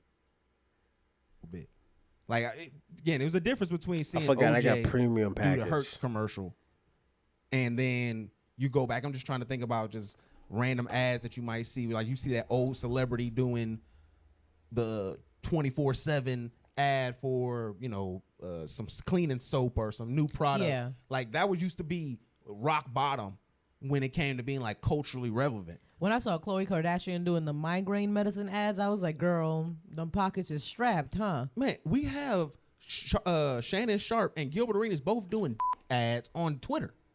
The Blue Chews? No, they're not Blue Chews, another kind that they do. I mean, but I don't want to get them. ads are very, very common now. But it's like pill ads Hims? is crazy. It's not Hims either. It's actually a whole new See, one. there's so many that get ads. Like men's dicks get so much attention. Like whatever problems you have, they right there. What do you need? But it's not even like played as like an embarrassing thing. Like it used to be. No. It used to be an old commercial where it was an eat for ED, and it was the dude was ashamed. Like the whole time he was nervous. He didn't want people to know he had this thing, and then they showed him this. Yeah, product now that it's helped just a mascot gummy worm. Like, Yeah. do you get trouble getting hard? Like it's not. Why do I want to look at Shannon Sharp and think he got problems? Like that's like exactly what you're doing when you sell me that product. That's maybe why they are using him because you're like, this guy doesn't have problems. Look at this bull. We just have this over like commodification of like branding, content creation. That and then medical journals still don't have autonomically correct pictures of uteruses in the textbooks. Let's move on. Like y'all get dick pill commercials and we don't even get pictures and little caricatures correct. Winston, let's get Winston in here. Winston, that sounds like a Jamaican brother. Brother Winston, hop on in. Hey, yo, Tariq Nasheed's on live right now. Y'all want me to ask him any questions? Even you, Shabaka, you want me to ask Tariq Nasheed any questions?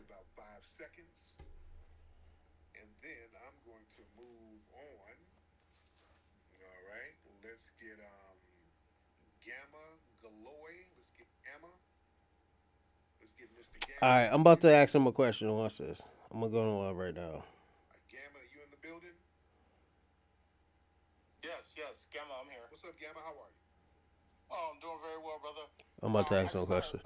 I'm going to ask him a question about yesterday's show, 2 days ago. Civil rights organizations were actually filing lawsuits to block Trump's executive order on the 14th Amendment claim that it was meant for us, and like the groups are supposed to represent Yeah, let's see if we're next, all right? filing lawsuits on behalf of the illegal immigrants, and it's a universal appeal of the 14th Amendment. Yep. They roll out the red carpet for those damn immigrants. So that's what I'm saying. Don't let them circle around talking about how the black community is. Yeah, I'm about to ask him a question, all right? Nothing to help us. You understand? So yeah, I'm very familiar with that. That's actually against us because look. You think I'm going to be next, everyone? Amendment was for us. So now they're like, oh, no. It's going to be for these other groups too. And we're going to fight and make. Uh-oh. All right. Well, let's get. Gamma, you in the building? Yes, I'm here. What's up, Gamma? How are you? Oh, I'm doing very well, brother. What's up, Gamma? How are you? Oh,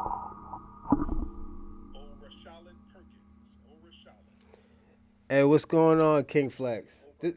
Yo, this is a Rosalind. Nah, this is a Rosalind. I was on there before, but I was the other one. Oh, oh, my fault, my fault. You hear me now? Oh, this is a Rosalind. I was on there last time from Boston.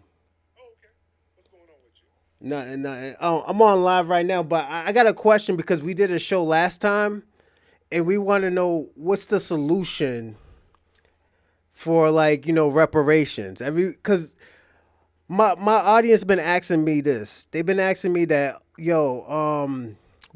always talk about what's the problem, what's the problem, what's the problem, what's the solution. I have gave them a solution, but you're more experienced than I am.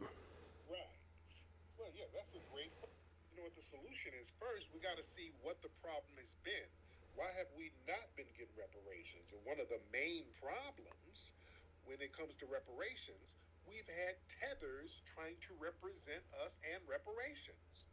That's been a major problem.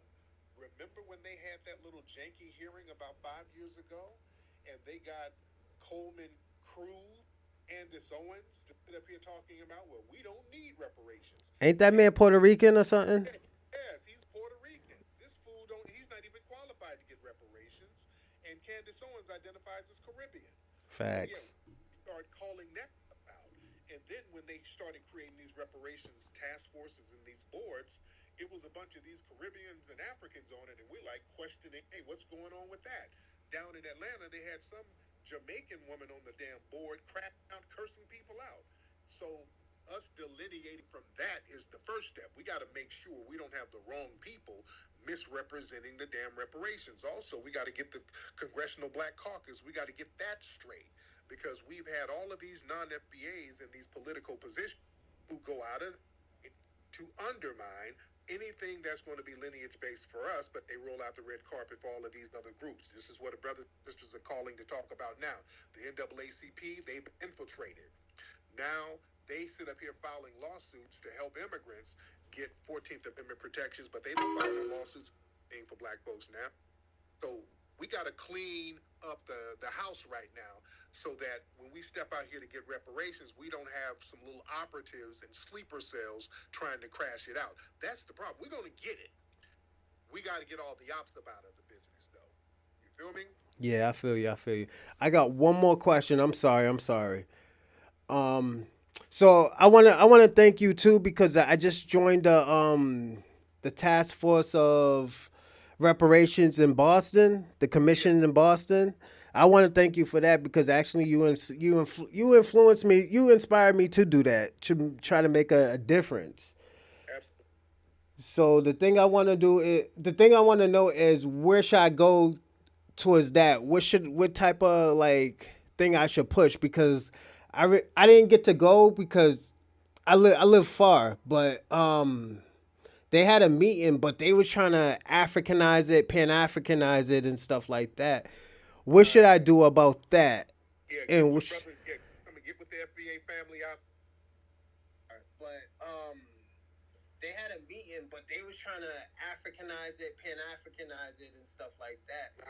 What should I do about that? Yeah, get some brothers. Yeah, get with the FBA family out there, so that y'all can cut that shit out and stop that. Yeah, that's the thing. When we start talking about reparations, all of a sudden somebody hops up with, Africa, we need to repatriate, go back to the motherland. No. We stop all of Shabaka. that. Stop all the Pan-African talk. Stop all the motherland talk. When the N-Cobra people show up, shut it down. So you got to get a lot of people, grassroots activists, to go up there with you, so all of the bullshit can be shut down. Yeah. Umar, what's up, Umar? So everybody, we just got on. We was just on, everybody. Salute to Shabaka. You should be saluting to you too, because you say you're Black American. We're trying to figure out. This is what I'm trying to say. We're trying to figure out how to get reparations and how we get policies. Then after that, if you want to go to Africa, if you want to go to Africa to fix Africa, I'll be 100% behind you and I will help you. But one thing I'm not gonna do, I'm not gonna abandon black Americans no more just to go help other black people. This shit needs to stop, Shabaka. You're abandoning your own people if you're saying that you're black American to go help other people in Africa. To go build some other shit in Africa. And not knowing that we can stay there. You're not even 100% sure that we're going to even get, citizenship.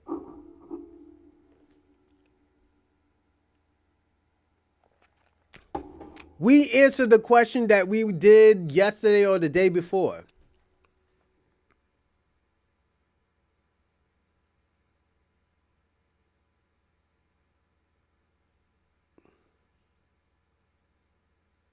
This is what we just did.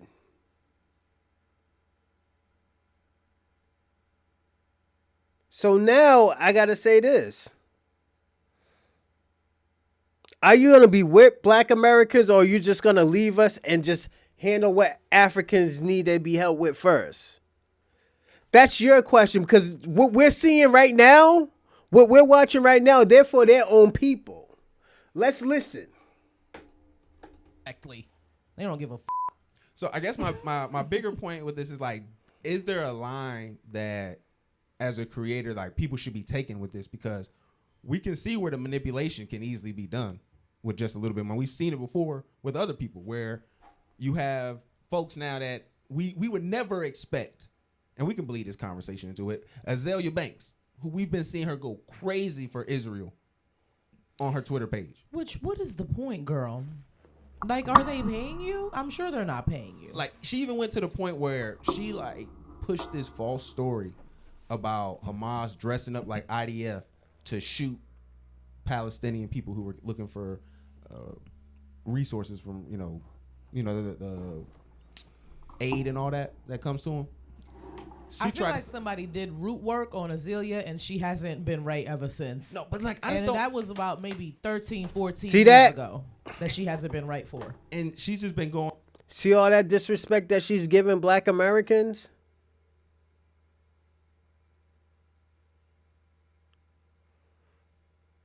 And this is who Shabaka wants to give. He wants us to give solidarity to these type of people. Listen what she says. Palestinian people who were looking for resources. Watch it. Here he goes. The aid and all that comes to them. I feel like somebody did root work on Azalea and she hasn't been There we right go. ever since. No, but like now the question is who does root work?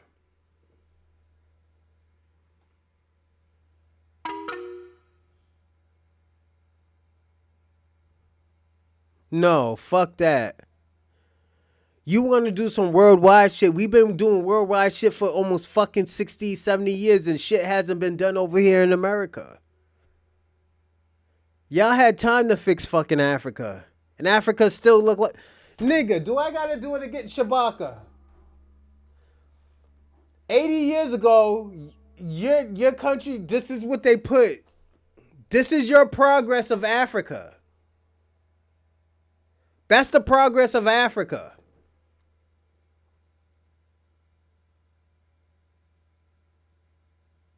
This is the progression of Africa right here.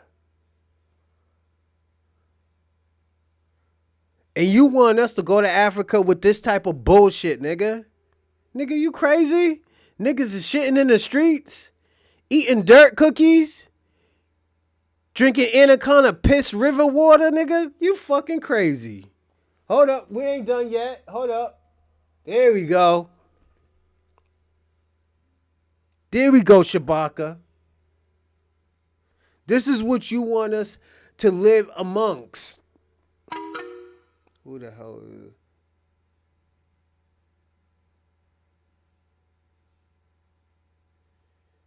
Nigga, y'all been trying to make us go to Africa ever since fucking Marcus Garvey. Marcus Garvey never even been to Africa.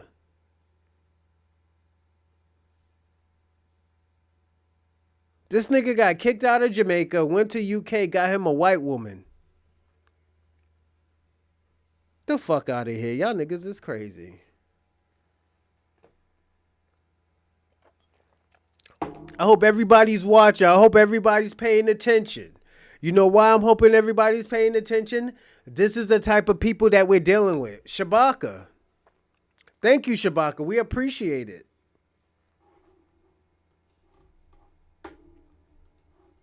And that was about maybe 13, 14 years ago that she hasn't been right for. And she's just been going on this whole commitment now to just being on that side of it. And I don't know if it's just her trying to get attention, or she trying to get back into the good graces of Hollywood.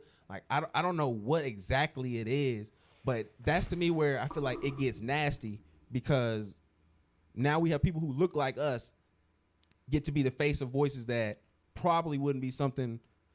Even if you don't know nothing about what's going on, most black people ain't just gonna support Israel unless they like super religious. Mm-hmm. So I just think this overselling. We even seen it with Beyonce and them doing this American flag situation.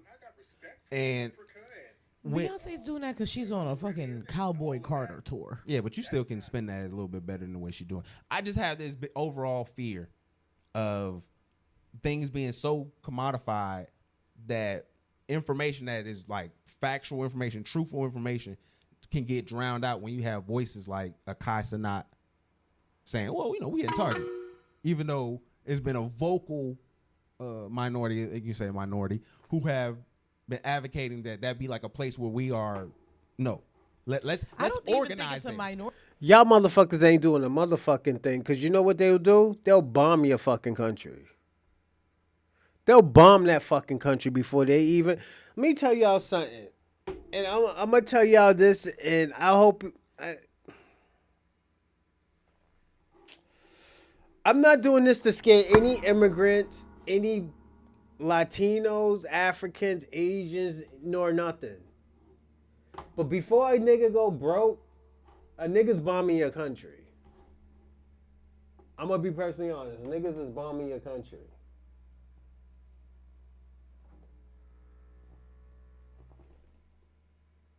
Niggas is not going broke. I'm sorry, niggas not going broke.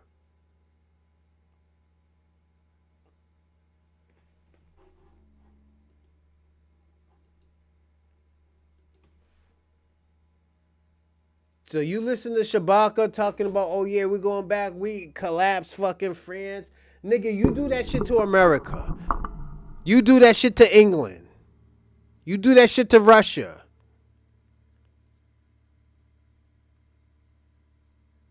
Nigga. They bombing your whole fucking country before they take your resources. America's not going broke. We will never go broke. We go to war before we go broke. I'm just being personally honest. I'm telling y'all the truth.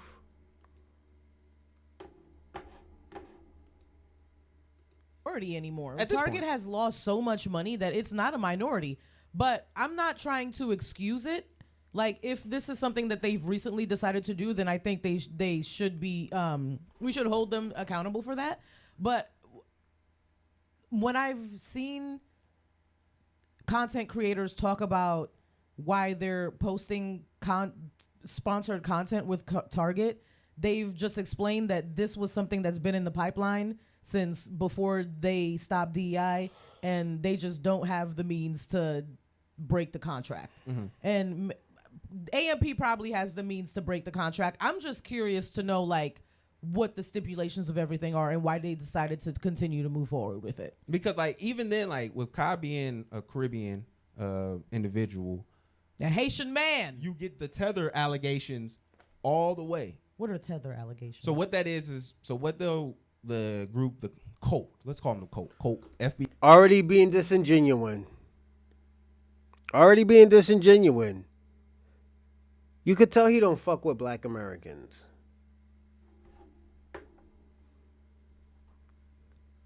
Let me tell you something. And I gotta be personally honest. Every time it deals with black Americans, it's always some weird shit. It's always some shit where, like, oh, yo, it's a cult. It's some scheme. It was so, yo. Let me ask you a question. Every black leader, have you ever heard of any fucking, like, any conspiracy that this nigga was doing that he wasn't doing? Oh, Martin Luther King was fucking white women. Them niggas still say it to this day that he died that he was fucking white. So the fuck away if he was fucking white women. Y'all are making them sound like they're not even human.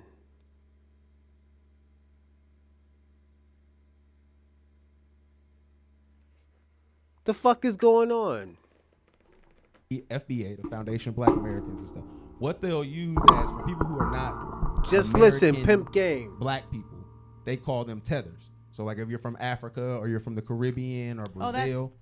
No, he's lying.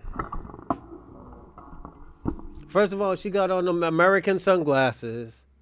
She got that American shirt on. And she thinks she's doing big things. First of all, you're about to lie. Second of all, a tether is not, again, as we say 100 times, that a tether is not a person who is from a different country.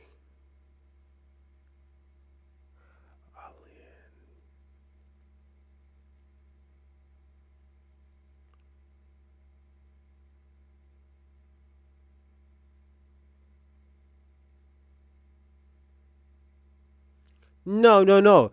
Y'all Pan-Africans killed yourselves. I will let you know at the end of the show that why y'all niggas killed yourselves. We didn't do shit to you. We just stopped fucking with y'all because at the end of the day, Black Americans wasn't benefiting anything. Let me ask you a question, Shabaka. What did Black Americans benefit from Pan-Africanism? We already had culture. We already have lineage. What can we benefit? We already had structure. So what can Pan-Africanism give Black Americans that what they don't have? But a tether is a person who undermines Black Americans, who try to manipulate everything that they're going on of their progress. Ridiculous and stupid, because why would you other? Well, they're doing people. They're doing that because they feel as though a lot of times people who are in power and who are the face of supposed to be Black America generally have those roots, and then they get pushed like Obama, who dad is from Kenya or whatever. Get y'all shit up. We come here, boots on the ground, like literally. See, now you're playing. I'm playing into it. I'm playing into it. So this is what I'm talking about. They got 10% of people who are actually really doing something, who are doctors and lawyers, but the 90% of other immigrants, like who are African and shit, they ain't shit. They ain't worth a pot of piss on. Them niggas is probably scrubbing some niggas' ass. Some niggas is probably driving somebody around. Or they doing a job that is fucking unorthodox. How the fuck they doing better than Black Americans? We're the most successful out of Black culture. Black culture, Black Americans is the most success. So let's watch her talk her propaganda. Because immigrants, for the most part, come here and we gotta like grind hard. We don't have generational wealth here. That's what my parents had to do. And Black Americans have generational wealth. This is the type of bullshit that we're talking about. She don't know what the fuck she's talking about. She's a hater. She's a hater. You see this, Shabaka? This is your girl. This is your Pan-African fucking queen over here. Dressed up like a fucking American. No, Pan-African is dead, nigga. That shit been dead 3 or 4 years ago. Ain't nobody want to wear that red, black, and green bullshit. Only them old head niggas who don't know better, who's scared of their own fucking shadow. Who's scared to bust a grape against a fucking white supremacist. Cause they scared, nigga. All y'all niggas is scared. Ain't nobody scared of no motherfucking Pan-African. Y'all niggas is losers. And I gotta be personally honest. Y'all niggas is losers. Ain't nobody want to be a fucking Pan-African, nigga. You keep them fucking colors. You see that flag right there? That's real pride right there, nigga.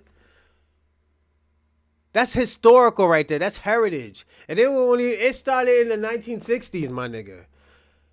Y'all niggas had a 30, 40, y'all had a 40, 50 year head start, nigga. And y'all still niggas is still lag behind, nigga. How the fuck y'all still lag behind against this flag right here? Against the Soli flag. Against the FBA flag.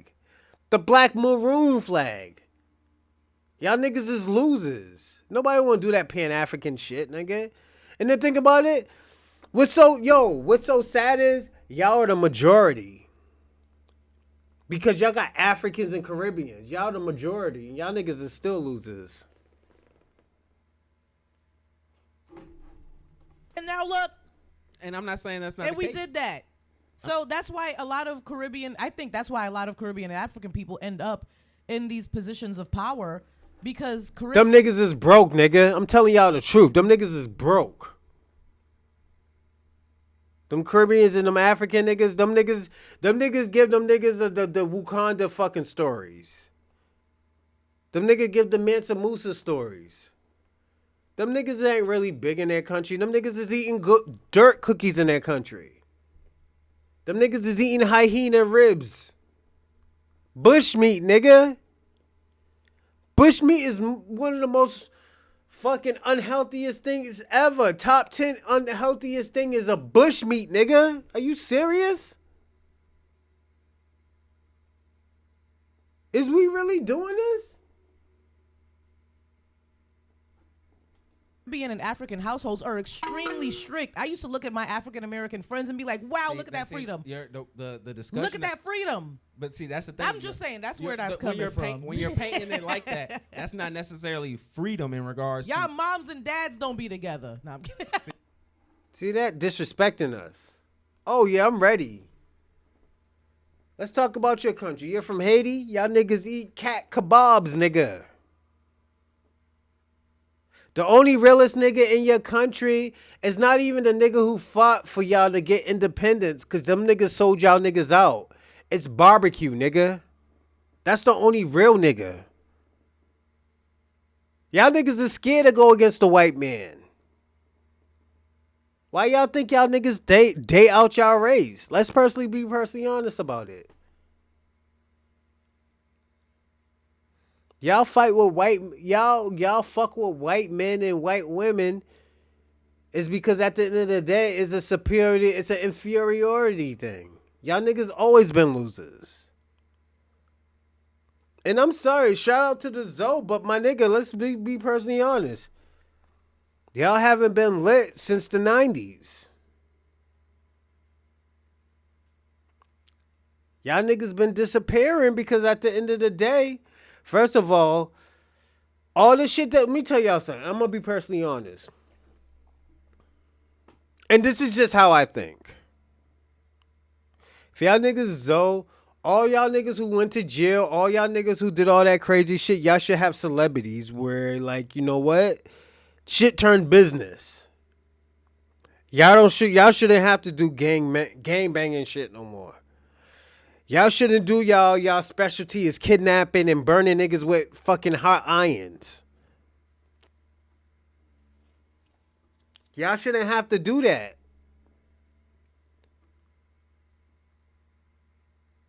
Them white people fucked you over when they say y'all niggas was eating cat and dog.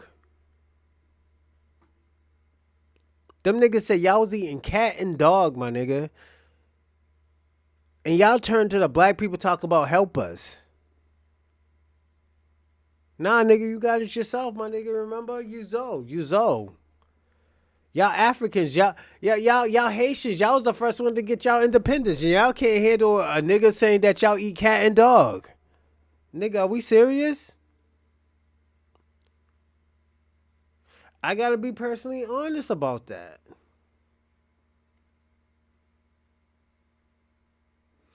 The reason why, this is why I'm saying this. It's not that I don't fuck with Haitian. I think the Haitian women got the best pussy. One of the best pussies. But this girl's a bad Example for y'all.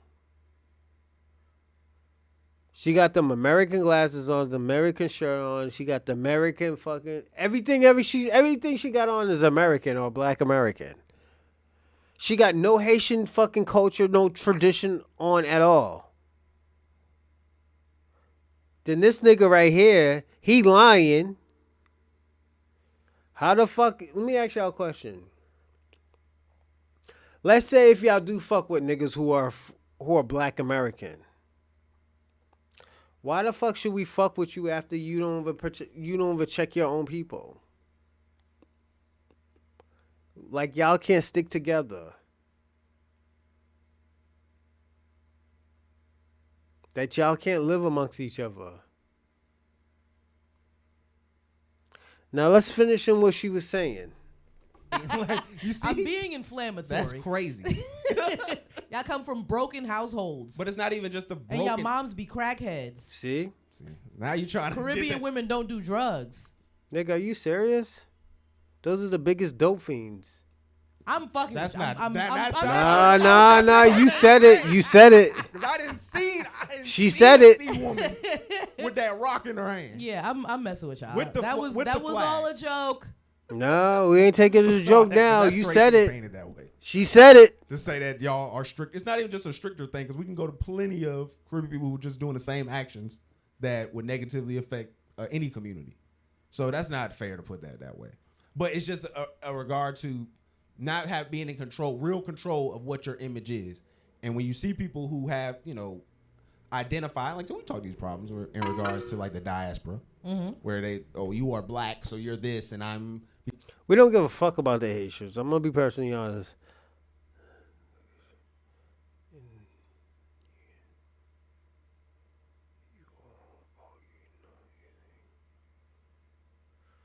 Well, my nigga, what else am I gonna get from fucking Haitian people? The fuck, nigga? Food and pussy. That's it, nigga. What you mean? They got good liquor, but other than that, I ain't getting nothing else from no good fucking Haitian. Nigga, let me tell you something, all right? The girl I fell in love with, she was Haitian. Bomb pussy. She was weird that I like. She was super weird. I like that, She worked, and I wanted to take care of. You know what? I sold drugs because of her. Not was it because of the pussy, just because of the person that she was. She was from Port-au-Prince, Haiti. I would have done anything for her. Just like I would do for my children's mom. I would do anything for this girl.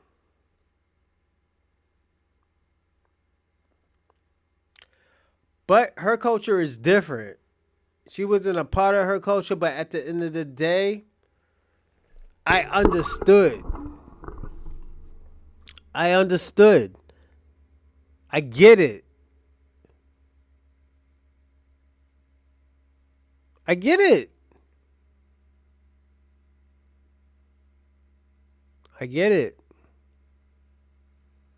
This girl's different. You could tell she's from Florida. This nigga's high out of his fucking mind. He's just letting this girl say any and everything. And she don't like Black Americans. We can tell. Haitian people in Florida don't like Black Americans like that. I'm just going to be personally honest. Because I'm from this island. I'm not your kind of Black. When we look just alike in the face. We look just alike, but our culture is for sure different. Yeah, but I have we been use saying the that. culture to leverage over each other. And I just think I don't want to see Kai fall into that, which he already has on plenty of times. They're gonna bring it up regardless. But this one felt more out of touch than I guess I've seen him and his team be. And again, we shouldn't expect too much because he's still a young guy. He's super young, and they're still doing stupid stuff like destroying each other's homes and stuff. That's bullshit. See especially this? when you get everything covered bullshit beforehand, you probably gonna have like some. Yeah, I feel like everything was agreed upon. They're gonna have before. like some content creators come in and fix the stuff up and do it. They'll probably have some crazy stuff going on. Knowing those guys, it's all gonna be a write off. So, but she's a spokesperson for Haiti. Let me tell you something. I have met great, unique, magnificent Haitian people. I have. I have. I have. I met Haitian people that, nigga. I'm gonna tell you about a friend I had. He was Haitian. Had a little bit of money. I met him when I was in a community college. He started going to Northeastern University. He was gonna try to be a brain surgeon. He was like, "Yo, I'm gonna get dreads. I'm gonna get a half fro dreads and stuff." His mother slapped the shit out of him, made him cut it off. He cried. I was always there for him. Yo, when that shit happened, yo, I almost rushed. Let me tell you something. When his mother hit him, talk about cut that shit off and stuff like that, yo, I almost ran to him and say like, "Yo, I got you, homie. You're my man's." He cried. Because she couldn't understand the culture that he was trying to fit in.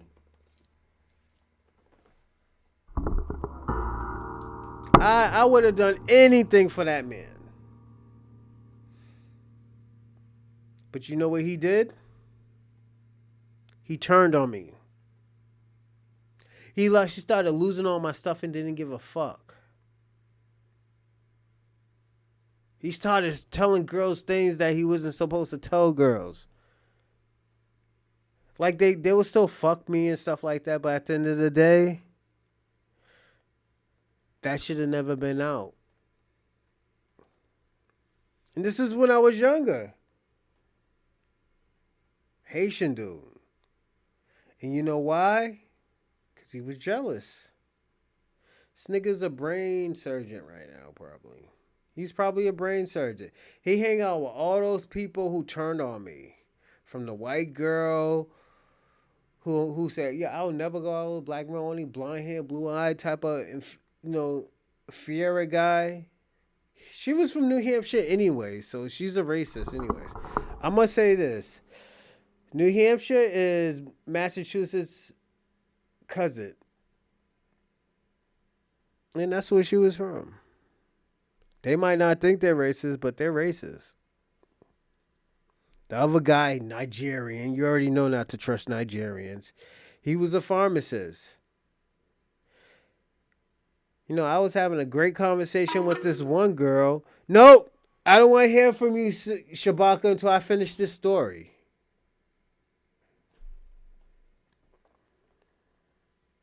I don't want to hear. I'm telling you about my experience right now. I don't want to hear about no fucking Tariq Nasheed right now.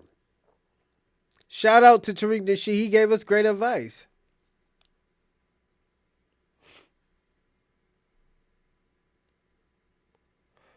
But we need to hear this story that I'm about to say. A Nigerian. Where was he from? I think he was from Florida. Florida or Georgia?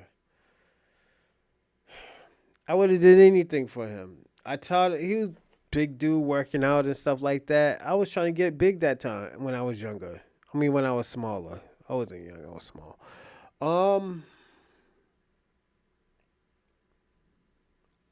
Just the whole 9 yards. I was like, yo, I was trying to get bigger working out. I just wasn't eating.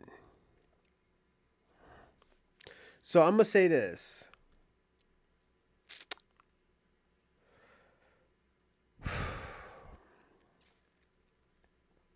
He turned on me because the girl who he married right now, I was just talking to her. He didn't even know if I was going to like her or not. You know what he did? Swarm right in there and said like, yo, I'm going to claim her. Because he just I wanted to have her. And that's how the Nigerians that I ever came in contact with was. If they can't have them, they don't want nobody to have her.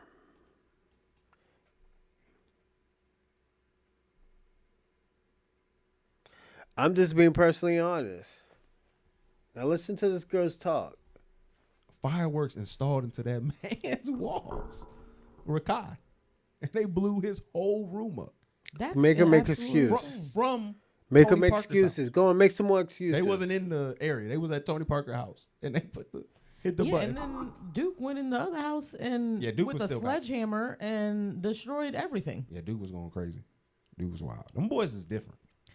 Speaking of Duke, real quick, just to be messy, because I saw this. He's Black tweeted American today, this too. girl, Watch hashtag this. This girl that he's been rumored to like be like his girl. It was like, love you, thank you for holding me down. And then she was like, I don't know who that man is.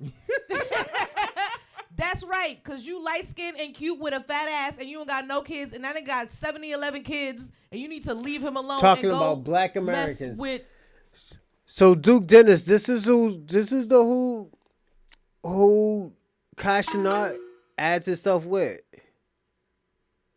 We don't want to hear about white people. We're hearing about what your people do. Now let's go back into what you said. She is no spokesperson for anyone. You got shit fucked up. You looking for pussy intoxication. Blah. So you blaming all this stuff because I just finished my wine. Oh, I'm lit right now. I'm heated. I'm good. So let's talk about it. Let's talk about it.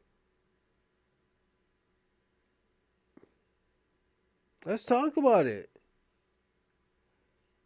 First of all, only thing that's fucked up is her. You haven't said one bad thing about her. You defended her. This is why I always, Shabaka, this is why I always tell you, like, yo, your ideology makes you look like a piece of shit. You look like a piece of shit, my man. You never judged her. You never said she did anything wrong. All you said, oh, yo, she don't talk for everybody. Knowing that she did wrong, knowing that she did something negative, you didn't say shit, nigga.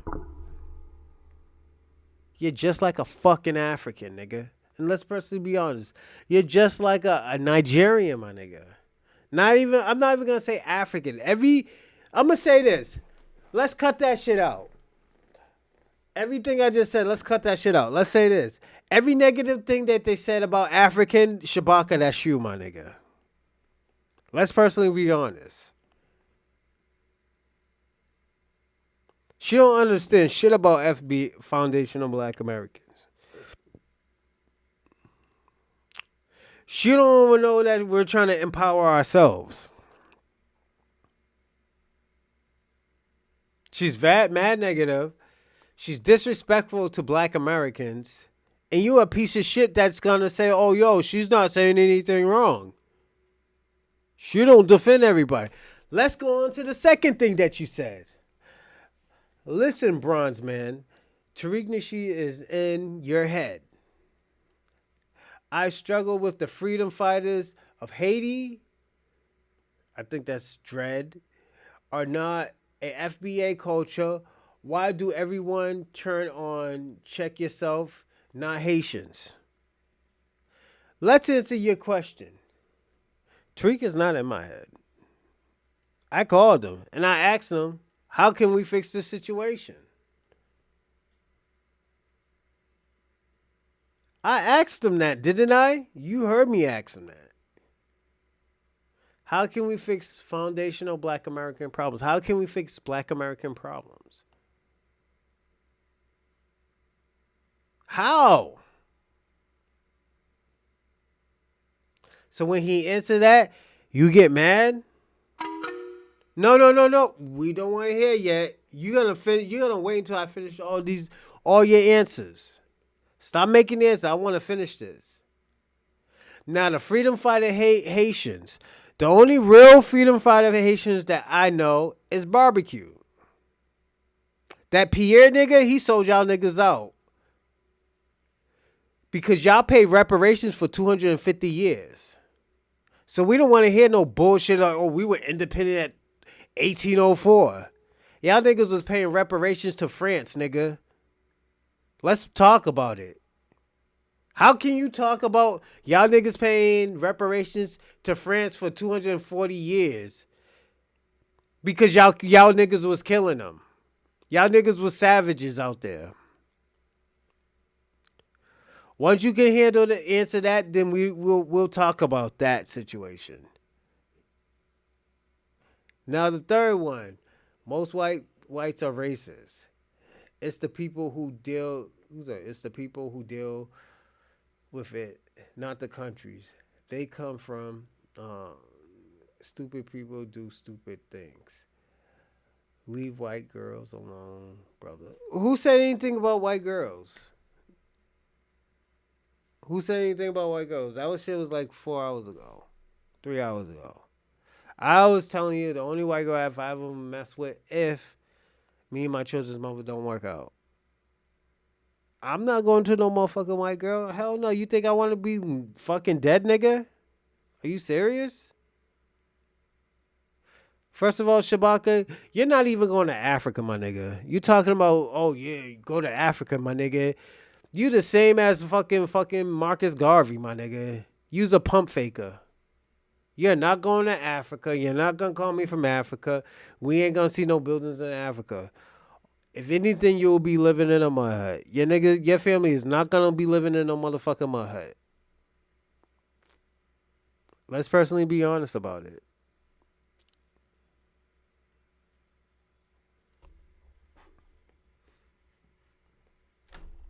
And the last one, entertainers are not our leaders. What are you doing to benefit our people? Battles are not won behind computers. Freedom. Didn't I tell you I'm on the commission of I'm the task force commission in Boston of reparations? I swore I told you that. I swore I told you that. I know I told you that, Shabaka. Don't make me sound like I'm just some nigga who wasn't doing anything.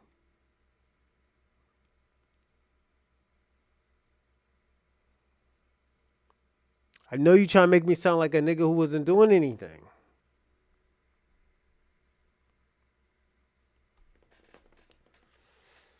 But we're going to listen to her, and I'm going to call it the night, and we'll do the Claud Anderson thing tomorrow. What's his face now that he's So single? you don't know why Ash Cash how she got lit, huh?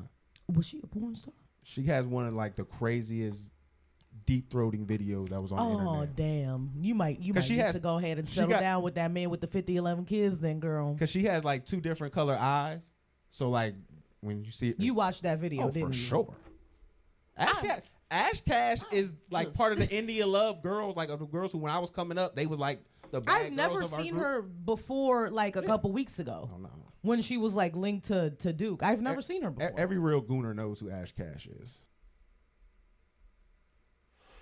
Just moments ago, we actually heard from Secretary of State Marco Rubio. So we're gonna end here, all right? Thank y'all for watching the show.